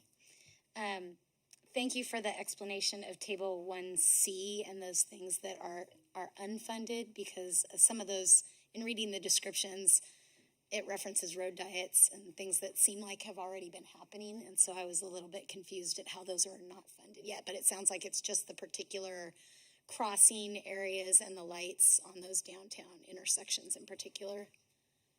Yeah, we had a similar issue flagged at the intersection of Monterey and Osos in a previous traffic safety report. So if you look back in 2017-18, basically reconstructed that whole intersection. A lot of the traffic signals downtown are old. They don't meet current standards. If we were building them all now, we'd have the taller poles with the mast arm with the signal head hanging over the street and a street light covering each leg of the intersection. It helps drivers see it. They're less likely to run a red light. And so, but the downside is they're very costly, especially in the downtown, to reconstruct a full intersection. There's a lot of things underground. There's basements that are where we want to put signal poles in some cases. And so those are projects that we couldn't fund with current programming. I want to note, usually this list when we bring this to council of unfunded projects is way longer. We happen to have a lot of really awesome projects that are already in our capital program that are in construction or planned that thankfully we're already moving towards those solutions. And so we just had a short list this year. That's a perfect segue to my next question, which is about the amount of funding that looks to be dedicated to quite a large number of improvements. It looks like total available is $318,000 or $318.5. Is that really realistic for the large number of projects that are listed here? Yeah, what we find is in some cases we'll be able to deliver them at less cost or almost no cost on the capital side. We've been able to have some projects installed by our streets maintenance or signal technicians. or incorporate as part of larger capital projects where we didn't need to use our safety funding. And at the same time, we'll have others where we identify an improvement at a planning level and we get into the detailed design. And part of the reason you'll see some of this carryover is, for example, we're doing a signal rebuild at Marsh and Broad Street, where as we got into the design, we realized, hey, this one corner, you need to completely reconstruct, move all the stormwater infrastructure, bulb it out. And it was like, we can't do this with this funding. And so we're like holding that to partner with an upcoming capital project that's doing a bunch of sidewalk widening. So a lot of them we think we can accomplish at those costs. Some of them might be higher, some slightly less, but it's generally how we set up our work plan program and distribute throughout all of our staff to be working on these projects over the next year or two. So it's because they're being combined with other projects that it seems like A lot of the time, and typically our annual traffic safety funding is for smaller kind of easily implementable projects, where larger things end up being requested as capital projects. So, Orchid Tank Farm is a location that has flagged in the past where that's one that we're doing as a capital project, not using the safety program funding. But in this case, we had a lot of small projects that we think we can deliver that are fairly low-hanging fruit. And lastly, in terms of your proposals to change the traffic report going forward, I like the idea of still providing some data on an annual basis, because I know I get asked a lot of questions and I'm frequently looking for this kind of data as far as how many accidents have happened, in what place, and how many deaths or serious injuries have occurred. So I like that concept. I'm a little confused about in the table you had one line, I think it was row 3 or 2, under data use. Yeah, you have the 1 year of data for, can you just explain a little bit how you would change from the way it's currently being done in terms of data use from the proposal to what's currently happening? Sure. So in the current report, if you look in the details, we look at the recommendations for high collision arterial intersections, high collision collector intersections. And that's all based on the 1 year of data, so either 2018 or 2019. For pedestrian and bikes, we look at a 3-year summary just because there's so many, the volumes are so much lower, you almost have no, it's hard to rank locations throughout the city because you have one here, one here, one here, one here. The proposal would be look at the most recent 5 years for all of the types of collisions we look at. So you get less year-to-year noise, and in combination with weighting injury collisions. So I'll give you an example, like we have the intersection of like Choro and Peach that has like a broadside collision like once a year. But the total collisions there aren't that high. And so it never gets prioritized because it's not, doesn't have a high rank overall when we look at individual years, where if we were looking at a 5-year average, we might see, hey, this has like a severe collision like every year or a couple every year. And we think we'll get more of those to float to the top and get prioritized for us to look at in more detail and recommend improvements. And so it's really, you get a better accurate view of the whole picture by looking at a larger number of continuous years. With year to year, you'll get random variations. We might spend a lot of staff hours at a location that had randomly 5 rear end collisions this year. And if you look at the year before, there were 0, or the year after, there were 0. So you get weird anomalies and it kind of smooths out the data. I think that's it for me right now. Can I jump in and add a caveat to the fiscal impacts table that we talked about? And I completely agree with Luke and Brian that at the time of report writing, this table and these fiscal impacts were most likely the most correct information that we have. There has been changes globally that are affecting fuel prices, and we're not quite sure where the future holds where they top out. And so caveat is things beyond our control, especially in Europe, we will need to adjust for that. If fuel prices continue to rise, we'll need to adjust for that as well. Thank you. That's a great point. Luckily, my colleagues have asked most of the questions, but I think I understand now the last question around the 3-year ped and bike. So I just want to make sure I understand it. So are you saying that because you'd be looking at 5 years, severity of the accident as well as quantity of accident, that severity, even if it's less, will be a higher ranking than it is currently? Exactly. So if we look today and said, well, we have a collision with an intersection with the same amount of volume, and said this one had 10 collisions, and they were all property damage only, fender benders. And this one had 5 collisions. With the current methodology, the location with 10 collisions will rank higher and get prioritized. We'll take a lot of time analyzing it and seeing what improvements might make sense. Where in the proposed method, if the second one that had only 5 collisions but 3 were severe injuries, that would rank higher. And so it would get more of our attention, kind of bringing it in line with more of our Vision Zero goal to like not just focus on total collisions, they will happen, but more on the types that are more devastating to people in the community. Okay, thank you. And there was a slide you were showing the unfunded ones. I thought in our packet it was 300,000, but it looks like it's 600,000 per. Can you help me understand that? That may be an error in the presentation. It might be 300 each, 600 total. I can double check. Okay, Yeah. just want to make sure I should have had the number Well, right here. I'll say too, if you're just saying, well, we need to rebuild the traffic signal, that might be 300 to 400, but you're also tearing up all the curb ramps, there's probably drainage, so like, when you talk about all the other things that you're probably gonna have to do when you're tearing up a whole intersection, that's a more accurate picture. Okay, that makes sense. I thought, well, 300,000, can't we find that? Okay. I'm sure you can find that, right? Thanks. Oh, goodness. Yeah, I know. What can we do, right? Okay, and thank you about the officer assisted too, because that was a little bit confusing. As far as the same issue, as far as that funding that's needed, but it seems like the 2022 paving project is going to include that. So I think that's where I was kind of confused. Like, is it really unfunded, or is it going to be taken care of with that? Yeah, so if you look at like, say, Broad and Higuera, the mitigation is a suite of things, including rebuild the traffic signal, stripe the high visibility crosswalks, reduce the number of lanes so you have fewer conflicts and less induced speeding. Some of those things we are already doing, but rebuilding the whole signal is what we can't fund at this time. Okay, thank you. Sorry, I keep getting into this one, but it was just kind of confusing to me. All right, and then as far as the GIS map, is that something that's open all the time as far as provided community input, or is that just that certain time period when you're trying to get some information? It's always open. I don't think we've done as good a job as we could of getting it out there. I feel like when we blast it out, we get a lot of input, and then it kind of dies off. And it's always on our website. We have a traffic safety website that has all this data on it and a link to that map, where I think we could have a more regular blast of getting the word out and a concerted effort so that people know about it. I think we could all help you too, probably. Just let us know how.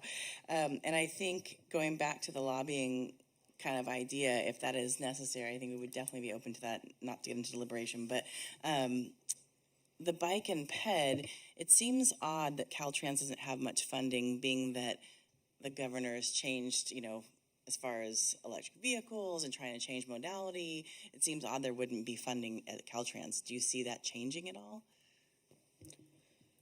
I hope so. I mean, even Caltrans has said we're not in the business of building new freeways and widening freeways anymore. We want to maintain what we have.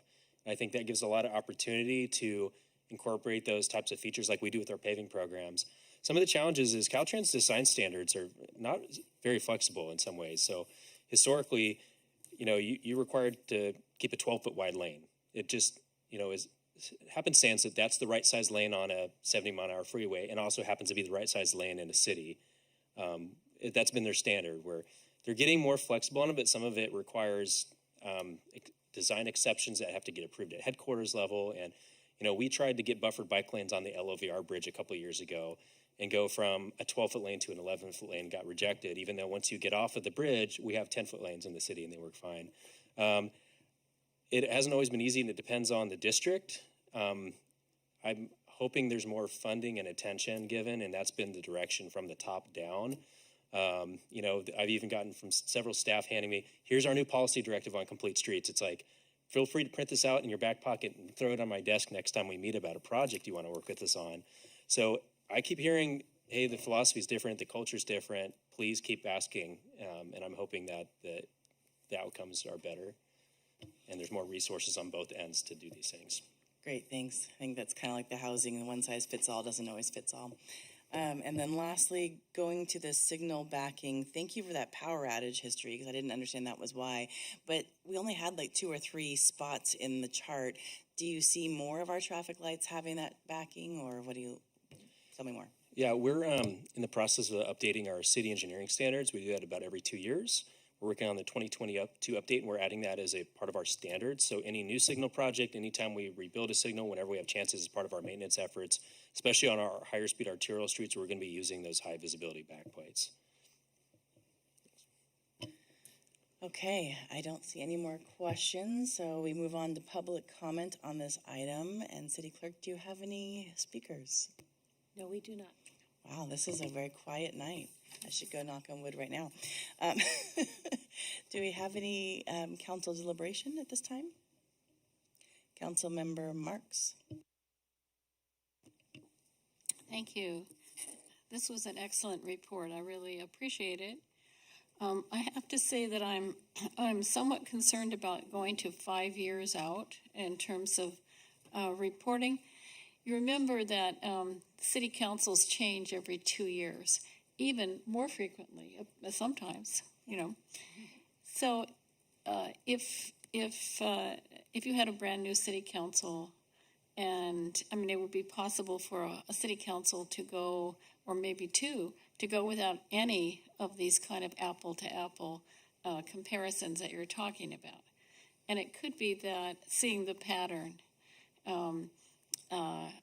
and I'd say especially the mapping pattern, and knowing about the individual accidents that are serious or the fatalities could be really important information for the council, but for the public as well. I mean, so I guess that's a sort of a question. How do we maintain the apple to apple if you're doing what you propose on a yearly basis? Why would there be any way that we could retain that apple to apple kind of comparison? And what would you guys think about going to a 3-year rather than a 5-year period of reporting? Thank you. I'd like to note, under that scenario, we wouldn't be completely absent every 5 years. We'd still like to come back in this type of presentation, but basically give a refresher on what the recommendations were, what the latest trends were. We'd still be analyzing the data, just not at the same level of effort. And a snapshot saying, well, here's where we're at, here's what our recommendations are from our latest report, and here's the projects that were in progress or that are completed. So there would still be an opportunity annually to give input and to refresh on the latest comprehensive report. We wouldn't just be, the idea is we wouldn't be spending several months producing that level of detail every single year, and more of that time would be focused on the projects that we've identified. So I would be clear there that we wouldn't be completely out of the picture every 5 years. It would be still reporting, just at a more of a snapshot update in between years. And I'd also like to add too, if the project to enhance the GIS mapping of the collisions proceeds as we expect it to, then a lot of the information in this report would be available 24/7 on a portal that anybody could access, public, council members. So if the hesitation might be that you wouldn't be able to see a lot of that information, the plan would be then to make it even more available for everybody, so that the same sort of information that we have here, you'd be able to find online.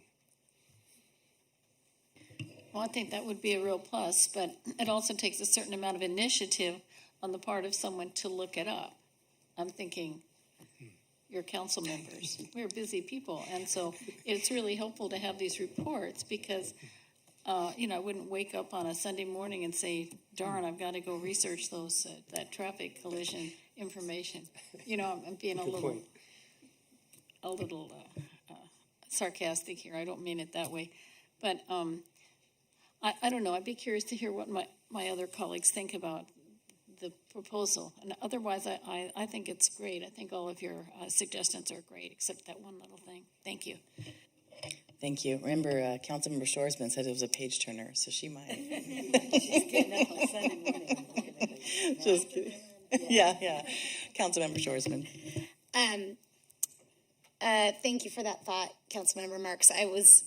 I appreciate the balance between, staff time and priorities and having the data be available, frequently.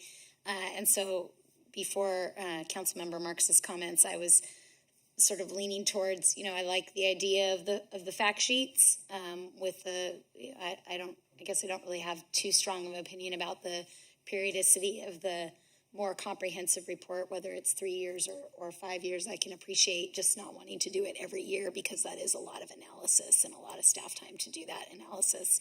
But I also, in the spirit of wanting to have your cake and eat it too, a little bit wonder about if the fact sheets that are created every year could include, not just annual data, but maybe some of the easier to tabulate longitudinal references, just to give the annual reports just a little bit more depth. I'm sure I wouldn't want to micromanage what pieces you did a little bit of a look back on, but maybe just a little bit more thorough in some of the most important areas. The other thing that I would comment on is the question of the severity of the accidents versus including all accidents. I have sort of mixed feelings about that. Yes, one death is too many, one severe injury is too many, but really one accident. Eventually, if we really are thinking Vision Zero, one accident is too many. So I don't know. I guess I don't really have a firm opinion about that. It's just a thought that I don't know that I'm completely bought into the idea of just of weighting severity too much higher. Thank you. Vice Mayor Christensen. Yeah, I think that both Councilmember Marks and Councilmember Shoresman have kind of brought up the main question is like, how often do we want reports and what level do we want them? And to me, I think those are really good concerns. And I thought kind of back and forth, do I want 4 years, 3 years, 5 years? But it seems to me that your reasons for having data, and every 5 years to really look at more longitudinal data is really important, because I agree, and from what I've seen over the many, many years I've been looking at these reports, they do go up and down a lot. And just looking at numbers 1 year is really probably not the most cost-effective and time-effective way to do it, although, again, 60% reduction, so something's working. So having a report every 5 years, because you're going to have data, you're really looking at 5 years of data, to me makes sense. I think what we're hearing, though, is that when you do your annual data sheets, see what people go, oh, well, this was great, except I really want you to add, I want this piece. Because we're going to be pretty much okay, I think, in terms of an annual, more surface level report, but there might be little pieces that you've heard a couple of them, that people might want to see, and then you can develop it. And so then the first year might be a little bit scarce, and the next year might have a little more, and by the third year you'll be rocking and rolling, and then you'll have council change, and they'll change it again. That won't happen. I think that while yes, any accident, even fender benders aren't good. I think the point, which was in those 8 things, is that humans make mistakes, and it's kind of like there's always going to be discussion around parking, and there's always going to be somebody who does something really dumb with their car or while walking or biking. So it's a vision. And so anyway, I think I agree with everyone. It's excellent. It's an excellent report as always, and I really like all the recommendations. And I would stick with the 5 years and the annual data sheets. Thank you. I very much agree with all of the comments that have been said around the report. It's fantastic. I just think about when I first came on, which was only 4 years ago on the council, and just the reports have gotten so much better through these 4 years, and obviously it's lots to do with staff, so thank you. I keep kind of pondering around the 5 years as well, because I was more picturing, is that going to not be often enough around, was it 3 years, 4 years, whatever the magic word is or magic time is. But it kind of almost makes me think, well, it's really more of a rolling report if you have the 1 year thrown in with it, similar to what we have with the crime reports from public safety or from PD. I think if we had the close calls added to that, that might make me feel a little bit better because, I mean, the worst comment that I feel like I get is, around this topic is, do we have to have someone die to get this fixed? And that's a terrible feeling of, unfortunately, right now that seems to be the case, and that's not a good feeling. So if we can help reduce accidents or collisions from having that knowledge as well, then that would be great. I also kind of feel like if we're going to change the way we do things, let's get some public input on what would look good, what would be useful, not look good, useful in that traffic report beyond your known best practices. Like, what is the community looking for? And I think there's a lot of community organizations that already exist you can kind of tap into to get some of the initial thoughts on that. Looking forward to seeing more of that signal backing. I think that will be helpful. It's, as of the few times I've been able to travel these last couple of years, I've seen that being really, really helpful, especially because there's so much clutter, visual clutter when driving. And I forgot to ask you a question earlier. On page 940, it's talking about the ATP, the Active Transportation Plan, being implemented as rapidly as feasible. What is that timeline feasibility? Approximately, of course. We have a 10-year implementation plan that we brought to the ATC recently. So after we adopted the plan, said, here's all the projects, and generally these are our top priority ones. We asked, okay, of those top priority, what order should we be working with? And some of it's tied to our paving program. We know we're going to touch this street in 2 years. That's where we're going to try to do that project. And so as part of that, the input that we got from the ATC was also like, these are the streets that we feel the least safe on. And so the ones that floated to the top were like the Higuera Corridor, Foothill, Tank Farm. And so we think that there's an overlap between the kind of systematic safety planning with that. We're also kind of focusing on, well, let's not wait until we have the funding to completely rebuild these whole streets.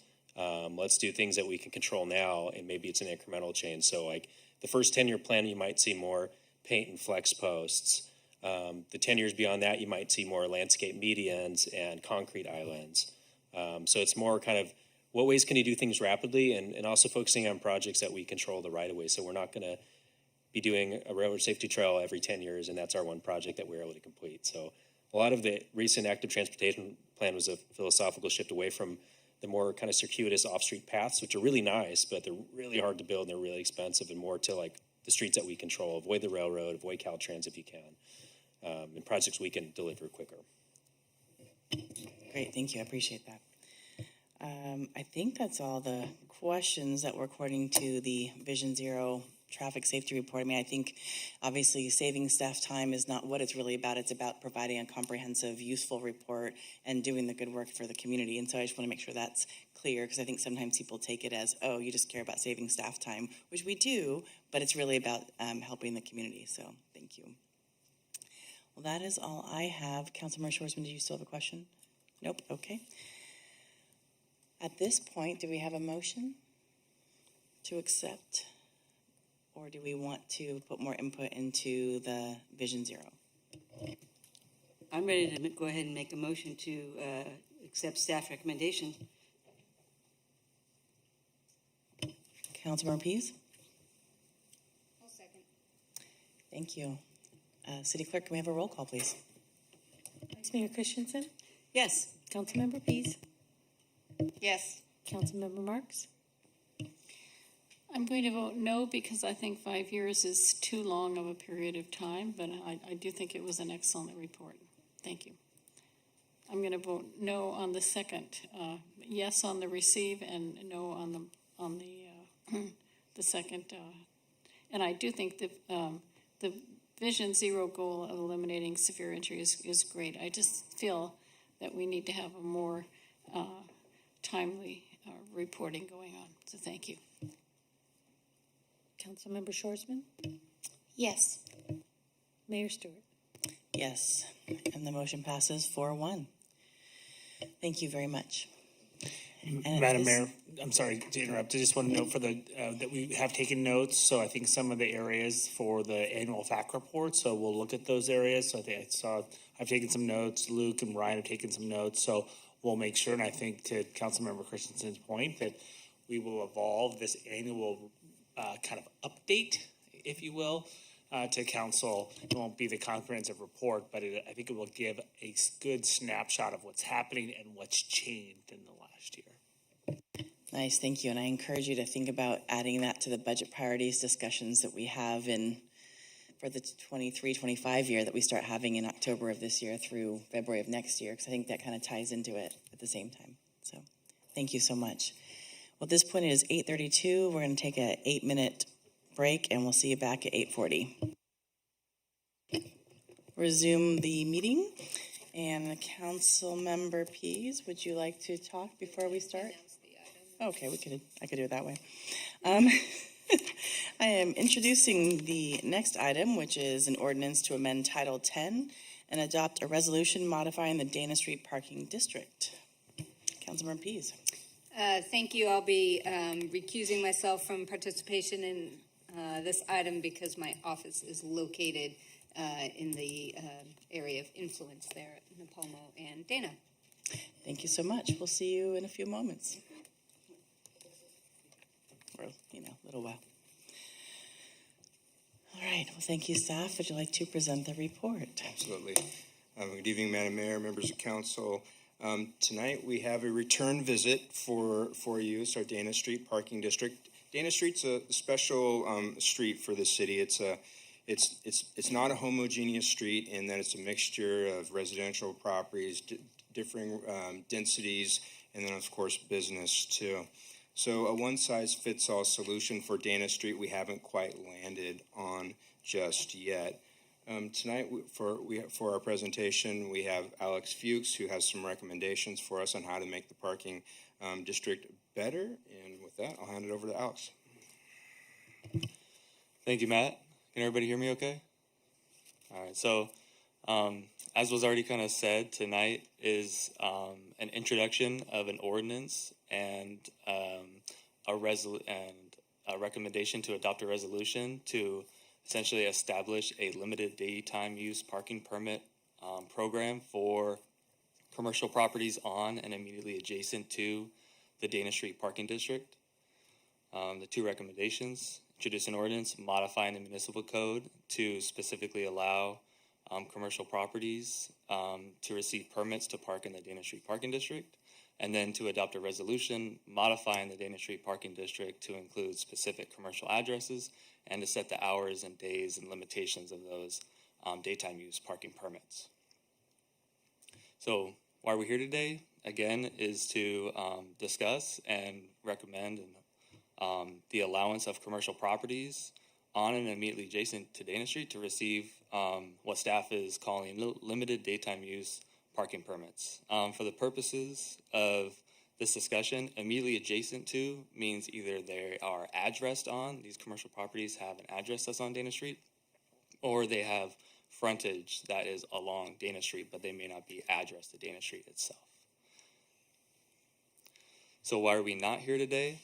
We are not here, staff is not here, to allow commercial properties adjacent to any other existing or future residential parking district from receiving these limited daytime use permits. They're specific to Dana Street only. Staff is not here to request or propose the formation of what's called mixed-use districts, where it'd be a combination of both residential and commercial outside of the Dana Street area. And then staff is also here not to recommend any changes, modifications in any way to existing residential parking permit districts or future parking permit districts that are specifically residential.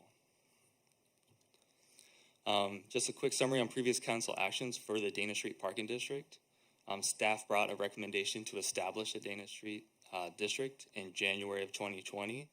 And then council approved the recommendation with direction to include a pilot 2-hour time parking overlay. And this was in recognition of the historical use of Dana Street as parking by employees, visitors, and guests of the downtown area.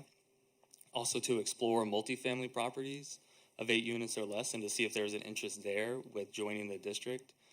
As the parking permit district program is written, only residential properties of 4 units or fewer can participate. However, the direction provided by staff was to investigate the feasibility of expanding that in Dana Street for properties of up to 8 units. and then also to explore the formation of a special event permit process for the businesses that are on Dana Street. Staff returned in December of that year with analysis of the direction provided. Staff received the analysis and then provided direction again to staff to survey the multifamily properties of 8 units or less to see if there's an interest in joining the district, and to remove the time parking overlay pilot program. And then staff returned in March of the following year with an ordinance to modify the municipal code to allow multifamily properties of 8 units or less to participate, and a resolution basically modifying the Dana Street district to expand the district to the entire block and to include the specific multifamily addresses. And then, of course, the item went back to council in April for formal adoption of the municipal code changes. Community engagement during this specific portion of the Dana Street process includes meetings and correspondence with business owners and property owners in the area of Dana Street to see if they would be supportive of a limited daytime use parking permit. And the feedback that staff has received is that generally business owners and property owners conceptually agree with the idea and believe that it can accommodate their needs without impacting existing residential uses of Dana Street. And then staff also conducted on-street occupancy surveys of the Dana Street area to determine if additional permit issuance could be accommodated during daytime hours. And then finally, staff mailed a postcard notification to all businesses, occupants, and residents within 300 feet of the district boundaries of this public hearing. So the proposed amendments to the municipal code fall into 3 categories. Allowing businesses addressed or with frontage on Dana Street to participate in the Dana Street parking district.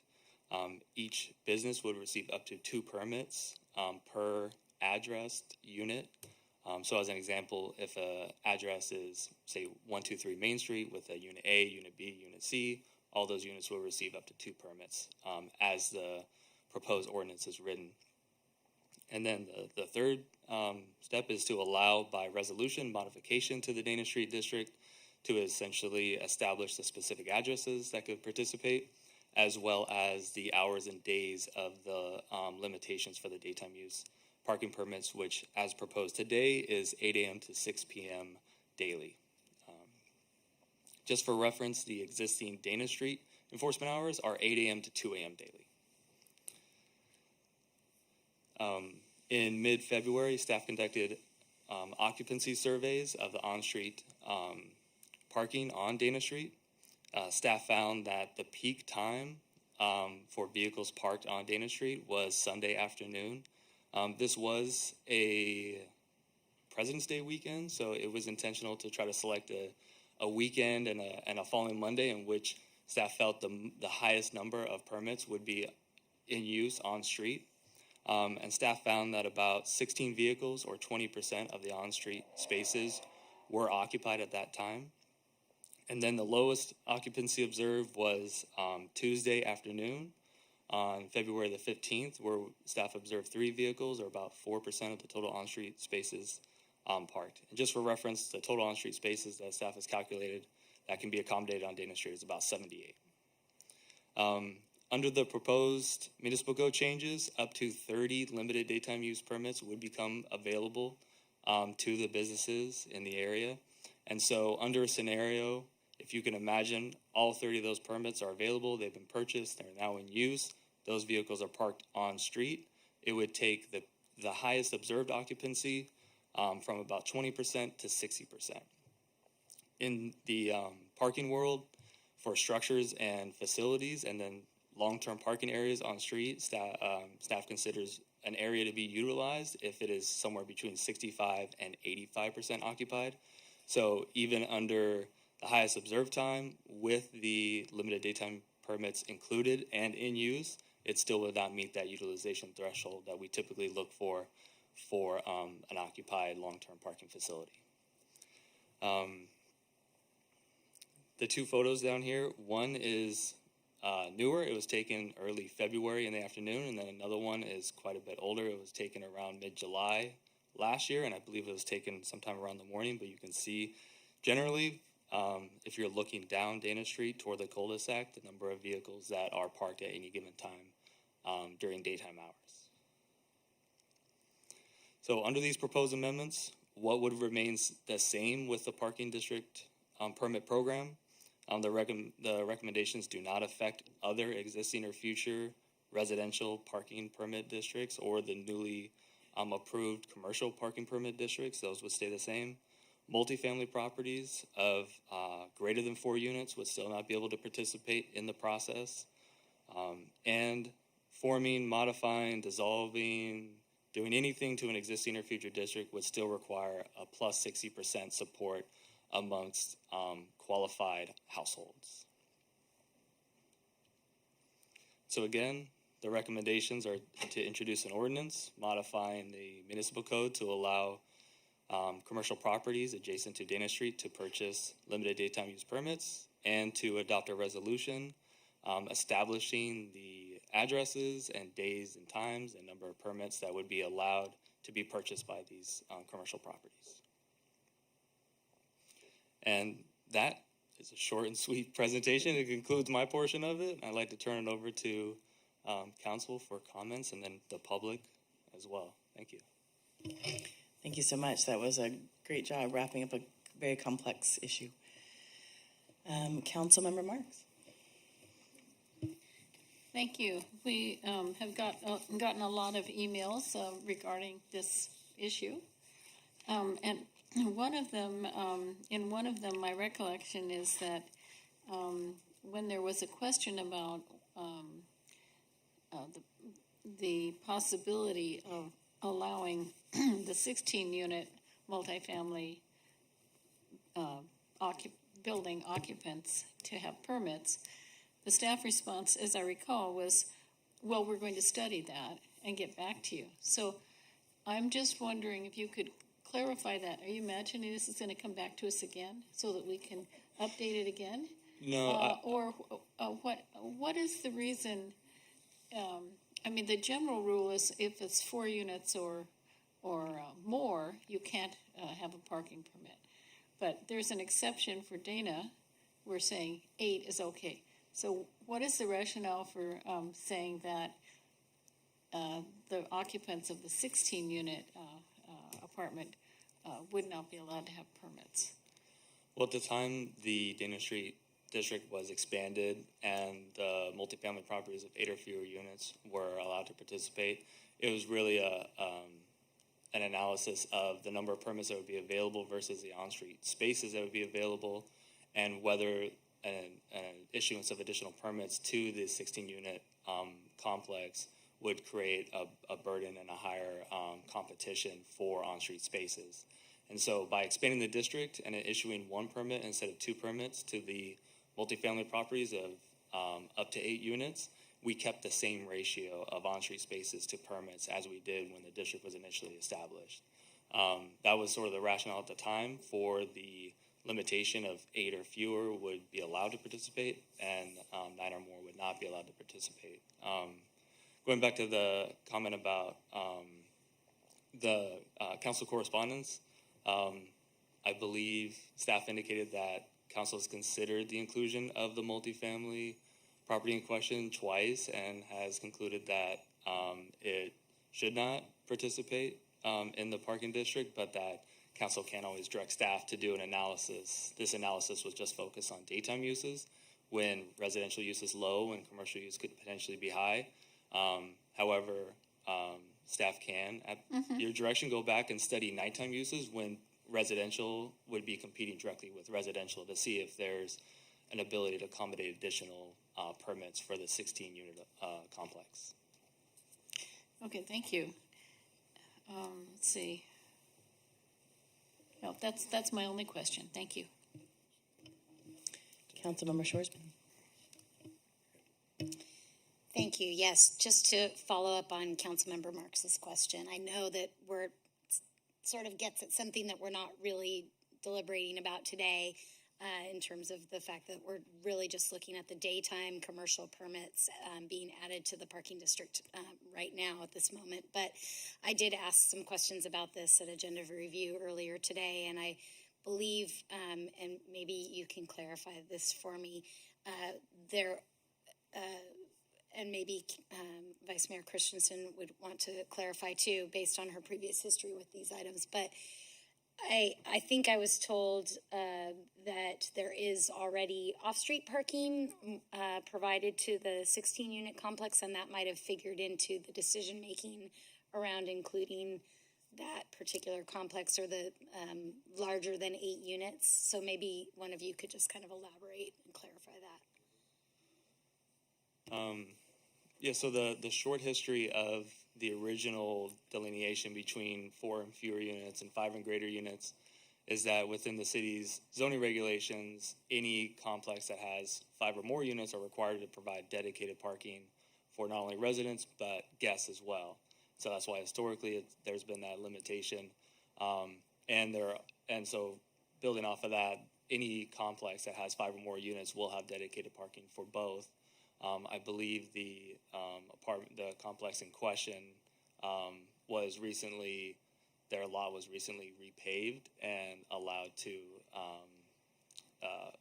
fit and accommodate additional vehicles on site. I don't know if those are separated between guests and residential still, but the last time that I had counted, there was about 26 spaces available on the property for residents and guests to use. And then to follow up on that, from the survey that you all did in the middle of February, did you just look at daytime hours because it was around this particular item, or it looks like the streets are empty, at least in those pictures that are there on the screen. Did you also look at any evening hours? Is the street more congested in the evenings, or? We went, I think it was 1 or 2 of the days until about 8 o'clock at night. We have staff on till 9 o'clock now in support of our expanded enforcement hours, but we didn't go beyond that.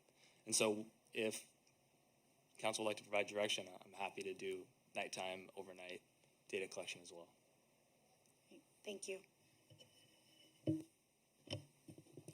Thank you. It seemed like the comment that was sent to us regarding the 16 unit did not have guest parking, so it seemed like that what you just shared and the email don't seem to be congruent. But there were also some other emails saying once we build what's the new name of our parking garage? Nipomo Palm Cultural Arts garage. Do we need to have this same parking district plan? And so I didn't see that it was going to sunset necessarily. So would we want to have the sunset? There is a sunset on the multifamily properties of up to 8 units participating in the district once the completion of the construction of the new parking structure. That allowance for those multifamily properties would go away. Staff did not include that language in the proposed recommendations, but it is included in the staff report as an alternative. If council would like to have a sunset date on commercial property participation in the district, we can add that language. I think I was looking at why not? Why didn't you want that as the recommendation? For the commercial properties, honestly, that's a good question. And Madam Mayor, if I may, I think part of this is a transition zone. We've never had the policy rubric for this. And so I think we're going to look at this in the downtown parking and access plan and have a more broader discussion. So this has always been a one-off, and hence why I think, and there's disputed how many times you've been to the council, 4 or 7 times, on this issue, because we're trying to fit, square, peg, round hole, and so we keep trying to, and I think as we build the next parking garage, as we come up with our downtown parking and access plan, and we look at parking districts policy in general, we're probably going to have to take a look at it comprehensively about how we're managing parking, period. And I think that time is going to come after the council adopts that new plan. So that would be just the input I'd give you on whether or not to put a sunset on it, or whether I think we're going to be revisiting this in total, period. That makes sense. Thank you. That's the last question I have. Is there any public comment? I think Thank you so much. All right, so far I have 4 speaker cards. If anyone else is out there that would still like to comment on this issue that has not put in their speaker card, feel free to go to the city clerk. All right, Patricia Caspian. Right, yes, come right up to the podium and you can just press the button on the microwave or microphone. Microwave, wow. Good evening. I'm Patricia Caspian, owner of a French Touch Salon in the Soda Waterworks, that beautiful historic building that's right on the corner of Dana and Nipomo. And I have to say this for everyone, it's been a very challenging 2 years. As a salon owner, I was shut for 6 months by law and survived it based on everything the city has done to help with increasing our allegiance from our clients locally and abroad. But this last year has been another challenge because once things did resume, we were so thrilled to have all these clients come back, and yet we were now limited in terms of the parking that's available. We've always had some street parking. The parking structure is not there yet. We've had that little lot, which has been charming, but is often full. And to have Dana Street taken out from under us was really kind of shocking. It made us wonder what was the purpose for that, especially when, according to the images that you showed today, the parking has been empty for at least 8 to 10 months. So we always look askance at it and think, wow, that's parking that could really be very valuable right now for our businesses that still need help to survive. So we very much appreciate the staff's acceptance of the recommendation because it's going to make life so much easier for all of us. And we see what you're doing in terms of parklets and everything else to help the other businesses in town. We're a little segment of the business at the very end of Nipomo, and yet we still contribute. So we appreciate your contribution. And that's all. Thank you so much. Thank you. Okay, so next we have Gil Braga, and after that, Mary Mitchell.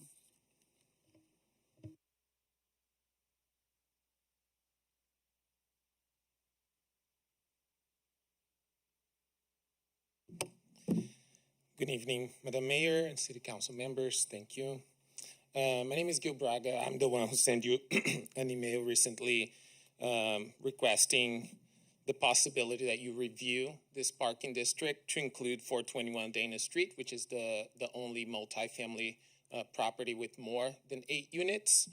As Mr. Fuchs presented, the busiest day is Sunday afternoon. I made sure to send a video to you guys too on a Sunday afternoon. And he showed that 20% of occupancy. And he said that if we allow the commercial businesses, which I totally support, they contribute as much as we do to that street, it will increase to 60%. It doesn't even hit the threshold of 65%. I sent you an email showing how I've personally been affected by this. And the reasons were exactly for this ordinance limit excluding 421 were the number of competition, which Mrs. Caspian already said there's no competition at all. And the other reason was the ordinance that set the limits it to 8 units. I don't know in what planet a whole street will be allowed to use the street, which is normal. People compete for parking all the time. I cannot have a serviceman come to my house and fix plumbing because he can't park. I can't have my son's mother come have dinner with us because she can't park. It's I don't know. Our landlord made changes and included all, like, if you have 2-bedroom units, you have 2 parking spots. If you have a 1-bedroom unit, you have 1 parking spot. But that's it. There's no gas spots. There's nothing. There's metered parking on Nipomo, but our street is super dark. So if somebody wants to come for dinner, they have to walk in the dark to their car, leave their car far from where they can watch the. So there's a lot of problems that it's 16 spaces. And I just wanted it to be restudied because it's been a struggle. Thank you. Thank you so much. Mary Mitchell, and next will be Derek Williams. Hello, thanks for everything. it has been an interesting kind of experiment, and it's been frustrating for my tenants, it's been frustrating for me, but I appreciate the parking division working through it with us. There's been a lot of angry things said, and I apologize if I've been mean to parking. But I think we had to kind of go through this, even though it's been really painful, because we really didn't know who was parking on Dana Street all these years. And then all of a sudden, I supported the residential parking district. I encouraged the neighborhood. They kind of looked to me sometimes for political guidance, and I encouraged them. I said, the parking garage is getting built. All the contractors are going to park on Dana Street. They're going to show up at 6 in the morning, and they're going to take the whole place up. You guys need to form your residential parking district. And so I was behind it. But then when the snafu happened with, the whole street being taken, then I wrote letters to everybody on Dana Street, and I said, I will pay you good money for your passes. You guys obviously aren't using them. And I forget the dollar amount I threw out, but it was a good number. And do you know that not a one took me up on it? And they're not, you could see the pictures, they're not parking there. So then it was like, what are we gonna do? I feel your frustration. Patricia, I feel yours. I learned how to ride a motorcycle because I thought I'm going to have to do something else for my own parking. Bottom line is we learned that the people who were parking on Dana Street were everybody but Dana Street people. You know that? And so now we know that the residents need this much. You've done the work, and it's been trial and error. And we know we need this much. I also know that my tenants, all 12 of them are not big corporations. They're small businesses and working class people. And we could really use a break. It'll probably be changed down the road, but I really appreciate what staff has recommended, and I hope that you guys will vote to approve it. Thank you very much. Thank you so much. Derek Williams.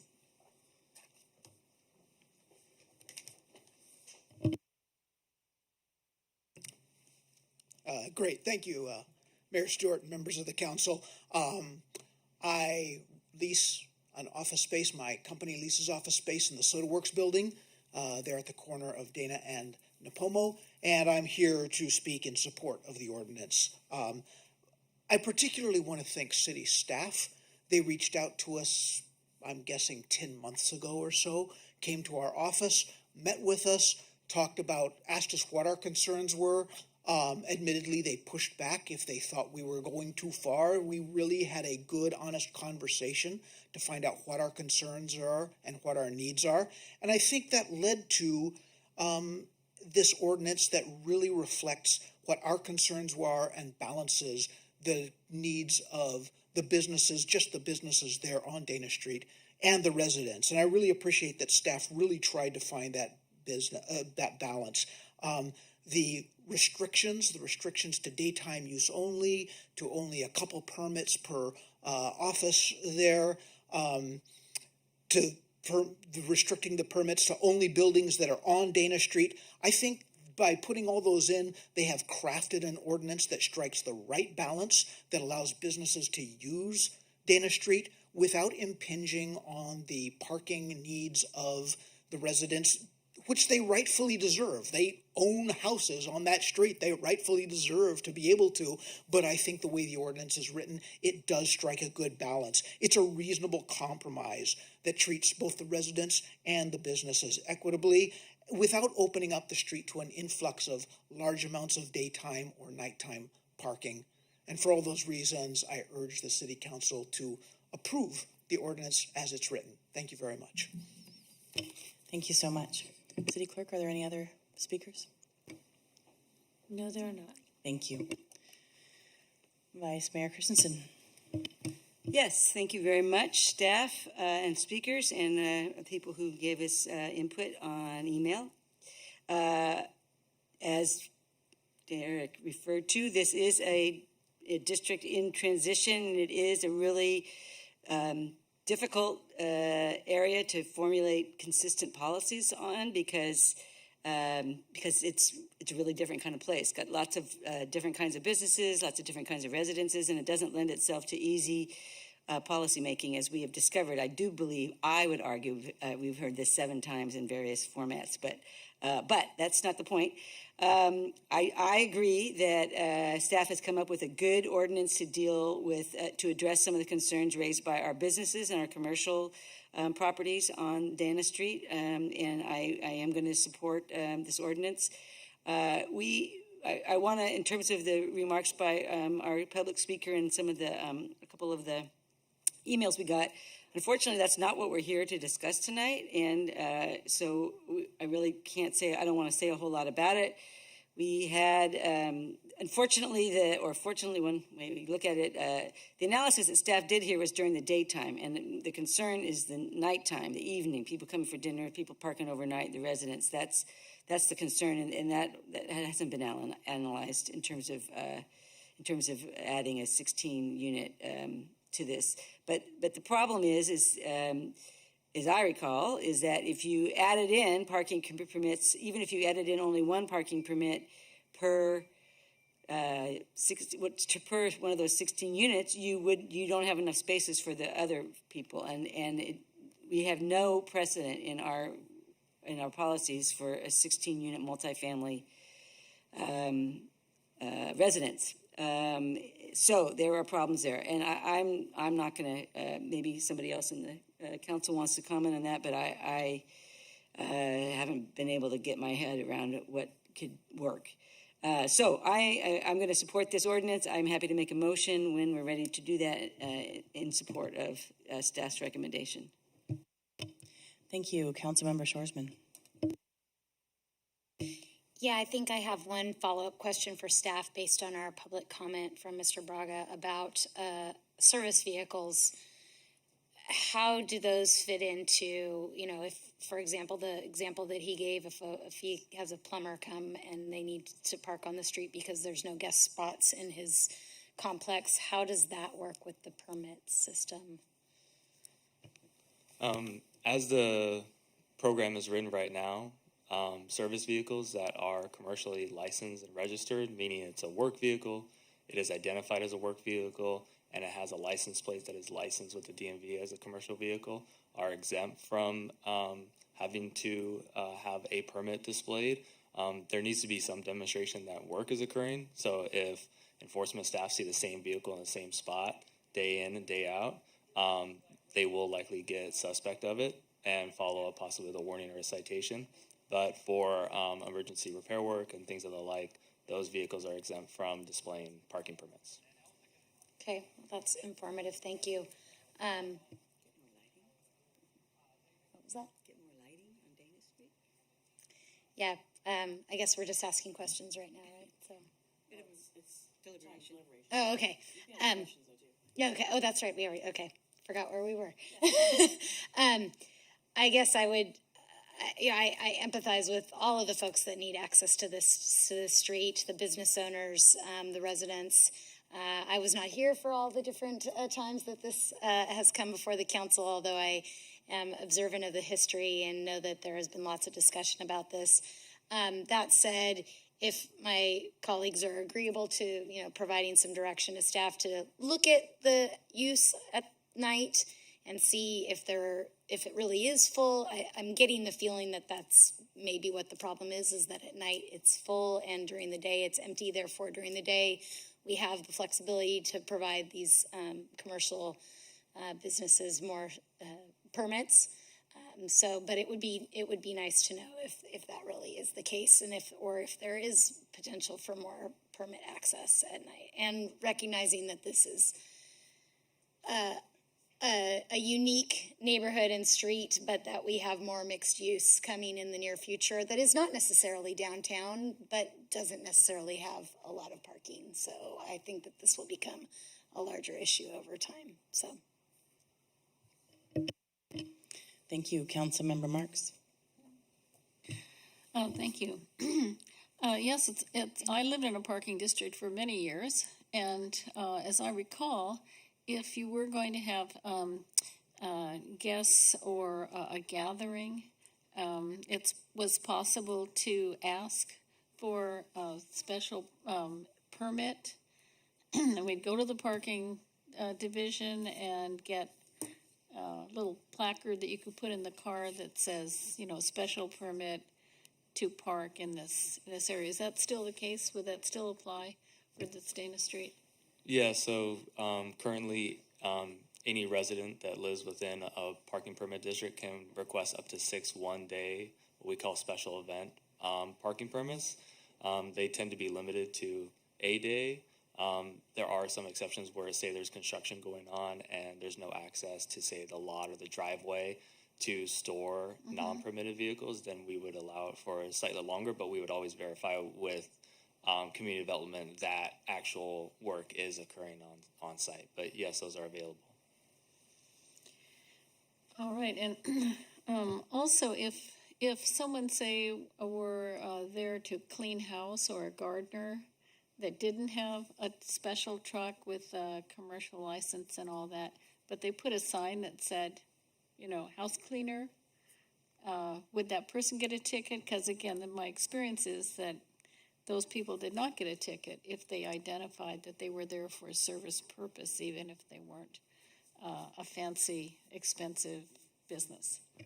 The way that it's written, it needs to be a commercially licensed and registered vehicle. However, we do work with residents because sometimes they'll call and say, I have a caretaker for an elderly parent or relative, and they will come by on an infrequent basis, and we'll try to work with them to identify the vehicle or at least sign the vehicle so that enforcement staff is aware that they're associated with a residence within a parking district, but we try to keep those at a minimum just to limit abuse of it. So typically, if we're uninformed and going into an environment where there's a parking district, then enforcement staff purely looks for a commercially plated vehicle that is signed on the exterior of some type of service that they provide. Thank you. And then I had a question for the city manager, which is, if there's a problem that there's not enough lighting in Dana Street, is there a process for requesting more lighting from the city? I'm going to turn to our Public Works Director. We do have a process. Okay. We do have a budget set aside for it. I asked the wrong person. Okay, thank you. Yeah, Derek's absolutely right. We do have a process. We do have a budget that's set aside for it. The problem is getting it implemented, and so we're struggling with a phenomenal amount of capital work to complete right now, and getting those resources hired in seats to work. But yes, we do have a process. We can look at Dana Street. We can look at it because it was classified as being too dark and a little dangerous, and that might help the situation too. So yes, we can look at it. I don't know exactly how much it'll be just yet, because normally the electrical run, the distance between the pole and where we find power is the costly part. And so once we know that, we'll have a better idea if it makes sense to get some lighting on Dana Street. Thank you. I have no other comments at this time. Thank you. I just want to follow up on that question that Councilmember Marks asked about the visitors. On that street, the multifamily house 16 unit would not be eligible to have a visitor pass because they're not in the district, correct? For the special one-day permits, correct, they would not be able to apply or receive those. Right, okay, thank you. Vice Mayor Christensen. I'm going to go ahead and move that, what? Oh, I thought you were, that's why I was waiting. Okay, no. Hold on. I'm sure, I don't know that my colleagues will agree because I know it's come many times, but I'm still really troubled by the fact that we have one area that the landlord was allowed to remove guest spaces, because earlier you were saying that guest spaces were supposed to be included in a multifamily housing unit, so I'm confused as to how that happened or is allowed to happen, so maybe if you could share that. Madam Mayor, that's probably, I don't know, Alex, if we've looked into it. It may depend on when the project was permitted, were guest spots required or not. And it may be that the landlord took action to restripe and is now out of compliance with the ordinance. And so is there potentially code enforcement that we could enforce and to force the return of the guest spaces? Because as we all know, particularly in the downtown, landlords typically will monetize them and they become part of the formula. So that is one avenue. So I think that we would need to look into that first. I don't know if we've looked into that question. I think ultimately, Councilmember Christensen made a comment earlier with respect to multifamily. I think we concluded last time that if we were to extend the number of units that were eligible for permits, we would oversubscribe the street. And I think that raises the philosophical, are we selling parking permits or are we selling hunting permits? Because they're two different, and I know, Madam Mayor, you lived in San Francisco, so you know the difference. Where you have the right to park, but is there a parking space? I think that's there again, probably a longer term discussion for the downtown parking and access plan. But I think to Councilmember Marx's or Shoresman's point, if council wants us to look at nighttime parking and take action tonight, we can do that and explore. And if the question is, well, if we were to extend it, how much would it be oversubscribed? Then the council can make a policy decision of whether or not they want to extend it to a broader group of properties. Thank you. Sorry, I guess I got answered. I definitely don't want to hinder the businesses based on this recommendation. I love the recommendation for the businesses. It makes a lot of sense to me. I think we have other areas in this community where we have said, as far as the residents, you have a driveway or you have a garage, you don't necessarily get to park on the street. And we obviously have that here. We have a residential parking district, but I just mean that I would like to see us look into this for the future. And I'm not sure that my colleagues agree, but I feel like that we are disproportionately affecting a group of people in this area, and it's been made clear each time it's been brought here. And I know that's not supposed to be the topic of today, but it's kind of hard not to mention it in this moment because this is the only other moment we have. So I'm not sure what else to say about that. So I get the code enforcement, and there's a whole other topic, but I mean, I would love to have that looked into separately, which would hopefully come before the second ordinance reading, or before the reading of the second ordinance, if it was possible. I don't think it's possible, right?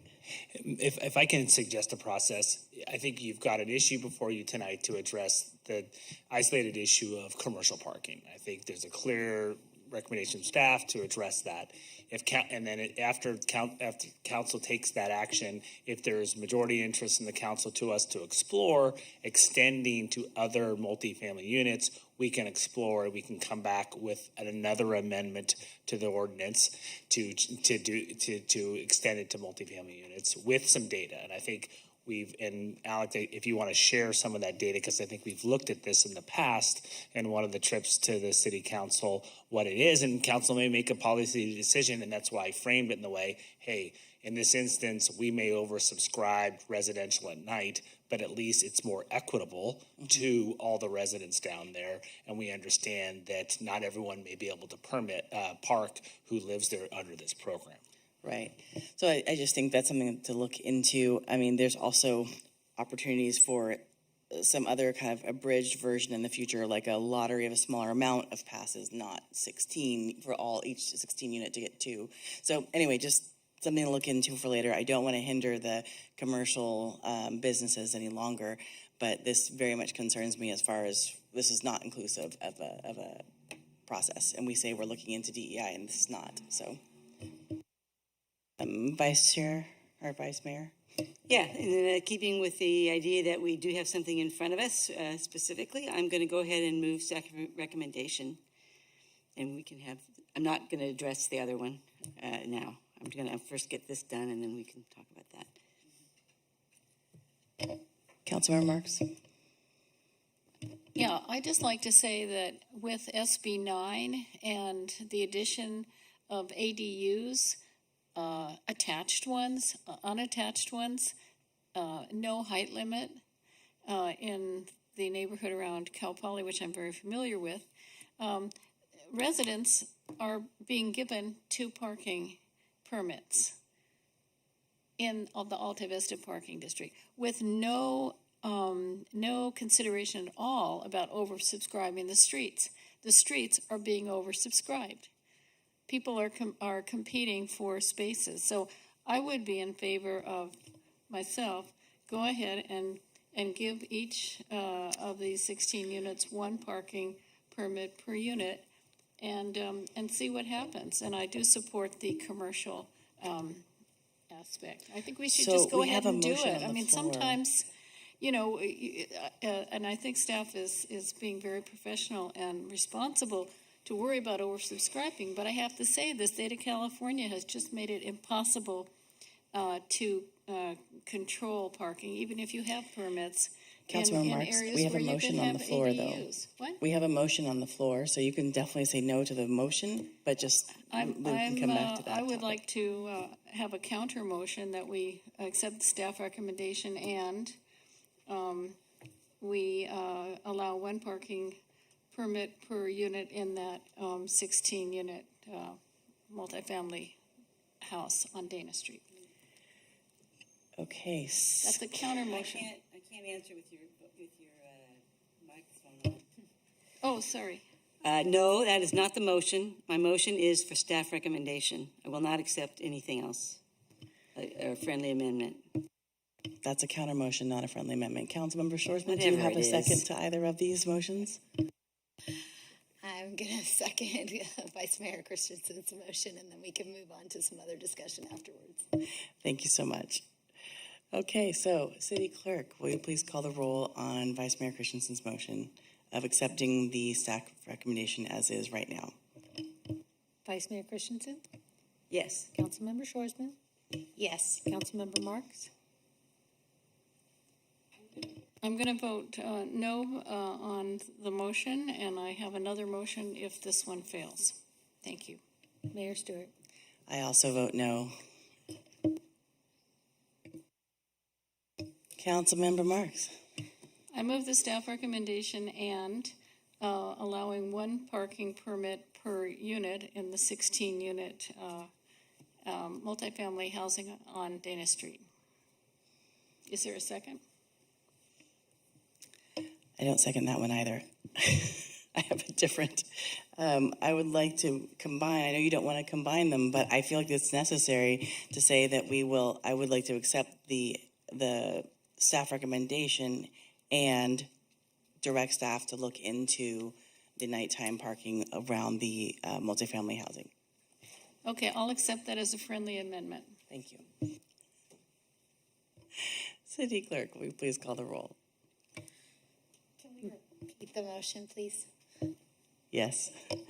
I am motioning to accept staff recommendations and guide staff to look into the nighttime parking with the multifamily housing unit. Okay, then I'll second that. Okay. Thank you. Is there a roll call, please? Mayor Stewart? Yes. Councilmember Marks? Yes. Councilmember Shorsman? Yes. Vice Mayor Christensen? No. And I'll tell you why.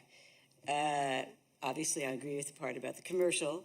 I'm the one that's gone through all of these other hearings on this, and it's not a good idea because, first of all, you're awarding too many permits for what's there, so you are upending a longstanding policy around multifamily units. You're creating a precedent that is not sustainable, and you're going against one of our fundamental goals, which is trying to get people to look at parking more realistically in the future. And so this goes against all of that. I understand the concerns about this group. They've been very articulate. There's things that we can address. There's things that we could look at. It hasn't been analyzed, but, obviously you guys, there's a majority here, so go ahead. I think it's a bad idea. I think you'll look at it. I won't be here. I understand, yes, you probably will not be, and it's, doesn't come back when I it's not saying it's happening, it's saying it's directing staff to look into it. Yes, that's the motion I put. I didn't hear that. I know, that's why you're voting on something else. Well, I wouldn't vote for it. I didn't want them to look into it either. Yeah. Okay, right, just I saying think I'm where the city manager is. This is a bigger problem and a bigger issue that this is, yeah. I'm not into piecemeal stuff, but yeah, it's good to get 3 of them. I fully agree. I'd like to look at the whole entire plan, but it's not going to happen tomorrow. So I'm looking at how do we help in the interim as well. So there's all of this will have to be looked at in the entire plan. And I very much agree that it would be good to look at everything since we're going to be making a lot of changes housing-wise as well. So thank you. And so we've got a motion that passed. We've got the direction. I'll work with the Public Works team. We'll figure out a time frame to do the necessary surveys, work with the neighborhood, make sure that the neighborhood's engaged, and we'll be very clear about what the policy trade-offs are. And I think this is a good preview of what the council should anticipate when we get into this with the downtown parking and access and citywide access, because all these issues are very much, as we start to unpack this, housing, equity, workforce, job, mixed use, bike, peds. And so we'll have to give a lot of thought about how do we unpack this in a way that council can kind of put together building blocks that make sense, because otherwise it could be a rather discursive and frustrating discussion. Thank you, City Manager. That's very true. Thank you very much. Appreciate it. All right, our second to last and final item, our last voting item is to adopt a resolution in support of Ukraine as they defend against Russia. I'm not sure who, there we go, staff member, assistant to the city manager, Hans Pochman, will be presenting a report. Good evening, Madam Mayor and Council. It's good to see you all tonight. I'm presenting our resolution on... Hold on 1 second. I forgot to get Councilmember Pease. I apologize. Thank you, Jan. Done.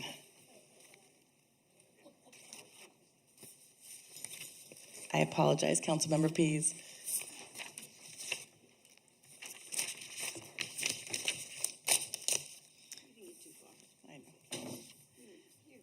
Just Hans came up. That's it so far. Sorry. Okay. I didn't get too far. Do you want me to start over? I do, actually. There's a lag, so I couldn't. Sure. I'm bringing forward a resolution in support of Ukraine as they defend against Russia. The recommendation is to adopt the resolution entitled A Resolution of the City Council of the City of San Luis Obispo, California, in support of the leaders and the people of Ukraine as they defend against Russia's massive military attack on their sovereign nation. As you are probably well aware, on February 24th, Russia launched an unprovoked attack on Ukraine. The conflict has resulted in numerous civilian casualties, and the attack has been condemned by many organizations, including the United States, European Union, NATO, and very, very, very many government organizations around the world. I won't say all. Sanctions have been placed on Russia and Belarus as a result of Russia's actions.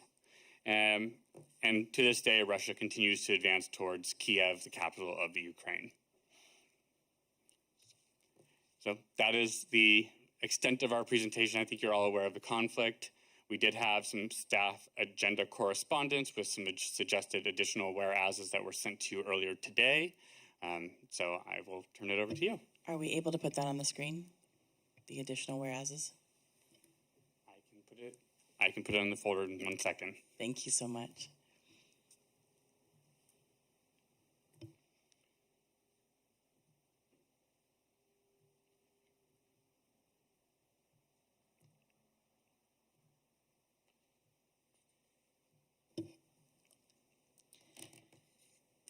And do we have any initial questions from council members on the current resolution?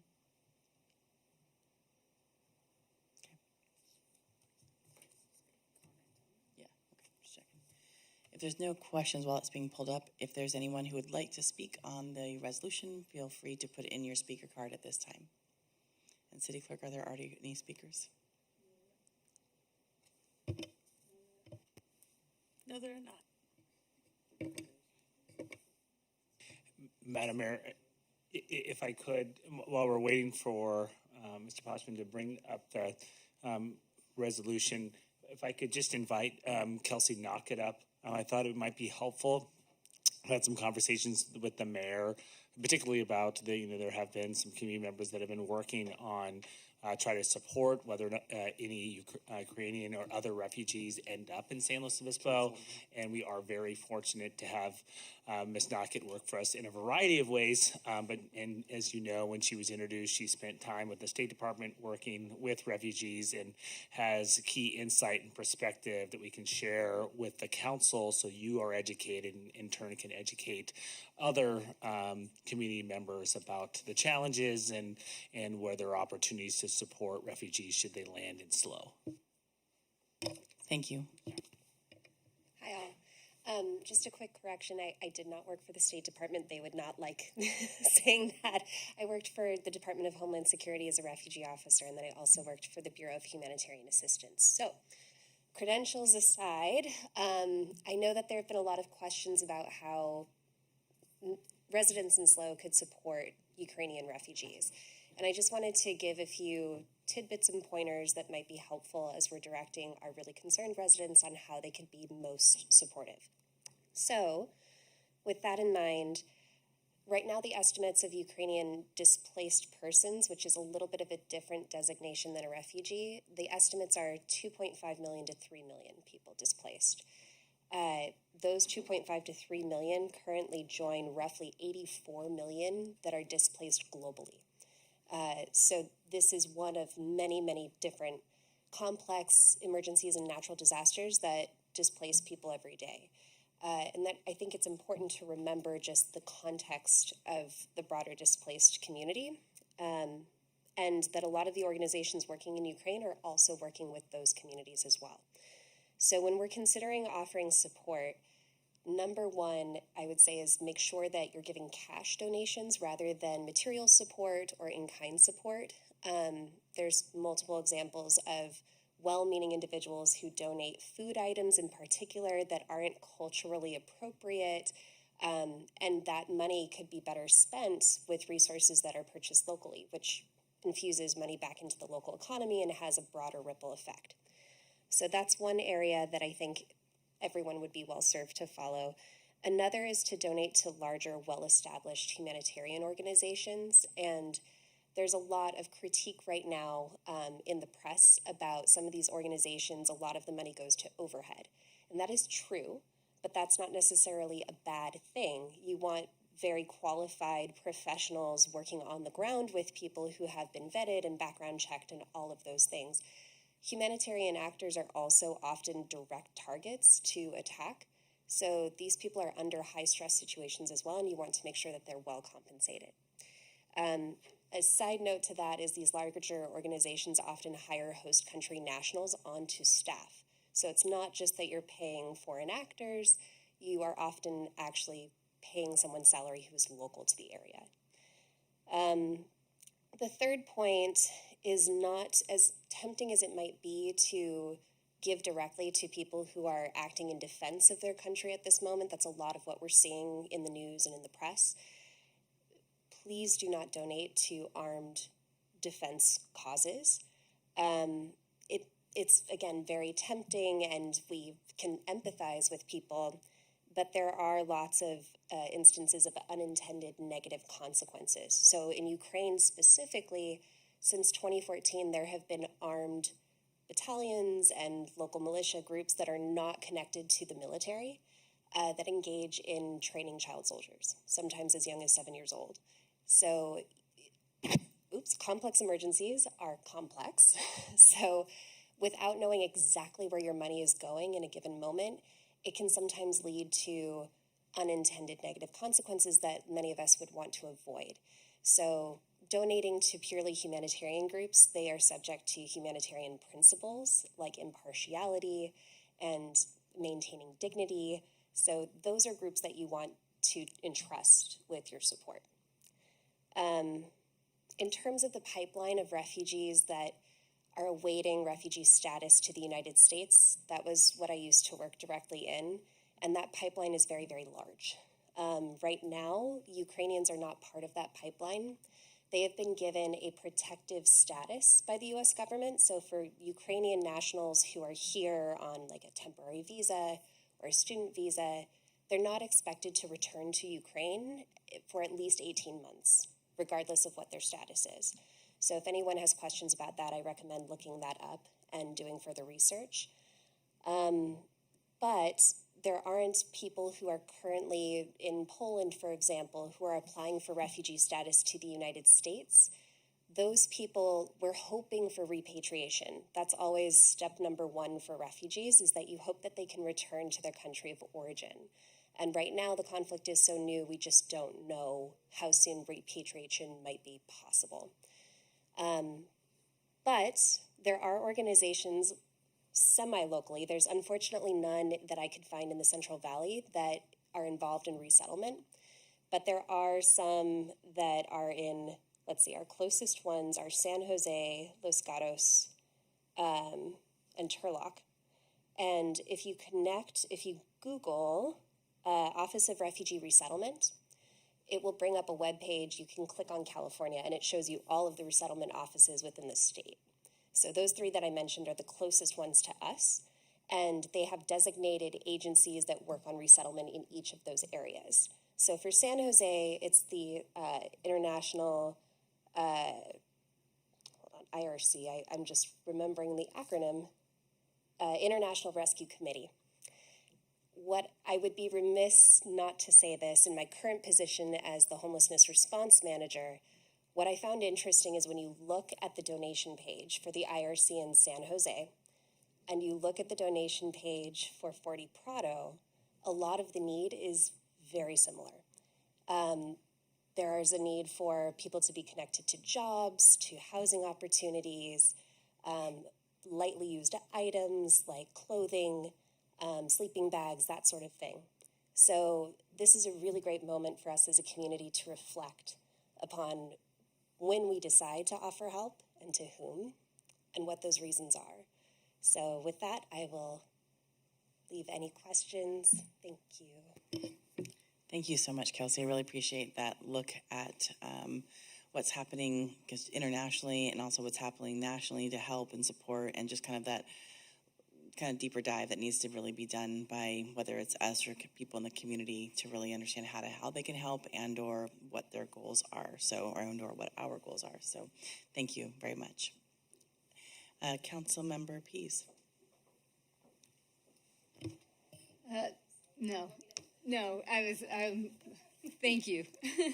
I was just going to comment one of the, for the first whereas there, it was important to me in considering adopting a resolution that the council, the Conference of Mayors had adopted a resolution. So that's why I added that. I suggested adding that particular one because it feels like individual cities being in support of this larger national direction rather than kind of random scattershot resolutions here and there. I really agree with that. From the mayors of SLO County individually, separate from the council as individual people, we did put together a resolution in support for Ukraine that really mirrored what was done at the U.S. Mayors Conference and their resolution. So, yeah, I think that's very important. So, thank you. Any other initial thoughts or responses? Councilmember Shoresman, I see you going like this. Sorry, I can't see my button. I think there was another one I can't see on the screen, right? There was another recommended.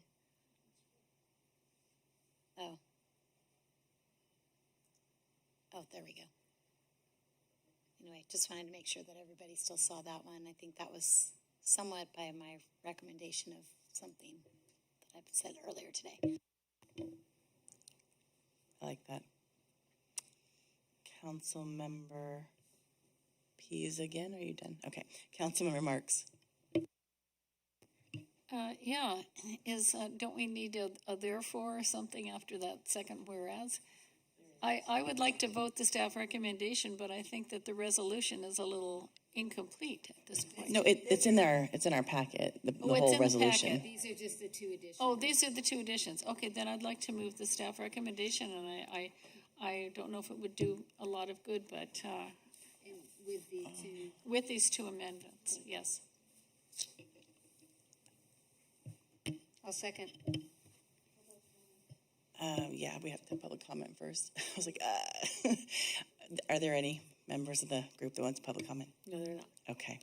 So in the council deliberations, I mean, I do have two parts of it that I'm not a fan of in this, but I can just vote no if that's what we'd rather versus. Okay. In the second to last whereas on the first page, it says the city of San Luis Obispo will take every action necessary, and I don't think that we will take every action necessary. I'm definitely not sending my kid right now. So, I mean, I think, yeah, there we go. Every appropriate action would be good. And then on the last one, now therefore it be resolved, in the second to last, we'll support the nation's leadership in bringing a peaceful resolution. I'm a little bit, that brings me a lot of questions. Well, what does that mean? How will we support? So,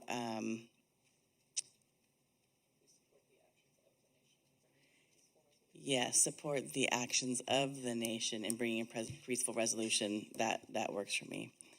Otherwise, it seems like we as the city of SLO are doing something separate, even though we're not. So that would be great.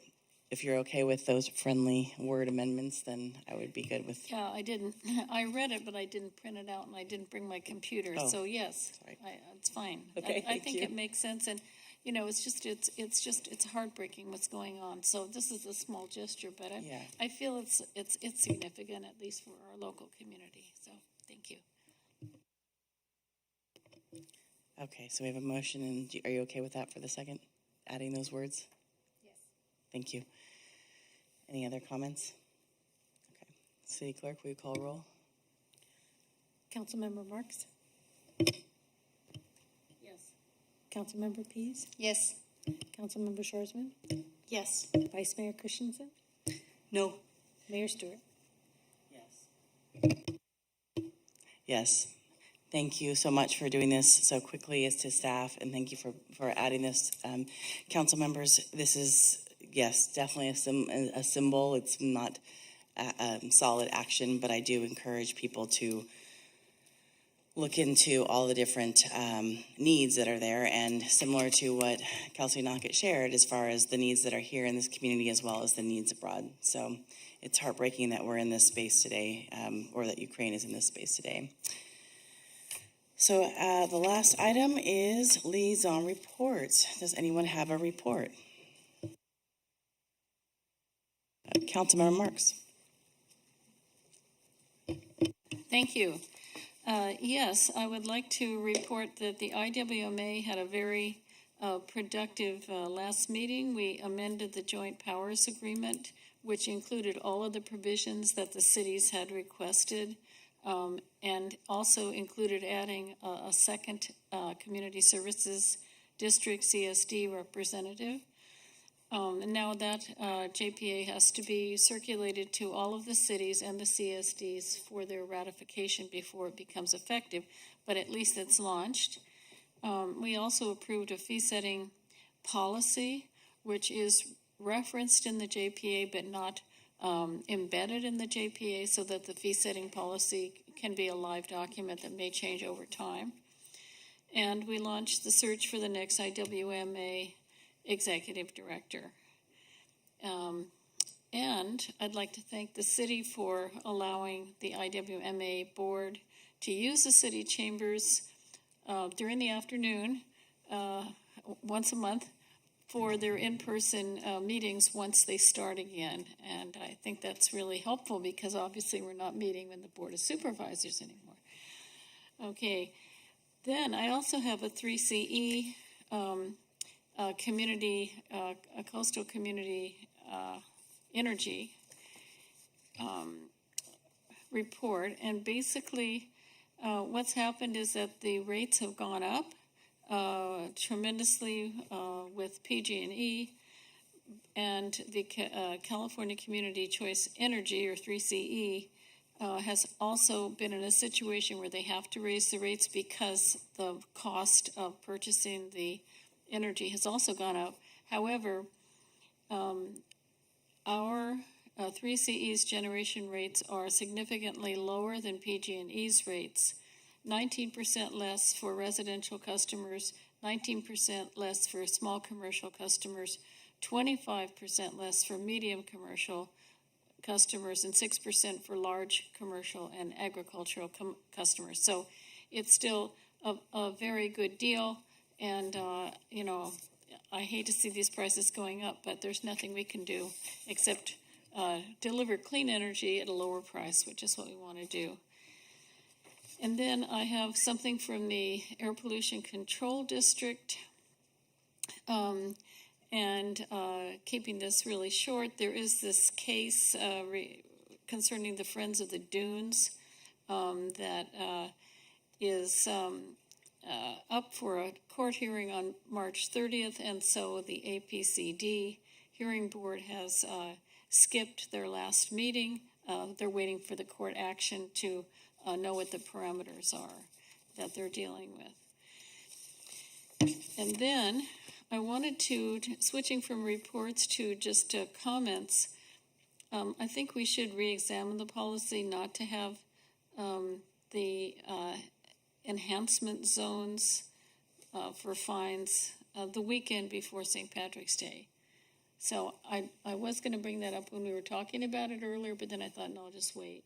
I don't know if anyone else wants to do it. And I know it's a can of worms, but, you know, practically speaking, it's not going to continue to migrate earlier and earlier. They want to do it the weekend before St. Patrick's Day because it's usually the weekend before Dead Week, and then they have finals. So they don't, you know, and then when people have finals, they leave. So anyway, what do you think? Would anyone else want to agendize that at some point? I mean, I have to say, I wouldn't mind chatting about it. I think that they will go earlier if that's the desire. I mean, like you said, Vice Mayor Christensen, we could make the whole entire month of March the safety enhancement zone, and then cool, February will become the day we party.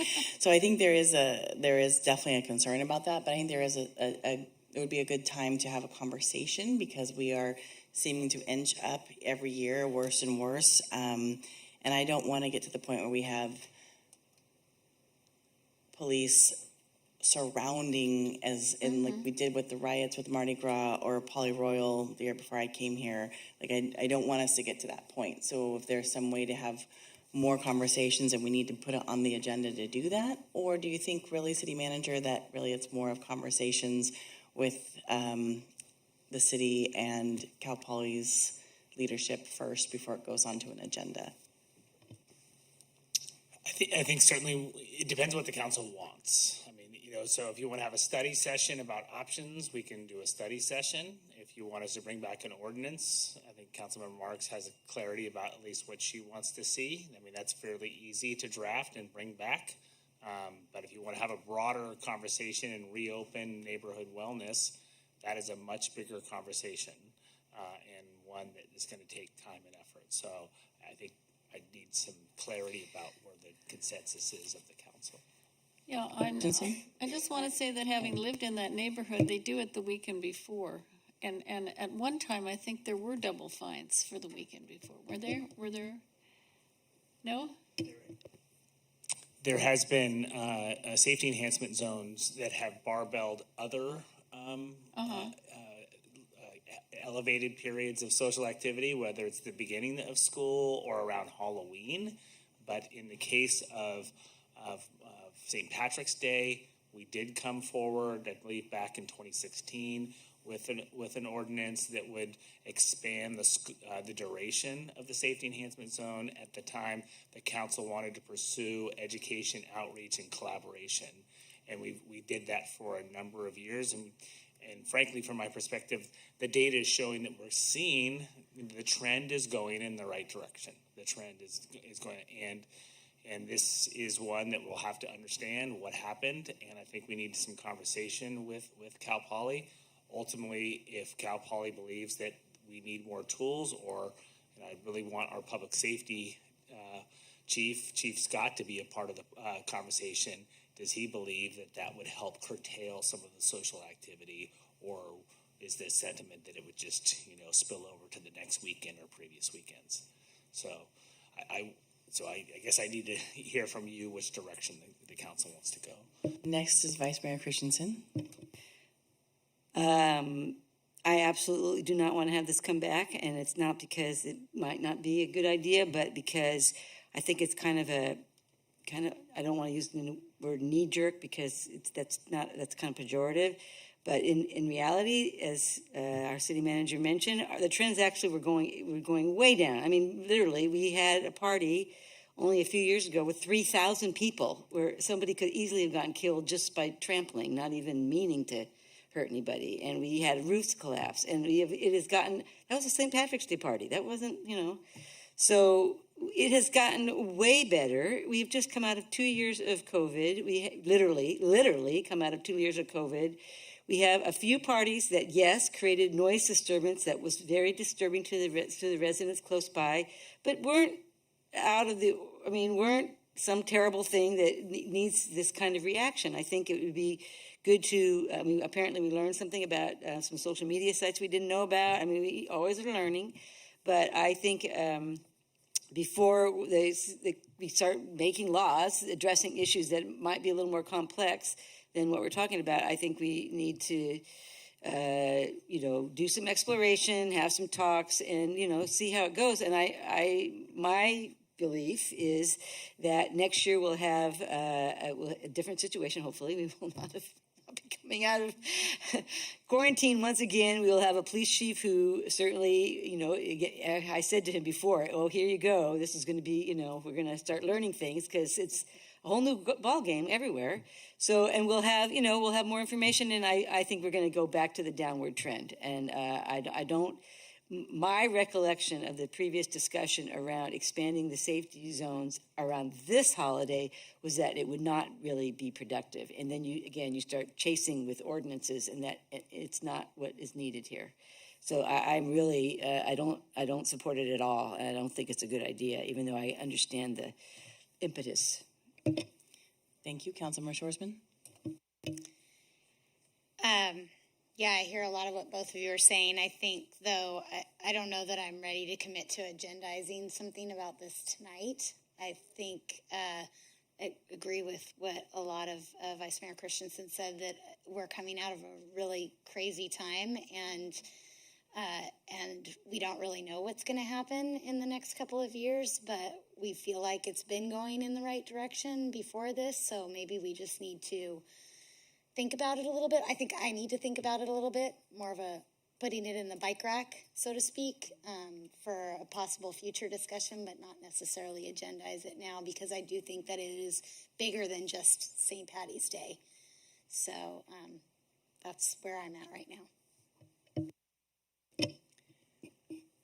Councilmember Marks. Yeah, well, maybe this would be something that SCLC could discuss if you'd like to do it, put it on their agenda and have an actual, program. And it wouldn't necessarily have to just be around the fines issue, but in general, I do think we can't just say, oh, well, young people will be young people and they always wear green and jump up and down. And they were on the roofs this time, by the way. They were on the roof of the Pink House this time. Now, the Pink House is a lot stronger than that little shed in the back. The roof didn't come down, but, these traditions get embedded and repeated over and over and over again every year. And so I think at some point we have to try to get a grip on it. So, anyway, thank you for discussing it. And I think SCLC is a great space for that, and I would add at that meeting that there was a lot of student leadership who approached and said that we're going to, trust us with this and we will do our part to really work with the students. And I think that has contributed to that. But of course, that's, the years go by. So having the conversation again and, saying, look, we can add more tools to the toolbox, or let's reimagine, recommit to that type of cooperation. So, thanks. Thank you. I think that's some good guidance, and I think City Manager and I can definitely bring that up to SCLC, chat with the ASI and the Cuesta student government and staff, and go from there as well. Thank you, Councilmember Marks, for bringing it up. Sorry, can I, also, they were really sensitive, and I think we ought to be able to respect that the leadership in the Greek life did not want it called St. Fratty's Day. They felt like it's St. Patrick's Day, and having it necessarily associated with fraternities was not necessarily their desire. So I want to make sure we're sensitive to that. Definitely. Thank you for that clarification.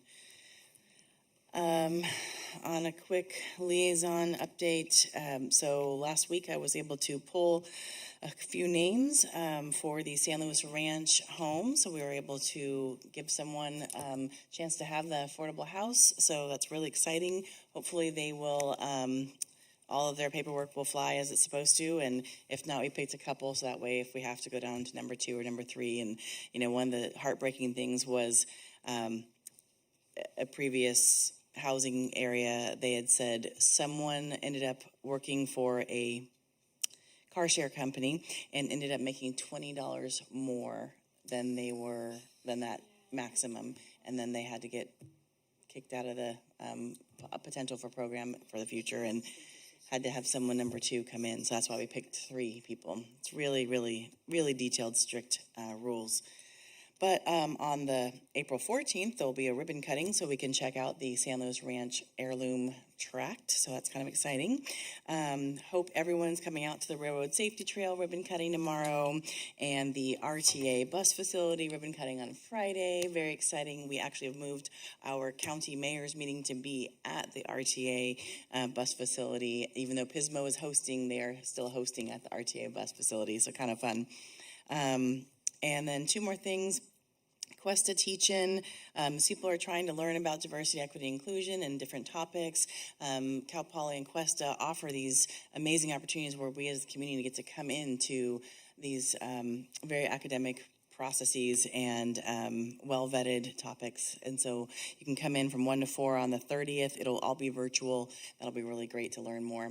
And lastly, I know it was mentioned in our proclamation 5 hours ago, but the Children's Day in the Plaza is April 2nd from 10 to 3, I think, and so just really encourage everyone to attend. Thanks so much. And if there are no other people to comment, then I will adjourn this meeting, and sadly, we will not see you all on April 5th. I wish all of the safety and goodness possible for our staff to be going to the training in Maryland and learn more and more about emergency and FEMA, and then we will all see you on April 19th for our next regularly scheduled meeting. Thank you. Good night.